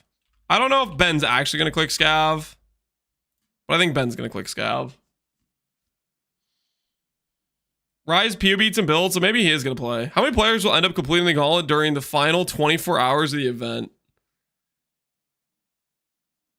Final 24 is going to come down to the very end. I'm going to say one. One person maybe clutches out in the final 24. There's got to be, maybe, is that too cope though? Nah, I'll trust it. I'll trust it. Listen, worst case scenario, guys, worst case scenario, we could clear on day 9. I wait till day 10. Who's with me? You know? We could clear on day 9. We just wait a little bit for our own prediction. Easy. I can force that myself. I just have to successfully full clear. How hard could that be? How hard could that be? All right. Which player will win the gauntlet? Do I believe in the enrage timer? Do I believe in the enrage timer? Or do I go with all reliable? I want to believe in the enrage timer. I want to believe in the enrage timer. Let's go freaking Nick. You know, you have to pick Ben here. I think I want to believe in Nick. Believe in yourself? Listen, I'd love to believe in myself, but that seems a little bold for the win. Is he not doing RRFW? People said it's only one day, like day 6 or 7 or something.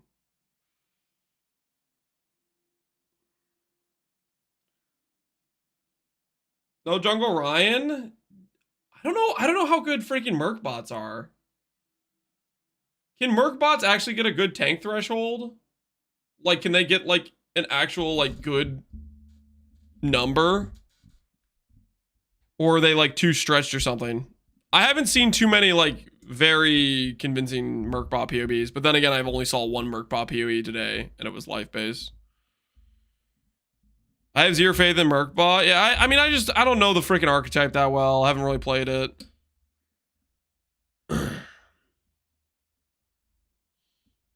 Jung didn't even predict himself for Duelist. He's baiting. Oh, you think he's just gonna farm with it and then reroll EE? There's a good, yeah, that's also possible. He has been known to bait every now and then.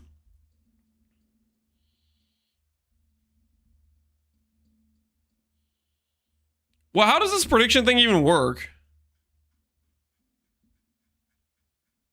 Is this like final like freaking like brackets for like freaking basketball or something? Is there a prize for getting the most accurate predictions or something? Who'd you put on which? I put Pack. I put Pock. Pack. I actually don't know how to say this, to be honest with you. Is it? There's a leaderboard? Oh, really? For the most correct guesses. Interesting. I believe in you. Your payment was sent via PayPal. Remove this part before posting. Shut up. I don't pay you to say any of that, guys. Stop PayPal posting. Okay, stop it. Yeah, I'm gonna believe in Nick. I'm gonna believe in the enrage timer. Okay. Do I click anything out? Is there like an okay? Is there submit my guesses? What the hell am I doing right now? Is Ben playing Scion? I think Ben will go Scavenger. I don't know if that's true. He might have been convinced that maybe he wants to play an Antiquarian. I have no freaking clue. I think most recently when we raided him like 4 days ago, he was looking at a Scav angle.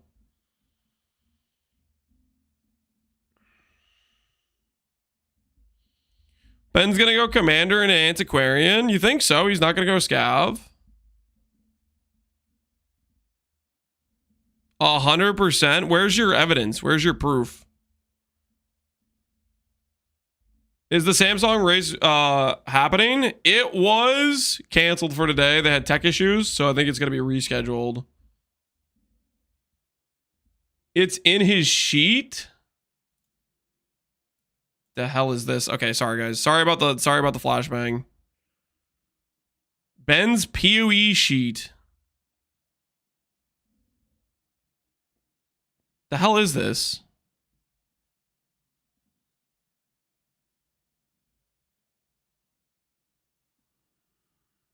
The E respec PoE is private until I clear.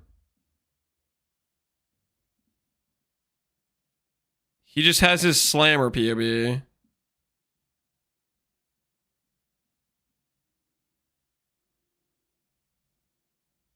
This doesn't have like, are you just saying like, what part of this is saying he's going to do Antiquarian just because he says he's going to respec?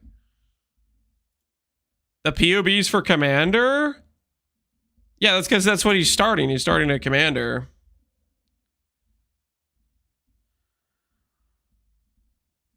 What does he mean it's private? He means his PoB is, like his planned freaking, how he's going to set up his character, you know?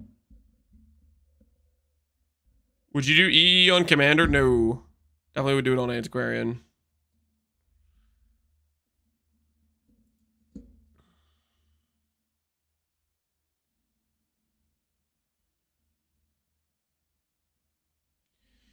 He's talked about it a lot on stream. He would have gone Scab. Do you have a clip, Odins? Do you have like a clip of him saying that? Not that I don't believe you, but I do want to see a clip. Because so far, my context is every time I've been in his stream, he's talked about Scab for the reroll. What is Antiquarian now again? Is it the stat stacker thing? Antiquarian is the Ascendancy that has 140% global defense between this big node and the small travel points.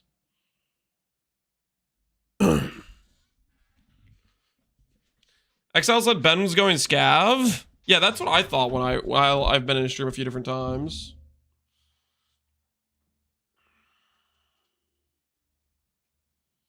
What do you mean 140? I see 160.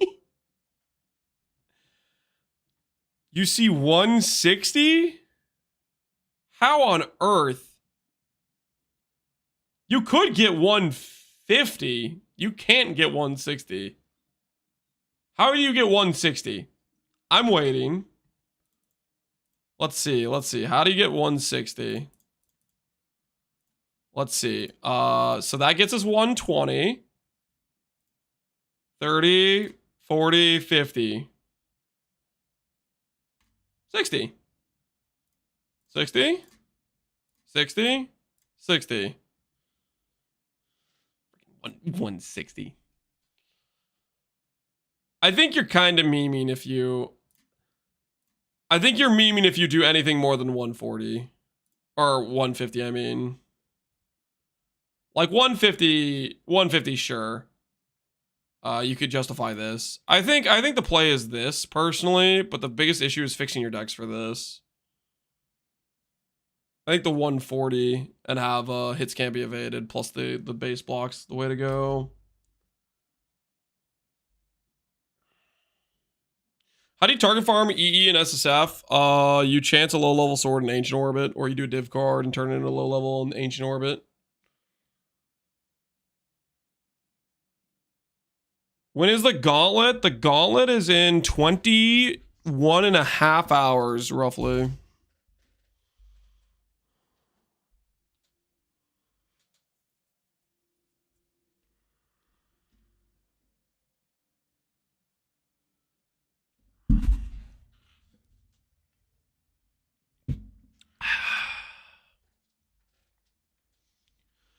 Adrenaline gives percent damage in DR. Yeah, it gives PDR. To do this though, you need some ward somewhere on your gear. So that means they have to set up their PoB with ward on it. I think realistically the way to do this is probably to go and do this cheese with a necrotic, and then do like outside pathing. and get suppressed. But there's also an argument for just going like Giga ES scaling by going like this pathing.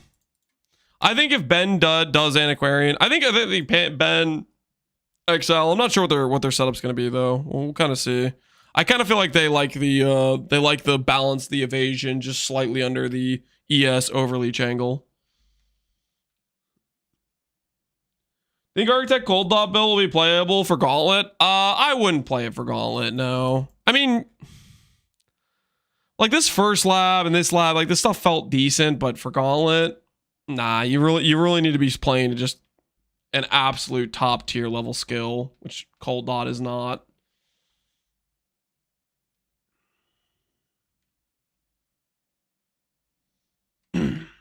He thinks he loses around 10 points compared to Scav for Antiquarian, but Scav is already losing points because it's not a range or shadow. Yeah, well, the thing is, it's like you lose points, but you get 140% ES on the tree, right?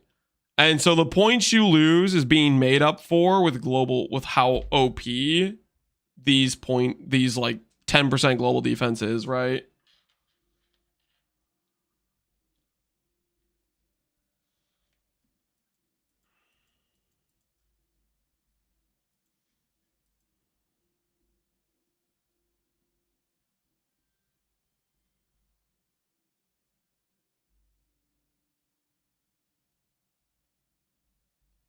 Is there a bounty for Flicker Strike? There is a bounty for Flicker Strike.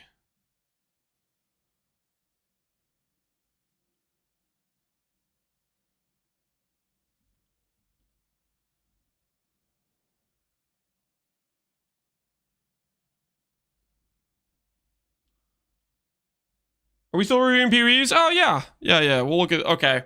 We got a CI Antiquarian. Let's take a look. Let's take a look, guys. Let's close out some of these extra ones so we don't get too bogged down.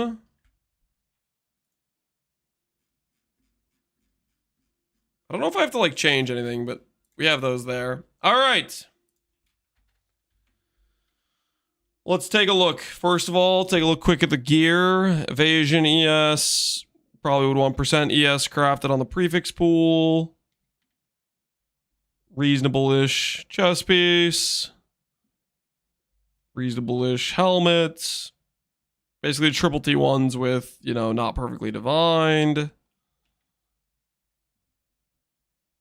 The Phantom boot. What the hell is up with the Phantom boot players? There's a lot of Phantom boot players. The Phantom boot players. Guys, do you think the Phantom boot players are going to take home the gold? This is going to be pure domination on the Phantom boot enjoyers. It's the way. The Phantom boots.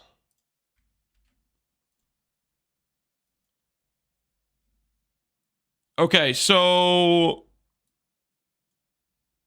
you have an Antiquarian with 30k evasion. You aren't doing the... Is this just like you clicked Brutal Restraint and you forgot to click the Trader? Or are you just doing this because you want, like... You just forgot to click this in your PoB, right? Or did I unclick it? I might have unclicked it. I probably unclicked it on accident.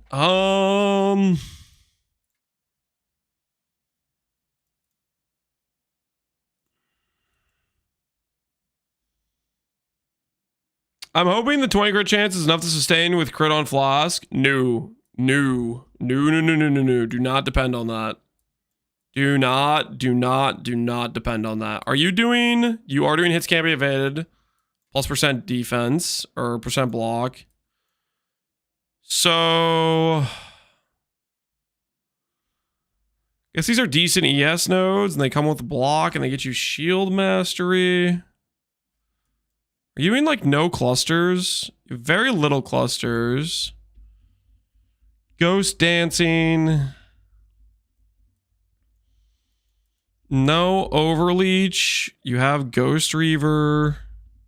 Global defense.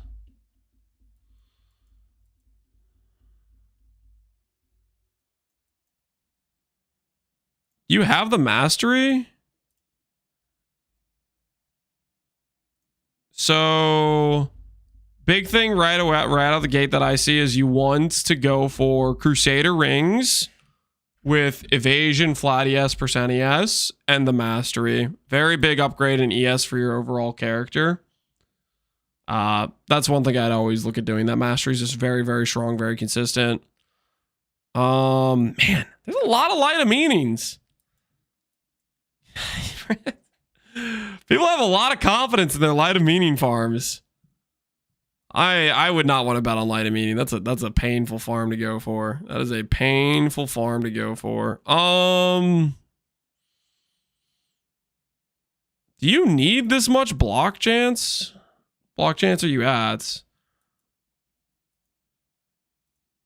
You're doing versatile combatant? No. Are you really?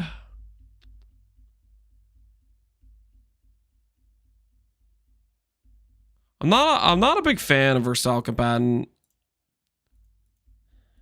I mean, I guess you can go this way if you don't want to do Tempest Shield. What skills are you running? Flesh and Stone, Grace, Discipline. I leave for a few hours. It's still Antiquarian EE builds. Listen, business. Listen. I did a lot of other things in between when you left and where we are now, okay? It just so happens you came back in the middle of somebody's Antiquarian PoB. Okay? So, relax. Take a step back. It's not what it looks like. Also, Viz, where's your PoB, huh? You gonna share your Antiquarian PoB with the class? Or are you just disgusted that everybody's gonna steal your thunder?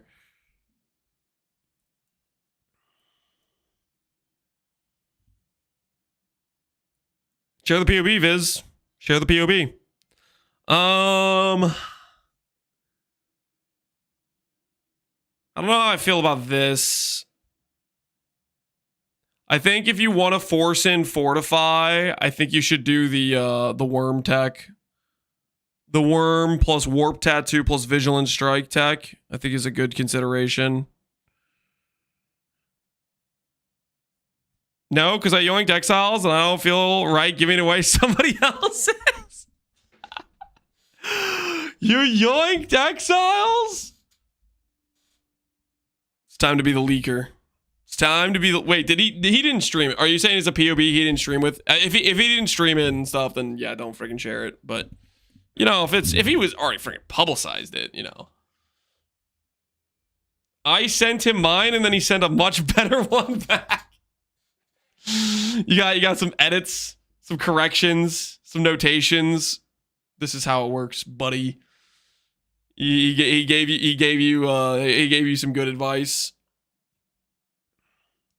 Red marks all over. That makes sense. That makes sense. Yeah, I don't like this for 6 points. I think if you want to force in Fortify, do Warp Tattoo plus Vigilant Strike plus Worm Flask. I think you should consider. I don't like that for your Fortify consistency. Because it doesn't work in the middle of like random phases where the boss isn't targetable, but worms will work. So consider that as an option. 1 rage on melee hit, and that's your entire rage gen. I don't think this is going to feel good. Just 1 rage on hit. There's this, like, rage falls off so fast. Do you have it on like gloves too? I think you'd need it on gloves as well. I don't know about just 1 rage on melee hit. I think you want probably a bit more.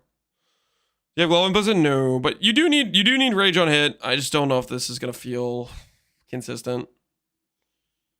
Does a mastery give you rage generation or protection in any way? War cries? I don't know about that. What's your thoughts on Puppeteer anime weapon? Looking for Gauntlet? I think Puppeteer Energy Blade anime weapon can be pretty decent early on, probably get through the campaign. I think it's going to have issues at scaling. I don't trust the Hybrid Life ES scaling to get super far boss stuff and boss content and whatnot. Is this with Immortal Call?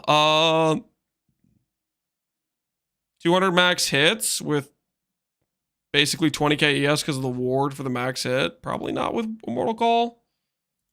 Never mind, it's with Immortal Call. I guess he's not 90 max res, so yeah, that makes sense. 90 max res, I would the max it would make sense. Sword Mastery. Are you going crit E?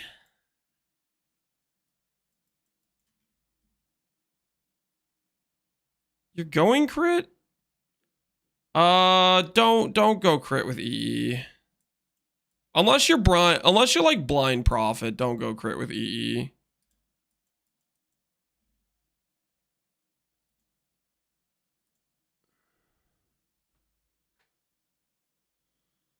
It's just for the flask. Oh, this is for your flask stuff. I really don't think you should trust that. Do Babala. Don't trust it because the flash gen, the charge on crit mod. One, there's gonna be situations where you can't attack enemies, so you're gonna be downtime is gonna occur then. And two, it has a cooldown that is shared between all your flasks. What do you think on a Shabi campaign clear? TR Shabi? That sounds kind of cooked. Maybe.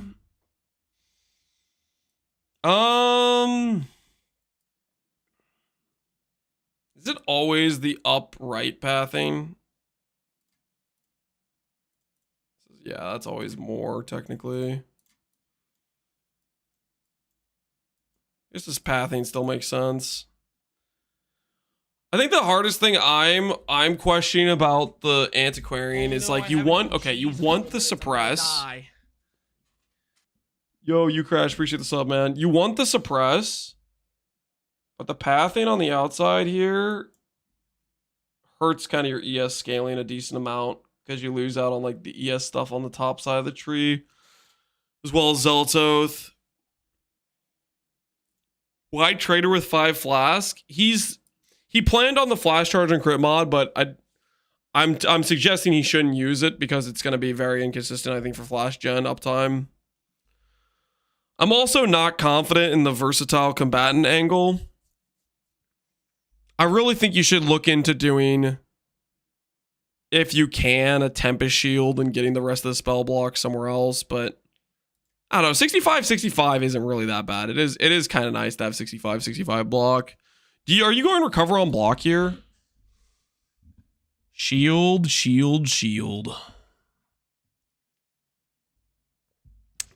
No recover on block. I think if you're going to that much block, you should look into recover on block.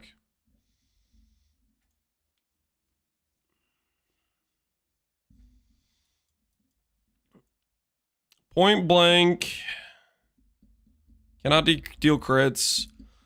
One thing you might need if you're thinking Molten Strike, if you want the balls to consistently hit, it may be worth to consider this reduced prod speed node. I don't know if PoB is set up correctly in terms of like how often your balls shotgun. Maybe it is, maybe it isn't. I don't know. But looking at these nodes right here, like obviously you can see PoB thinks it's a good idea. But reducing your prod speed on your balls typically makes your overlap much more consistent. So I would consider this wheel here for a potential very big damage increase from Molten Strike.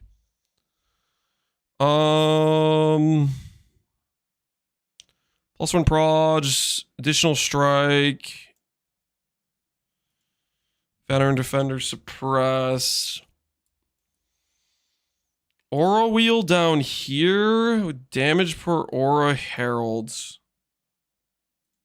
You're doing Gen Cry. Doing this stuff.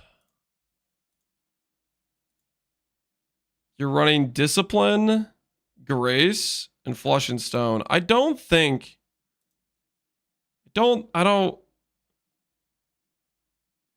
It's affecting you, right? Am I missing? Do you have other auras in here that I don't see? It's just Grace and Discipline. Do you have like no % damage scaling or something? Why does PoB think this is so much damage? Because theoretically, you should only have like 2 auras that are actually giving you % damage. It should be like a 16% damage node.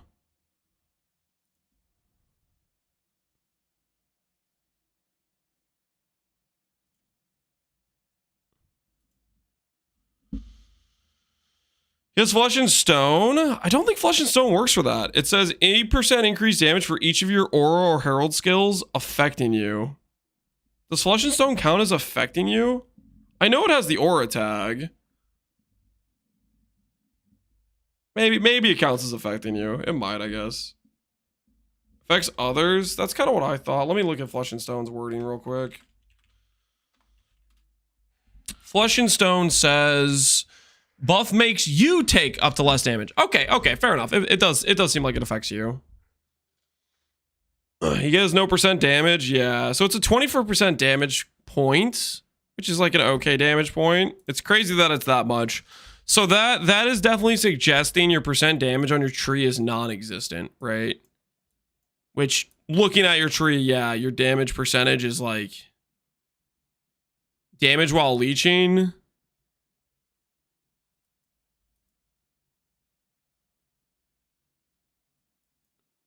It's like this, 10%, 10%, 20%.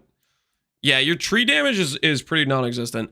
So I think realistically, looking at this POB, my takeaways are you should probably be trading out some nodes to consider a triple large, because that gives you back a lot of percent damage you're missing. You should consider this cluster. And I think you should probably... I don't know about the versatile combatant. I think I would want to look into a way to force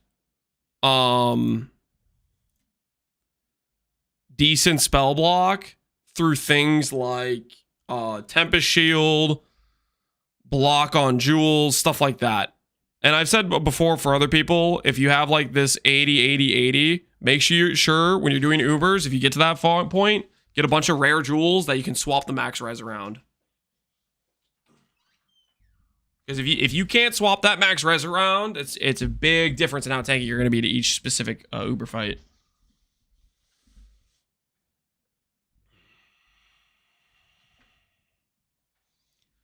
This helps make my SSF character look okay-ish? Something like that.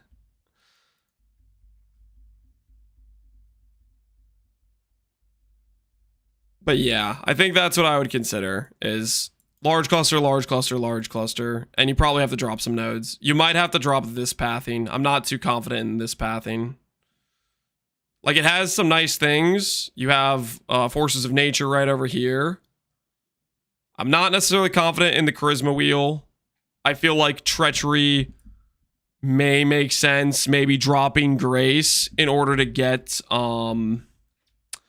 You could drop Grace to ensure Overleach on Ghost Reaver, stuff like that. Will Gauntlet have mercenaries? Yep. A lot of people will be building around mercenaries. We'll see what people go for. Speaking of mercenaries, one way where you could still have Grace is have a mercenary with Grace.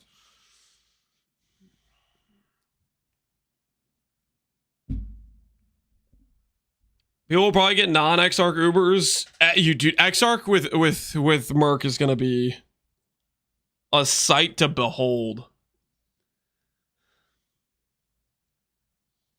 Our strike skill is one of the only ones that will have enough DPS. With EE, you're gonna see a lot of Molten Strike, and the reason for that is Molten Strike is just better damage than pretty much every other skill for the most part. Is there a link to this POB? Yeah. This is the POB we're currently looking at. It was somebody's Antiquarian POB. I didn't remember who linked it, but it's one of the ones we looked at. But yeah, that's the stuff I would consider is large clusters on the outside. I don't like versatile combatant. I'd try to go for Tempest Shield, try to get the block somewhere else. It's a lot of point investment. I'm not necessarily confident in this pathing to Charisma. I think dropping Grace, going Treachery Tattoo, and thinking about Tempest Shield could make a lot of sense for your reservation and saving on those points so you could get more percent damage on your character scaling wise. And that also gives you the ability to get max res on jewels, gives you the ability to get this cluster, stuff like that.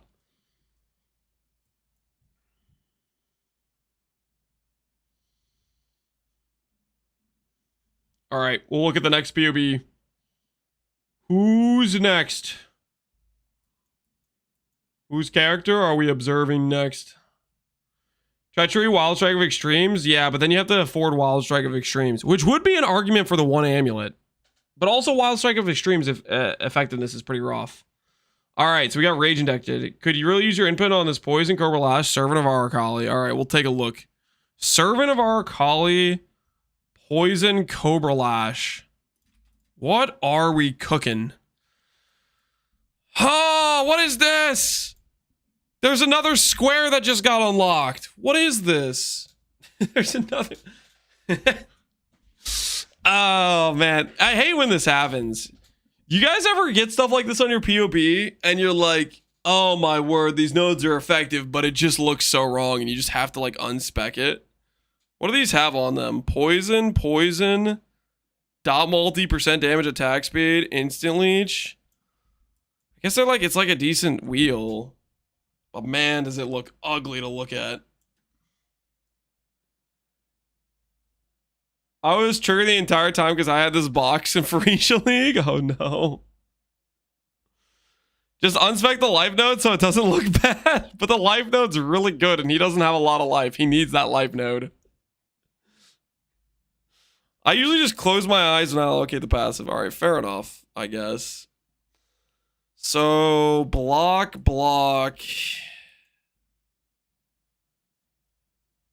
No spell block, spell suppress. You're doing armor? Are you doing iron reflexes? So you're going attack block plus iron reflexes plus spell suppress. Okay. I could kind of see what you're cooking.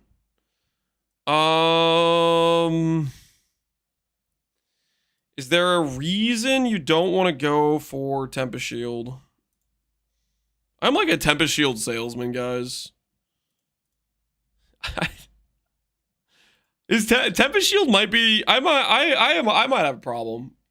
Over the past year, I think I have probably a 95% click rate on Tempest Shield in a build. It might be that high. I have a Tempest Shield addiction. I forget it exists. It's so good. It's so good. Flush and Stone, Grace, Purity of Elements. Yeah, so here's the thing. Here's the thing. What if, and hear me out, you get rid of this, okay? I know your res isn't going to like it initially, but hear me out, okay? Go get some extra res on your gear. Arctic Armor, Tempest Shield. What did you just do? You just picked up 20 Fizz DR, 20 Fire DR, 25 Spell Block, Shock, Freeze Immune, and all you gotta do is this boot mod needs to say movement speed cannot be chilled, and you're there, okay? Think about it. Trust me. I know Purity of Elements is nice because it solves your res, but the real dangerous ailments in this life are freeze, chill, and shock. If you have some decent sustain, which you should in your character if you want to have any success rate, you should have some sort of leech, some sort of regen. Getting DR like this is gonna do you some good, I think. Dies to ignite. You shouldn't be dying to ignite.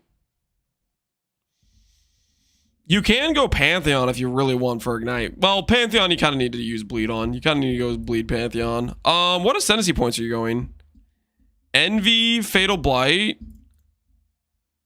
You're doing like a Fizz Chaos Claw angle. So I don't like the late game scaling of Envy, and I said this earlier to somebody else who showed me one of these PoBs. I really need to look it up about each Rage Spider grants you increased attack speed and increased damage with poison. I think a lot of these poison builds, I think you should consider Brood Guard for the poison and stuff. If you can consistently have these spiders generated, they give you a pretty solid buff. I think a lot of times you should consider that. They'll also do some decent damage themselves, even if you don't necessarily invest into them a ton. Late game, you can have Envy Merc, which is pretty high flat chaos. So that way you don't, like, level 15 is like kind of low level. Envy Merc can go up to like level 27 Envy, which is a lot better flat. I would consider something like that. I don't know how it will feel, but I think it's better. Give your Merc the Worm Ring. Yeah, something where you're constantly proccing some worms is a good idea. Why do I not like this pathing? Why is this pathing like upsetting me? What's the reason I look at this pathing and it just feels wrong?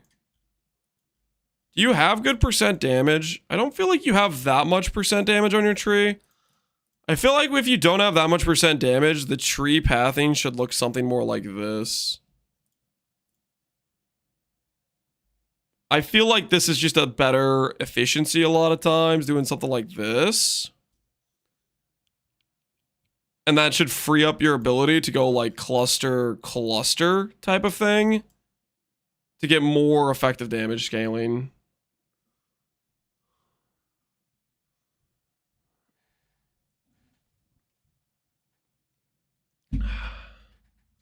People forget about the Fizz Chaos Starters. No, these are legit. They're very, very efficient. One of the nice things about this as well is when you're clicking these small nodes, if your damage, I think, starts out as base Fizz, does it still? I think it's still like, I think both of those benefit you for your poison damage. I could be wrong, but box again. I don't know what to do about the box, guys. I guess he has Claw Mastery over here.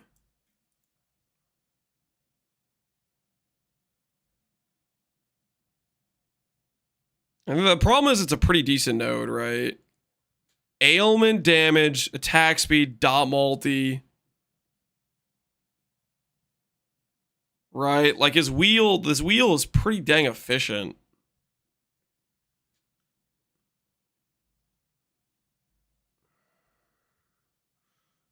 About point usage and getting to reservation nodes you just deleted. So reservation nodes, yes, I deleted those, but I got you the reservation back because I got you clusters. Clusters you can get through reservation. And I'm not necessarily convinced about the efficiency of this 5 points. It depends what your poison. If you need the poison chance, maybe you need the poison chance because the poison chance helps it be worth it.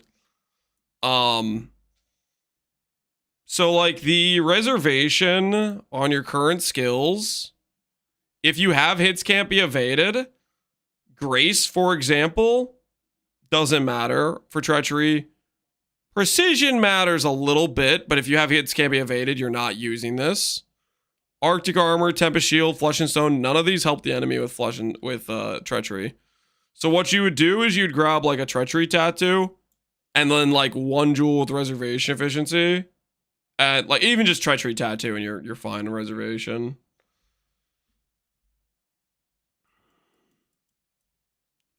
And before you get reservation tattoo, you can do a small reservation cluster. This is like just a lot of pathing to go out here when you're just 2 points away from this connection here. And you do really need more percent damage. I have a treachery tattoo already. It's in the config. Can you not put tattoos on here? Yeah, you can add tattoos. Why are you configuring it? Either way, with this reservation, you can have a rare jewel with a little bit of reservation or 1 small cluster. The percent damage you're going to get from this is a lot more important in your current PoB. You just don't have a lot of percent damage right now is what I'm worried about. That's my biggest concern with this tree. Tattoo or rune graph, same thing. I don't know, I can't, it's technically called a rune graph, but I keep calling it a tattoo.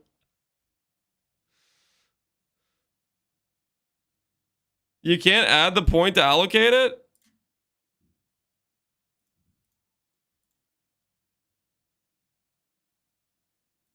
Looks like it's working to me.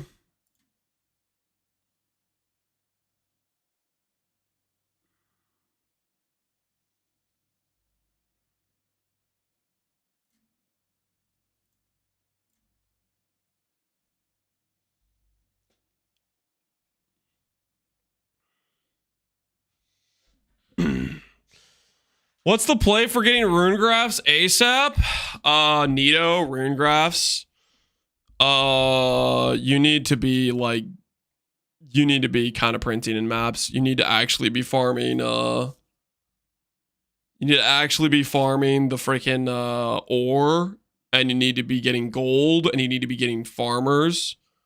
What we've gathered is with like 500k shipments, you guarantee at least one rune graph, and you get sometimes two. But 500k shipments, do you need Verisium? No, you don't need Verisium. Verisium, maybe it'll help the amount of rune graphs. But yeah, like 500k is... Well, like, for example, I think we did like some 250k shipments and we didn't even get a rune graph from them. It's only from Calgur? No. It's any of the non-crew reports. Ribbonfell, Pondium, or Calgur can all give you rune graphs.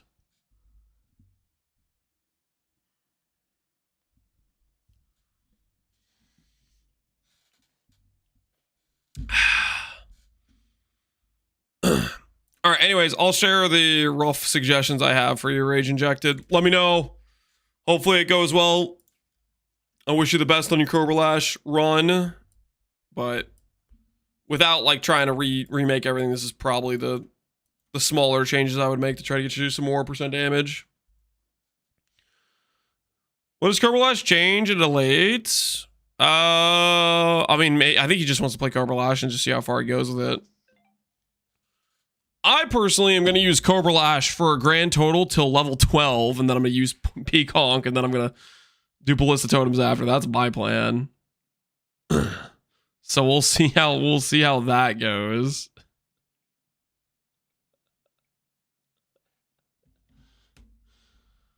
Pre-CI path? I don't know if I want to be Paladin, if it's all cringe.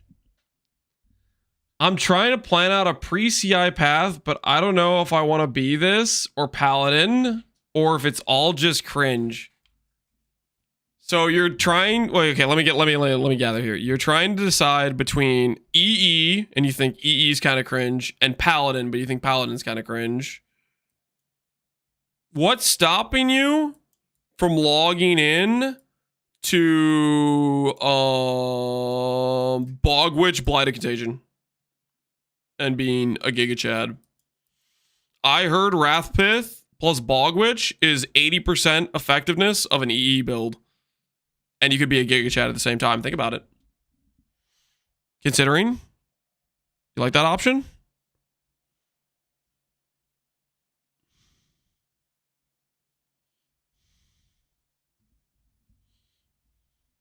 Just farm a T2? EE is a T2, guys!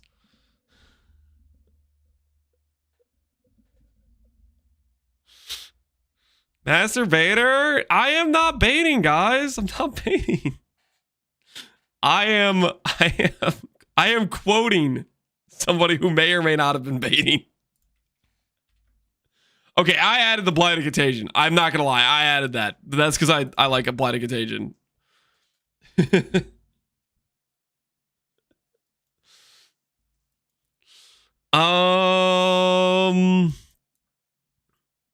What the hell are you doing, actually? You're playing Wild Speaker? And you're farming with... Aster the Avian also grants Avian's Might and Avian's Flight to nearby allies. 200% buff effect. Does this actually feel good? I don't know about this. I feel like the consistent max frenzies and powers will just feel better. I feel like the aspect of Cat Wheel is just better than the aspect of Avian Wheel. If you're gonna go this route. Have you seen a servant arc minion build? I have not seen a minion build, but also, oh my word! Much better. Much better. We can fix that box. Just gotta unclick that one life node. Click a jewel socket, guys. Click a jewel socket. It's fine.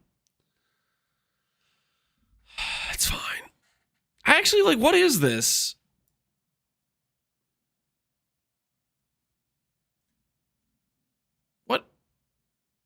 What is this?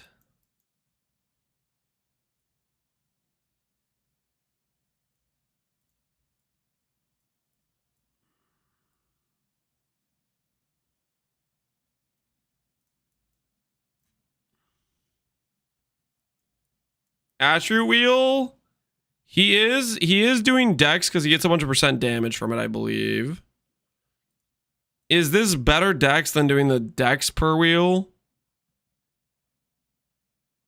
Let's see. His dex is at, yeah. So this is a thing I see a lot. People go for the 5% attribute because it seems like it's always the right choice, but generally the flat per mastery a lot of times is better than the % attributes. This gets outscaled when you get the better and better your gear is, % attribute becomes better and better, but the flat per a lot of times can be the choice. I know I just killed your avoidance. I am aware of that. Here's the thing. You have Tempest Shield. You're partway there. Just click Arctic Armor. And then grab movement speed, chill immunity boots. Okay? It's the real way to deal with ailments. Okay? Ignite isn't real. None of the delirium ailments are real. Okay? It's shock, chill, freeze, guys. And bleed. But you do bleed with Ralakash. But how do I ignore the burn? You get a character that has decent recovery. Delirium's not real. It's not real, guys. It's not real. It's not common. It's not dangerous. You need to solve the ailments that actually matter. Don't overinvest into your ailment mitigation. Get the Arctic Armor, Tempest Shield, chill immunity. 90% life on the tree. Yeah, the life on the tree is sketch. Is there a way we can fix that a little bit? Are you playing with a shield right now? You are playing with a shield. I think maybe you could justify a pathing like this if you still want these nodes where the travel doesn't feel as bad because you're going through life, you're going through % damage, the travel feels a bit better there, and you still get the % life and you get the attack speed accuracy.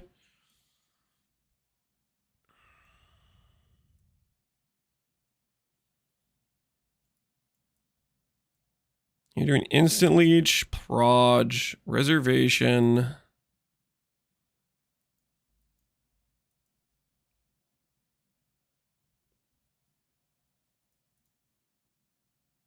Do you already have the frenzy node? Okay, you already have the frenzy node. Fair enough.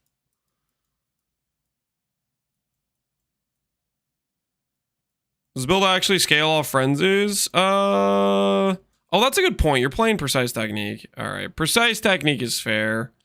I guess if you're doing precise technique, above the clouds starts to make more sense.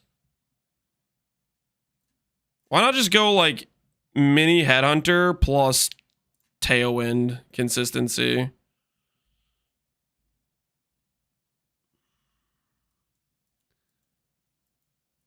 I don't know. I don't have faith in the aspect avian stuff. Because it's like, what, 30 DD versus 30 movement speed and it rotates? Is Molten Strike? Yeah, it's Molten Strike. How do we get you some more life on this tree? Is it just gotta be your jewel sockets have life on them?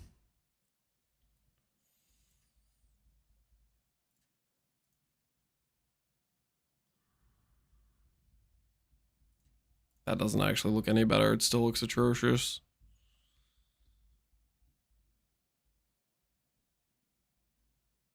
Oh, you have a ton of unreserved mana. Okay, wait. Why are we even clicking this? There, now we don't have to look at the square, and we still have extra mana, right?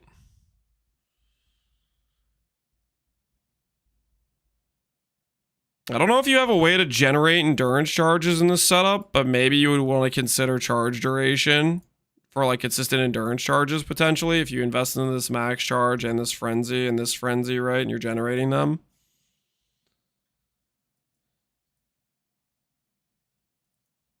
A lot of this stuff feels weird to me. I don't know about the wild speaker. I wish you the best of luck if you go with it, but I don't know if I have a lot of confidence in the wild speaker start. So I would say good luck to you in your venture, but I think I'd be a little bit nervous about a wild speaker. South side of the tree is pretty funky. I think a lot of it's kind of funky, but I'm just not sure what makes sense here. Feels like Paladin might just be better. Paladin should be pretty like straightforward, good tank angle. Wild Speaker, I'm not confident in. I'm trying to farm a mirror. Can you recommend me a strat? Hideout Warrior is very efficient. just do some profit crafts. Although I don't know in the current league if profit crafting's really, I don't know how many active players are. I don't know how active the current league is. Ever since I've been SSFing, I've been away from it, you know? Does anyone have an Aristocat POB? I don't think we've seen an Aristocat POB the whole day. I don't think we have. Alrighty. Do we have any more POBs that people would like me to remove? Simply Grass has one. How does this extremely cooked minion instability POB look? Oh no, minion instability? On what class? Puppeteer? Alright, let's take a look, guys. I don't know what to think about minion instability, but we'll look. I'm starting to slam. Gavin, you don't have to pay for... I don't know if we have any mods here. Cheese in a couple minutes. I'm gonna die. I'm gonna die. Rajan, appreciate the sub, man. Instability Puppeteer. And you're doing this because you get strength added to minions. Gain life is ES. Life is reserved. They have minion life on the small nodes. The minion life as ES does not work with this, but then you get extra ES from your life.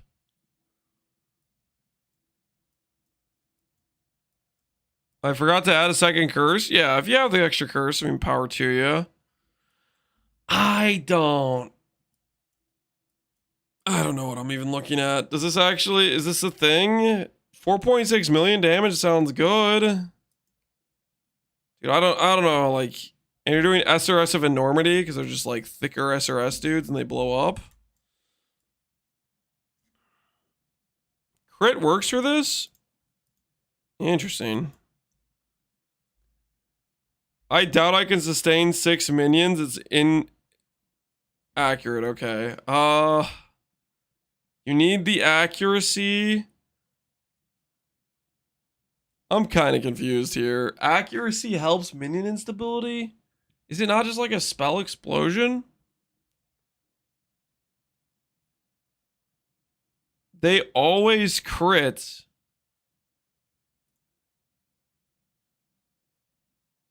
Minion is always a crit. Okay, I'm following now. So your damage is a combination of the guys doing damage and the blow up. It's not just the minion explosion that's doing damage. POB said it gave damage. Oh no. Dude, I don't know, man. I don't know. Minion damage is a bad support?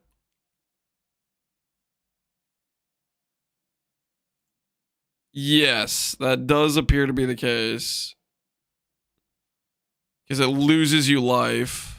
Minion life, Conk effect, Infernal Legion. Is Infernal Legion a good damage link? Surely not. Oh, wait. Do you need this for your minions to die? I guess you need this for your minions to die. Until you get, like, the shield. Or, like, Necromantic Aegis.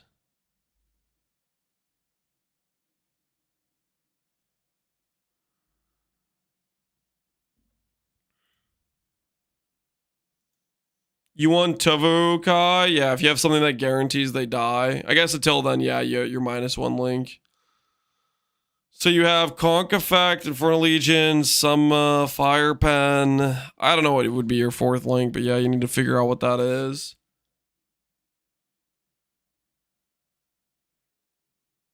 And you have a bit of block, spell block.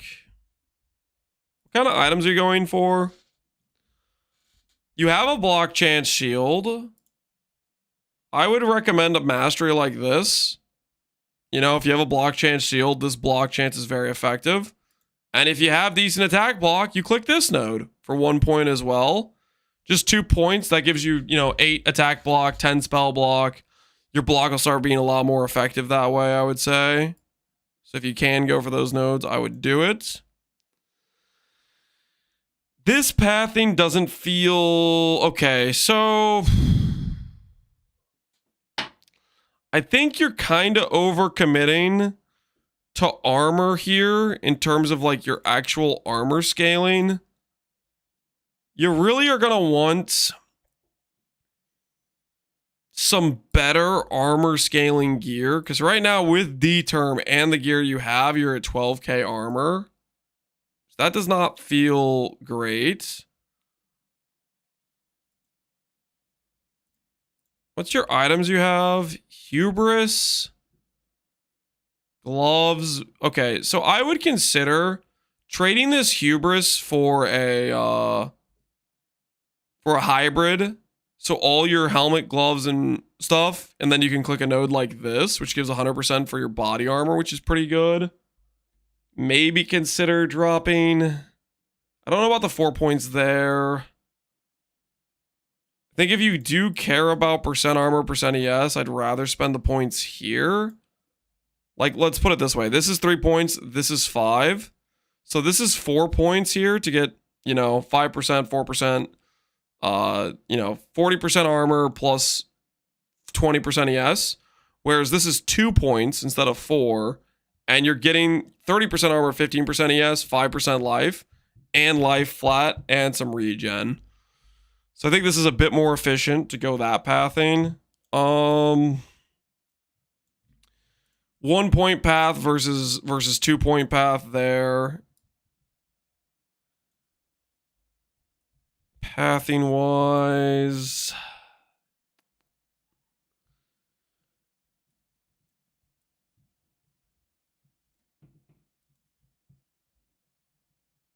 I don't know that this wheel is particularly helpful. If you're planning on them dying a quick period of time, I don't know why you'd want the minion duration wheel.